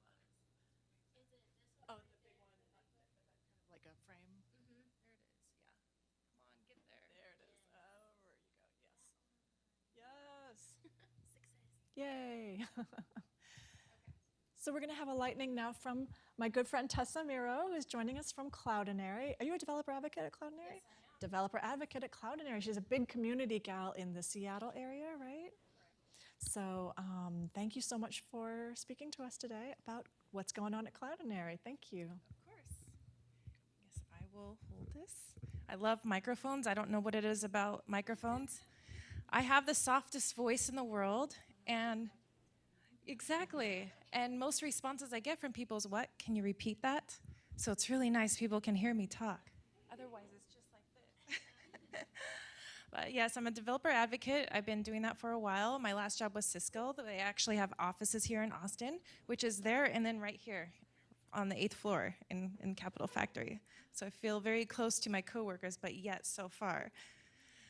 But I do a lot of community stuff. I run the Vue.js meetup in Seattle, as well as the Jamstack meetup in San Francisco, and a million other things, and it'll take me 15 minutes to finish an intro of all the things I've been involved with and do. The developer community is a huge part of my life and what I do, especially on my free time. So what exactly is a developer experts program? You've probably heard people mention it on social media, posting, I just got accepted to the Google Developer Experts program. I just got accepted to this program. And you're like, what is this? Why are they joining it? What is the purpose? How many of you have seen these types of posts on social media? Yeah, half of you. And how many of you are part of Developer Experts programs? a few of you. That's great. For those who are unfamiliar, I read the description of so many different experts programs and then kind of made a summary definition. For those who are unfamiliar, my own definition is a global developer program that is sponsored by said company, whatever company. They're the ones that pay for the costs of the program. And they bring in people who are experts who contribute their time in specific areas, specific technologies, and different ecosystems. And they're basically the experts or the ambassadors of this said program. This is the most popular experts program out there, and I'm pretty sure everyone has heard of it already. They have over 700 Google Developer Experts in their program and across 18 different Google technologies. It's a global network of technology experts and thought leaders who actively support their whole Google technology ecosystem and startup ecosystem. And there's always a set of requirements and benefits for every single Developer Experts programs. And these are a few that Google Developer Experts program requires. You have to be referred to by a Google employee or a partner, or possibly a GDE. I'm not part of the program, so there's possibly more requirements. Yeah. You have to be, of course, a technical expert in Google, like one or more technologies, being an influential speaker or influential anyone in the developer community, or in a way contribute to these communities, and looked at as a mentor. There's always a long list of benefits, and I just grabbed a few of them. Of course, you're featured on the directory.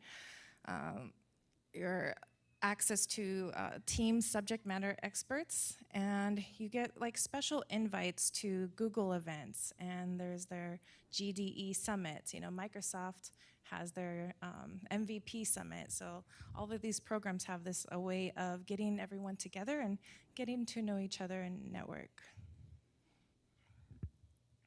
Auth0 ambassadors. I used to always say Auth0 for a long time until I heard it for the first time. I'm like, Auth0, like, how did I not see that as a 0? So now I keep saying that by accident, because I keep thinking, don't say O, don't say O, don't say O. Is there any Auth0 ambassadors in here? Yay! All right. Oh, of course, I saw that on your bio too. I know Diana is actually one too, and Diana's mentioned it. But they are a group of 59 individuals. Okay, so I went on their team page and counted every single one, because it didn't give me a total. I'm just like, 1, 2, 3, 4. I hope this is not a few thousand. When is this gonna end? So there's 59 people in their ambassador team. They're a global team of ambassadors empowering their communities, making the internet a safer place. They all advocate on specific topics, such as, of course, authentication, security, and identity topics. So Auth0 really tries to empower all these different ecosystems across security. Some of the requirements to join Auth0, you have to be a leader, of course, in some kind of tech community, or contributor. I would say contributor as well. I see a contributor as being a leader. If you want to become a developer evangelist, if you like the types of tasks that a developer evangelist does, if you like doing any kind of blog posts, any kind of public speaking, basically anything involved with empowering the developer community, that's what an expert or ambassador does. And of course, there's always more benefits. Security training, you get recognition on social media, you get your work showcased. They also help you get involved in open source projects as well. And I wanted to throw in another program that is quite new. It's called Pantheon, and Pantheon's like a company I just learned about, by the way. You can manage a bunch of websites with WordPress and Drupal, and they basically their success was built from the community members of WordPress and Drupal. So they built a program called Heroes Advocacy Program, and they just support open source communities, and they help these developers, especially with contributing to open source software. And requirements are pretty similar. Love contributing and loving their software, of course, creating content, sharing knowledge, and it's all starting to repeat the same pattern. And as well as the benefits, you'll see these benefits starting to repeat in a similar way. You know, there's their hero camp at their headquarters. You get exclusive swag. All of these programs will give you a similar exclusive swag set with that special logo.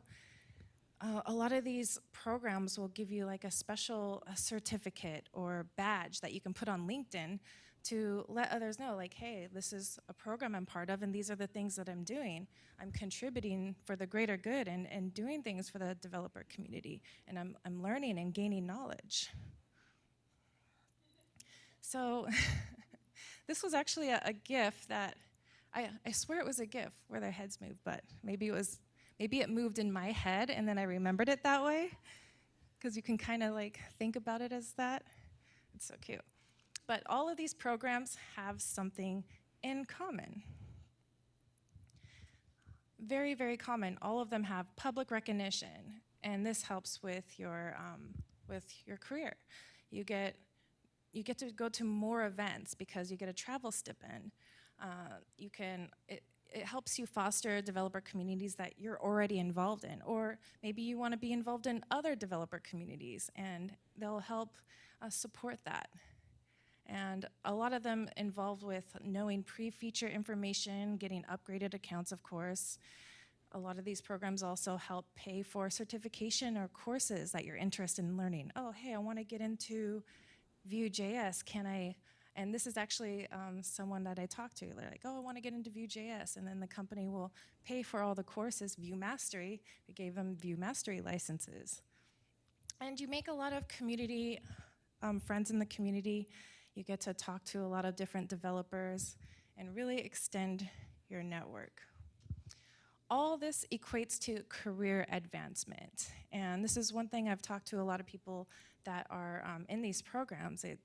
They talk about how much it has helped them with their career growth and their growth with their network and knowing other people that help support them and everyone supporting each other.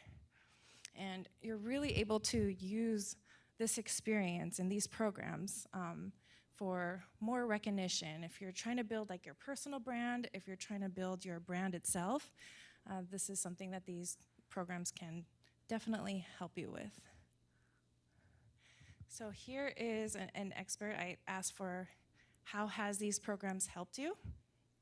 And Gift said, I can't even read it, but being part of these programs poses a great opportunity for me to learn, build my skills, and give back to the community. A quick example is organizing local events. Finding sponsors can be very daunting, but I get support for my events now thanks to these programs. And I know a part of some of these programs, if you're an active expert or ambassador, they'll sponsor your events, they'll support your events, they'll pay for your travel to attend events or speak at events. So it's something that I'm very passionate about because it's helping contributors do even more. And Tessa, who has the same name as me, I don't know if that's why I followed her or not. I probably most likely met her at an event. But being now a member of a program I created, I now benefit with travel cost reimbursements to conferences, as I mentioned, professional trainings and product roadmap reviews, and as I mentioned as well as the professional trainings on whatever topic you're trying to become more of an expert in. Every opportunity I get to speak at conferences, it grows my reach and network. Get involved, and you can get involved with your favorite products. I love they have a program. I think these types of programs can be very beneficial in more spaces than just companies. So it brings me to say, notice that she mentions more spaces than just companies. So what if there was a developer experts program with media or a media developer experts program? So this is kind of why we developed the Media Developer Experts program at Cloudinary. So we're here advocating media in general rather than the product itself, or you don't need to know anything about the product, just have a passion to mention media. So the Media Developer Experts program, there's 34 individuals, and that's what part of my job at Cloudinary. I manage this program, I help with the strategy, I help with the growth of it. The 34 individuals in this group are all around the world, across 16 different countries, across many different ecosystems that all share knowledge and expertise and insight at community events. And when I say media, I mean like media accessibility, media optimization, anything media. Maybe you talk about Gatsby, maybe you talk about Netlify, maybe you talk about progressive web apps, and if you throw in like any kind of information or knowledge about media, you're basically a media developer expert. And if you're already doing that, why not join a program? Or that goes for any other technology. We actually have 2 Vue Vixens in the Media Developer Experts program, and a couple Vue.js contributors or community members. And we're definitely always looking for more. So the requirements is basically passion for media technology. And if you're involved in organizing events, if you're involved with mentoring developers, any kind of public speaking, writing code, writing content on your own platforms, of course, if you're already doing these things and mentioning media, you can get a lot of support for what you do, as any other program. And if you want to build your brand and gain more knowledge and meet more people in the industry, like this is definitely great. There's a lot of different benefits. You get to build a brand as a media developer expert, and you're advancing technology and adoption in rich media. So one of my favorite things about these different programs is these companies will promote the work you're doing. If you're writing blog posts, we try to share it, we try to post it everywhere we can and tell other people about it. So if you're wondering where the links are to these programs, you can find the GDE, a Google Developer Experts program, Auth0 program, Pantheon. There's so many other ones. When you're talking to developer friends or people in the network, say, are you involved in any developer experts program? Oh, what program are you involved in? How do you join that? Like, learn more about it. Maybe you want to, see what they're trying to advocate or teach about. And I promise they love talking about the program. And I really, really would love to bring, we have a budget to support developer events for these media developer experts. If you're running a Vue meetup, if you're running Vue conferences, if you're doing anything that helps and contributes to the developer community, Vue.js is definitely #1 on our list, which is why we're always supporting it. So definitely join a developer experts program and help empower the developer community. Thank you.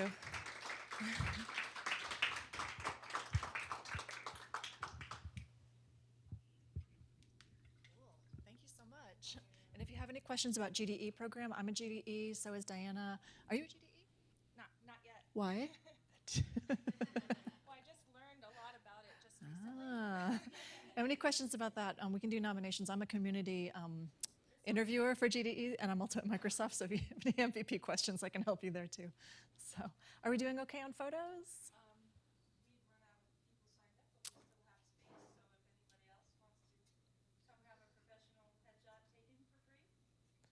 I strongly recommend. I kickstarted my career with a great headshot before it all went to hell and I had a basket. Oh, sorry.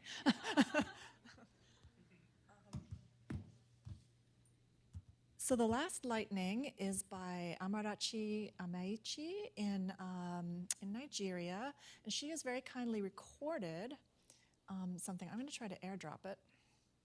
Let's see, how does this thing work? Okay. Oh, AirPlay, sorry. Anybody want to give me a hand with AirPlay? Oh, I think I just saw it. Airplay to Captain America? Yeah, I just realized. Okay. They give me a code, right?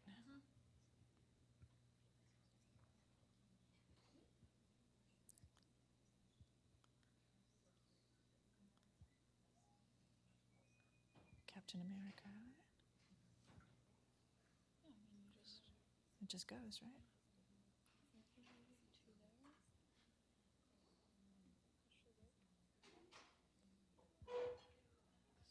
Tessa, I wonder if you're still on AirPlay. Would that stop me from joining? Oh.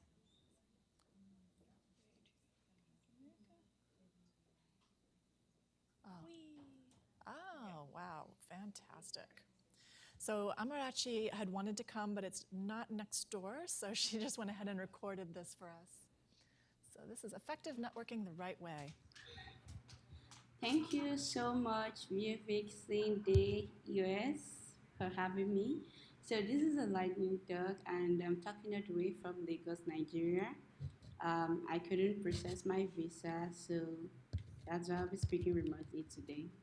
Yeah. So today we're going to be talking about effective networking the right way. Hi. Oh, hello. My name is Amarachi Amechi. I'm a front-end developer at Zcrest Capital. I'm an evangelist at Women Who Code Lagos, and you can find me on Twitter at Amarachi Amechi. So let's get into our talk goals for today. So our talk goals for today are: what is networking? Why is it important? Networking the right way, and places to find good network. Now, what is networking? Let's get into what we have for today.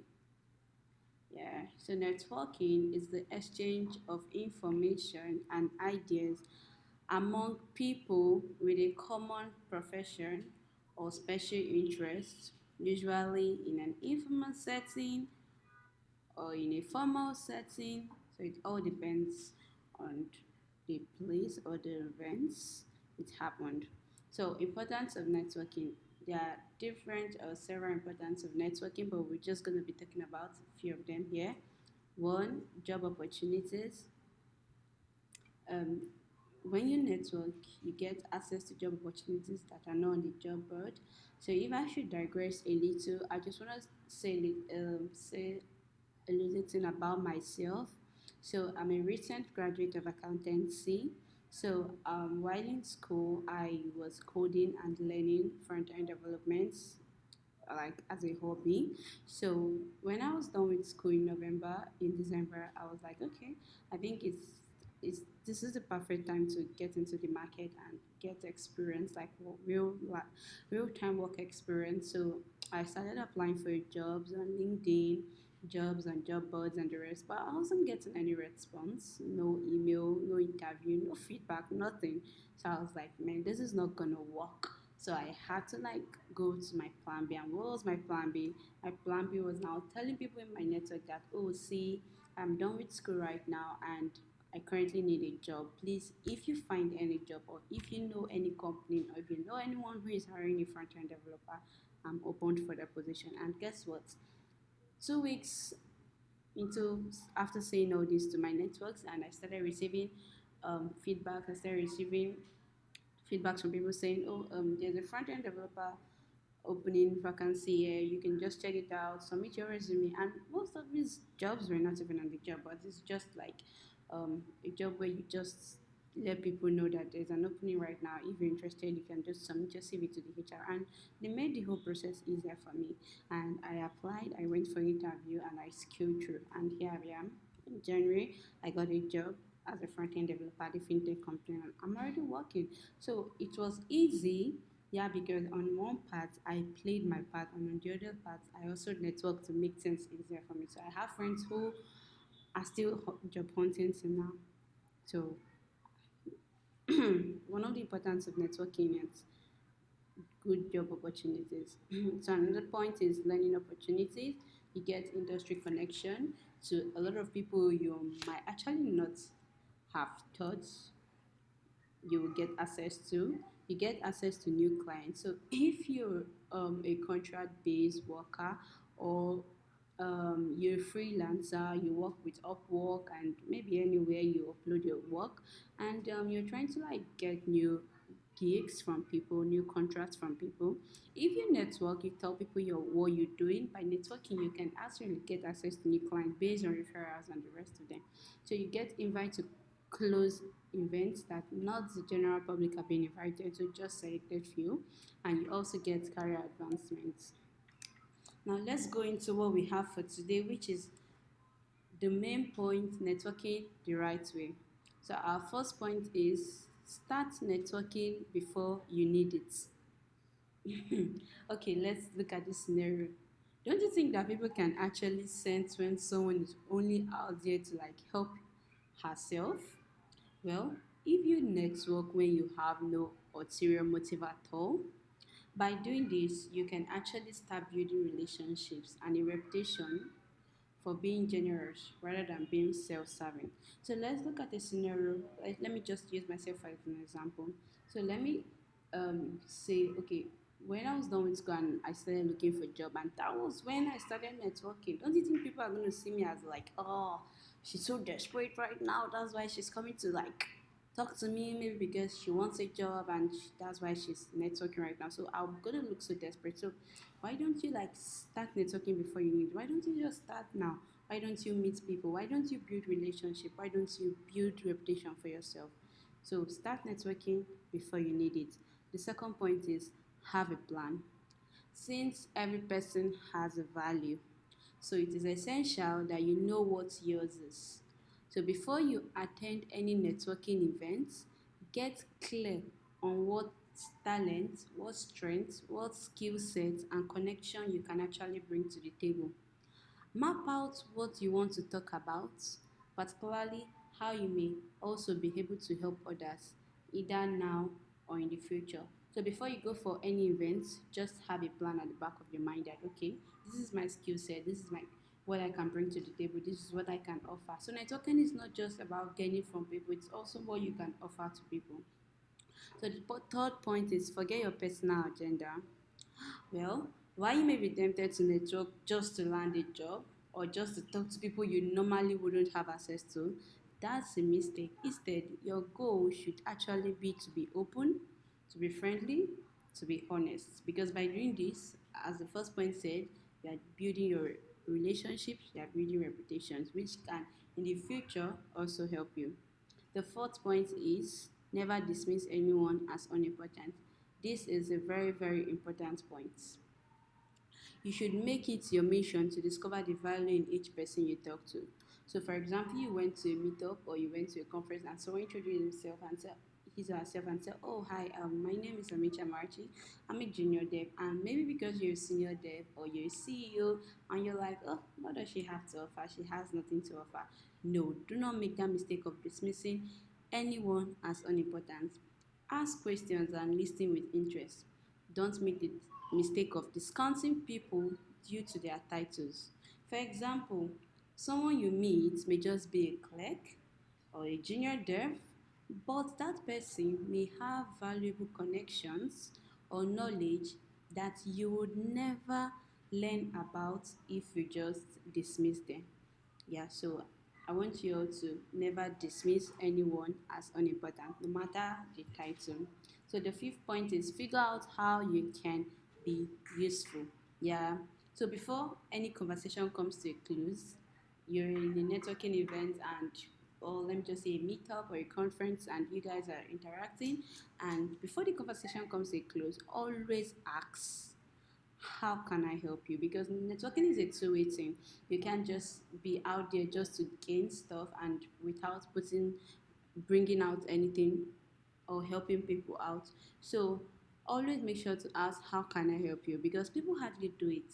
At first, you might encounter a surprised look, but it would most likely be accompanied with an appreciative smile. Well, while the person may not actually have an answer for you that day, they might have an answer later on.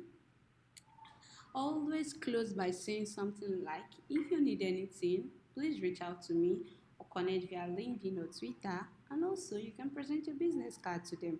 So, like I said, networking is a two-way thing. So, Networking is either you're helping someone out or someone is helping you out. So it's a two-way street. So my last point is follow up and follow through. So if you told someone you get in touch with them at a meetup, please do and reaffirm your intent to assist in any way you can. If you promise someone at an event that you're going to introduce the person to another person you know, take the time to do it. Yes, everyone is busy these days with their jobs, with their family, with jobs, commitments, careers, and so on and so forth. But you know what? It takes not more than a minute to shoot up an email that will introduce two people you want to connect.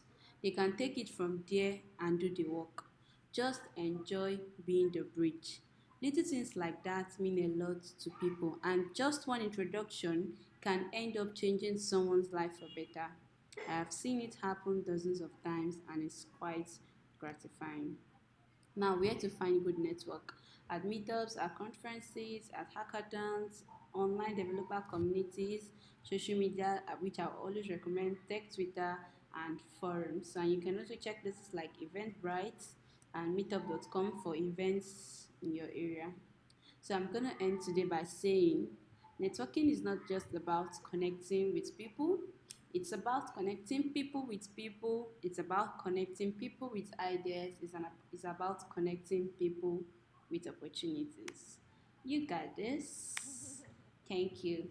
So since this is a remote talk, if you have any question, you can at me on Twitter at amarachamechi, or you can email me at amarachamechi4@gmail.com, and I'll be there to respond to your question. So special thanks to all people who made and released awesome resources like Carnival and Splash. So thank you, Vue Vixens US, for giving me the opportunity to speak remotely.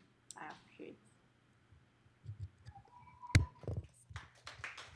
Thanks, Amarechi.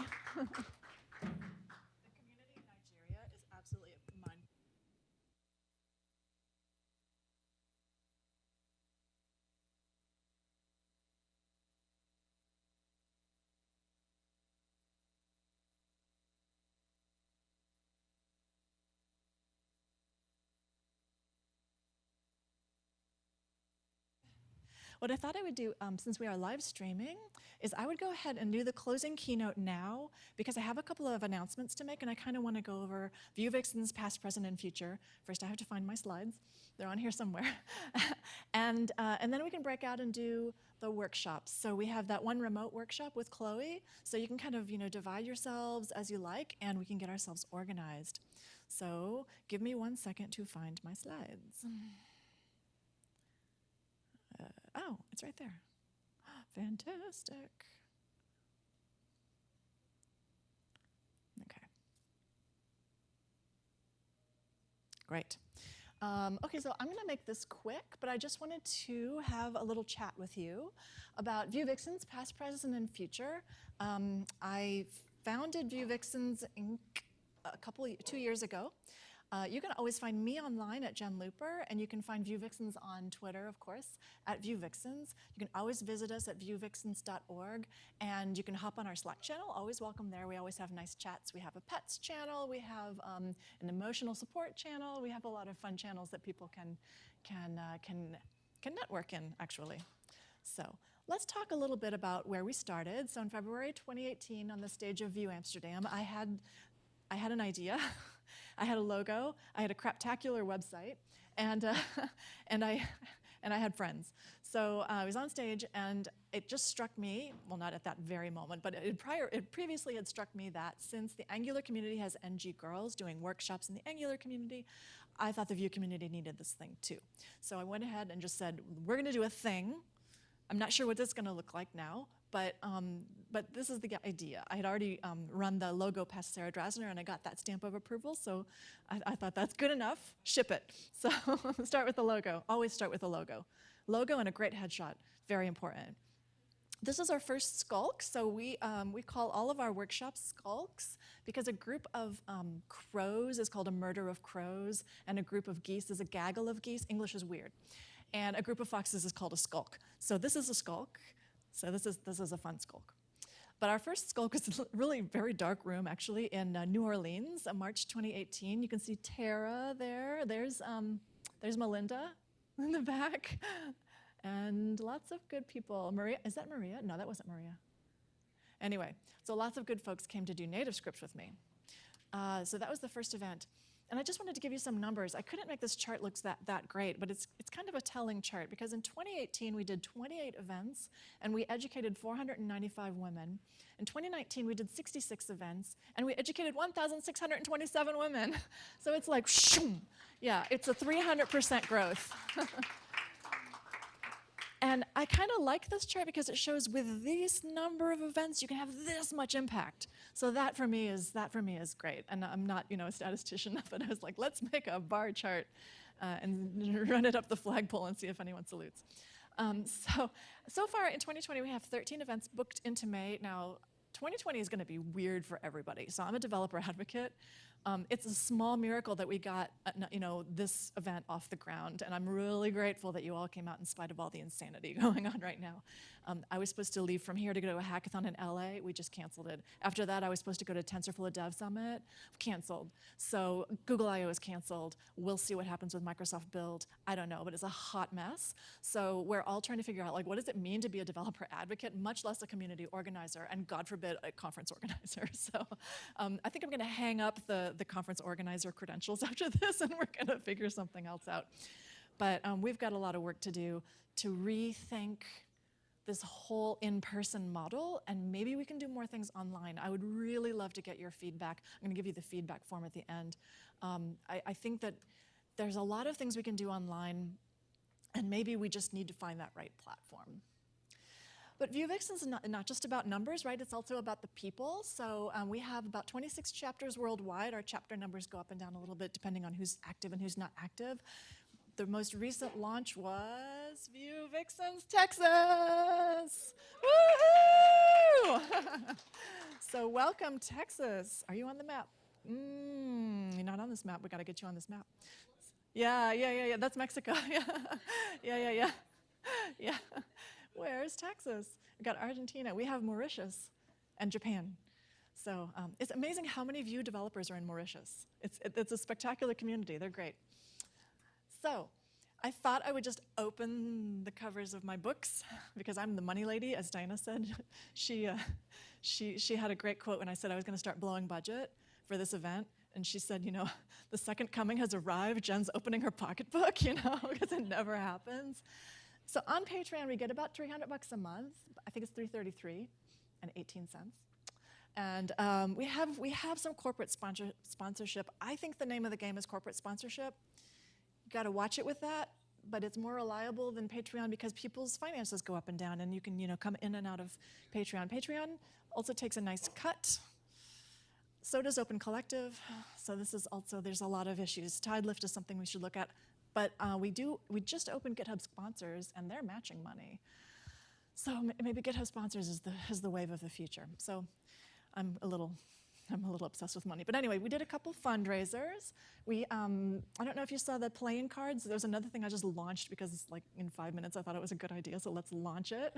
And then we sold 300 and something packs. It went a little viral. It was like a shipping warehouse out of my closet. It was hilarious. So my husband is like, "What are you doing? Please stop this."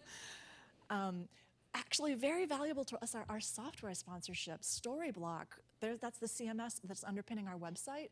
Boy, is that useful because then you can have more people coming and helping edit the website to get events and things in there. Notion has been fantastic, and I try to help them by giving them product feedback. They did a one-on-one with me recently to talk about how Vue Vixens uses Notion. But all of the entire brain of the operation is in Notion, so it's a really fantastic thing. And they gave us I think it's almost unlimited amount of people, so all of our chapter leaders are in there, so we can bother them more often. So that's very useful. We have special sponsors for events like this. So these kind of things are actually kind of costly. So I'm very happy about the live streaming. So that's very useful for me. But it's really fun and cool for me to see that when Platinum sponsors AWS and Microsoft are side by side, it's like the love. I love it. And then they're like, "You are for sale to the highest bidder." And I'm like, "Yes, I am." So in general, we have about 20K in the bank. It's going to be less after this event because bills. So, but that's okay. Money is meant to be spent, right? Yeah. Okay.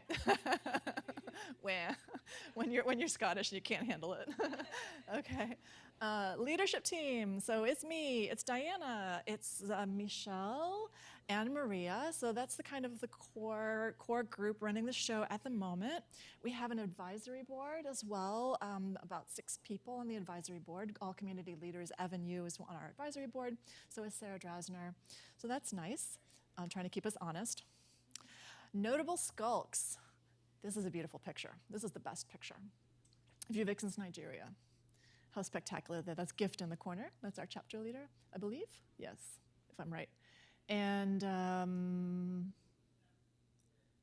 is that Gift in the corner? Can't really tell. But anyway, so, and then we had Vue Vixens Colombia, which was spectacular. They do incredible work in Colombia, so that's nice to see. And then I went to Japan to launch Vue Vixens Japan, and it was really a life-changing experience for me. It was absolutely a fantastic event. So we had a blast. Very, very fun. Okay, so what's next? You ready for this? JK. So think of the money. No, just kidding. Think of the books, actually. Yeah. No, we're not going to necessarily go for world domination, but we are going to expand. So the logo doesn't work quite as well with React. I did my best. There are some shapes that just go together so beautifully with the little fox nose and the V for view, so it just worked really great. We have our little fox with the React logo, but the bottom line is that what we'd like to do is expand and try to support the React community. So this is something that we're working actively on. What we're going to do is we're going to take our Vue workshops, start with the mini ones, and flip them to React. So we would have, for example, a mixed event where you would start with a Vue workshop and have lunch and then finish up and do the same app that you just built but in React. So it would be a real mind shift, and it would be really interesting, I think, to experiment around this. I'm going to try this. We're going to do this in Belarus. So I'm going to a conference in Belarus. We're going to try to do this model, I believe, if they'll let me. And if not, I'll do it in Boston because I have clout. I can try because I'm from Boston. And the brand that this is all going under is called Front End Foxes. So this is the big reveal.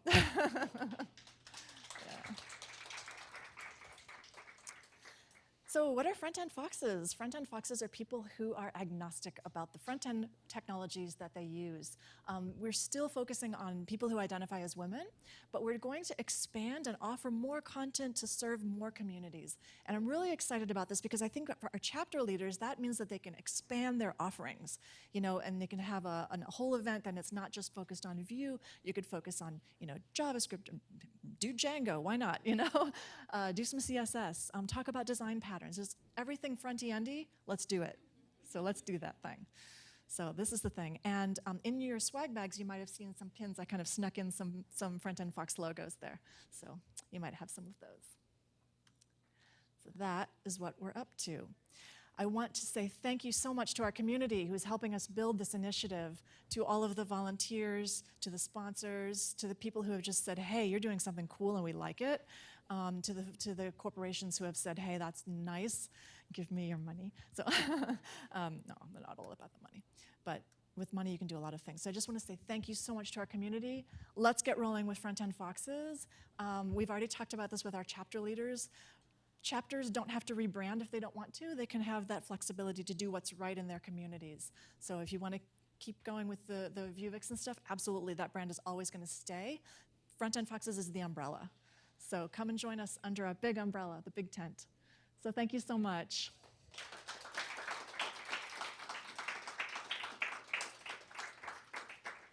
Awesome. And now it is 2:57. We are so on time. That's fantastic. So we can go ahead and get organized for workshops. So Kristen has been really, really working hard on her workshop. Did you pick a room yet? I think that Michelle might have put some signs around so we can kind of figure out which rooms we're at. I'm going to be doing Microsoft Cloud Skills Challenge. which is going to be fun because I've never done it before, so we'll see. And it's basically running through Learn modules and learning about Microsoft stuff. She's over there with her gals, and then I'm going to get a Zoom session started so Chloe Condon can call in from San Francisco and can lead us in making the ultimate fake boyfriend app. So she has a very cute talk that she does about how she's an introvert and an extrovert. She has a name for it, and I can't remember what the name is. Ambivert. That's the one. So what she does is she created an app that will buzz her when she wants to get out of a conversation. And, so it's really, really cute. So, so she's going to build that with you if you're interested in that. So lots of good fun to be had. So let's do some workshops, and then we have a bar service coming in because I kind of went overboard. And and we have a custom foxtail for this evening, and you're all welcome to join us. So it's time for workshops.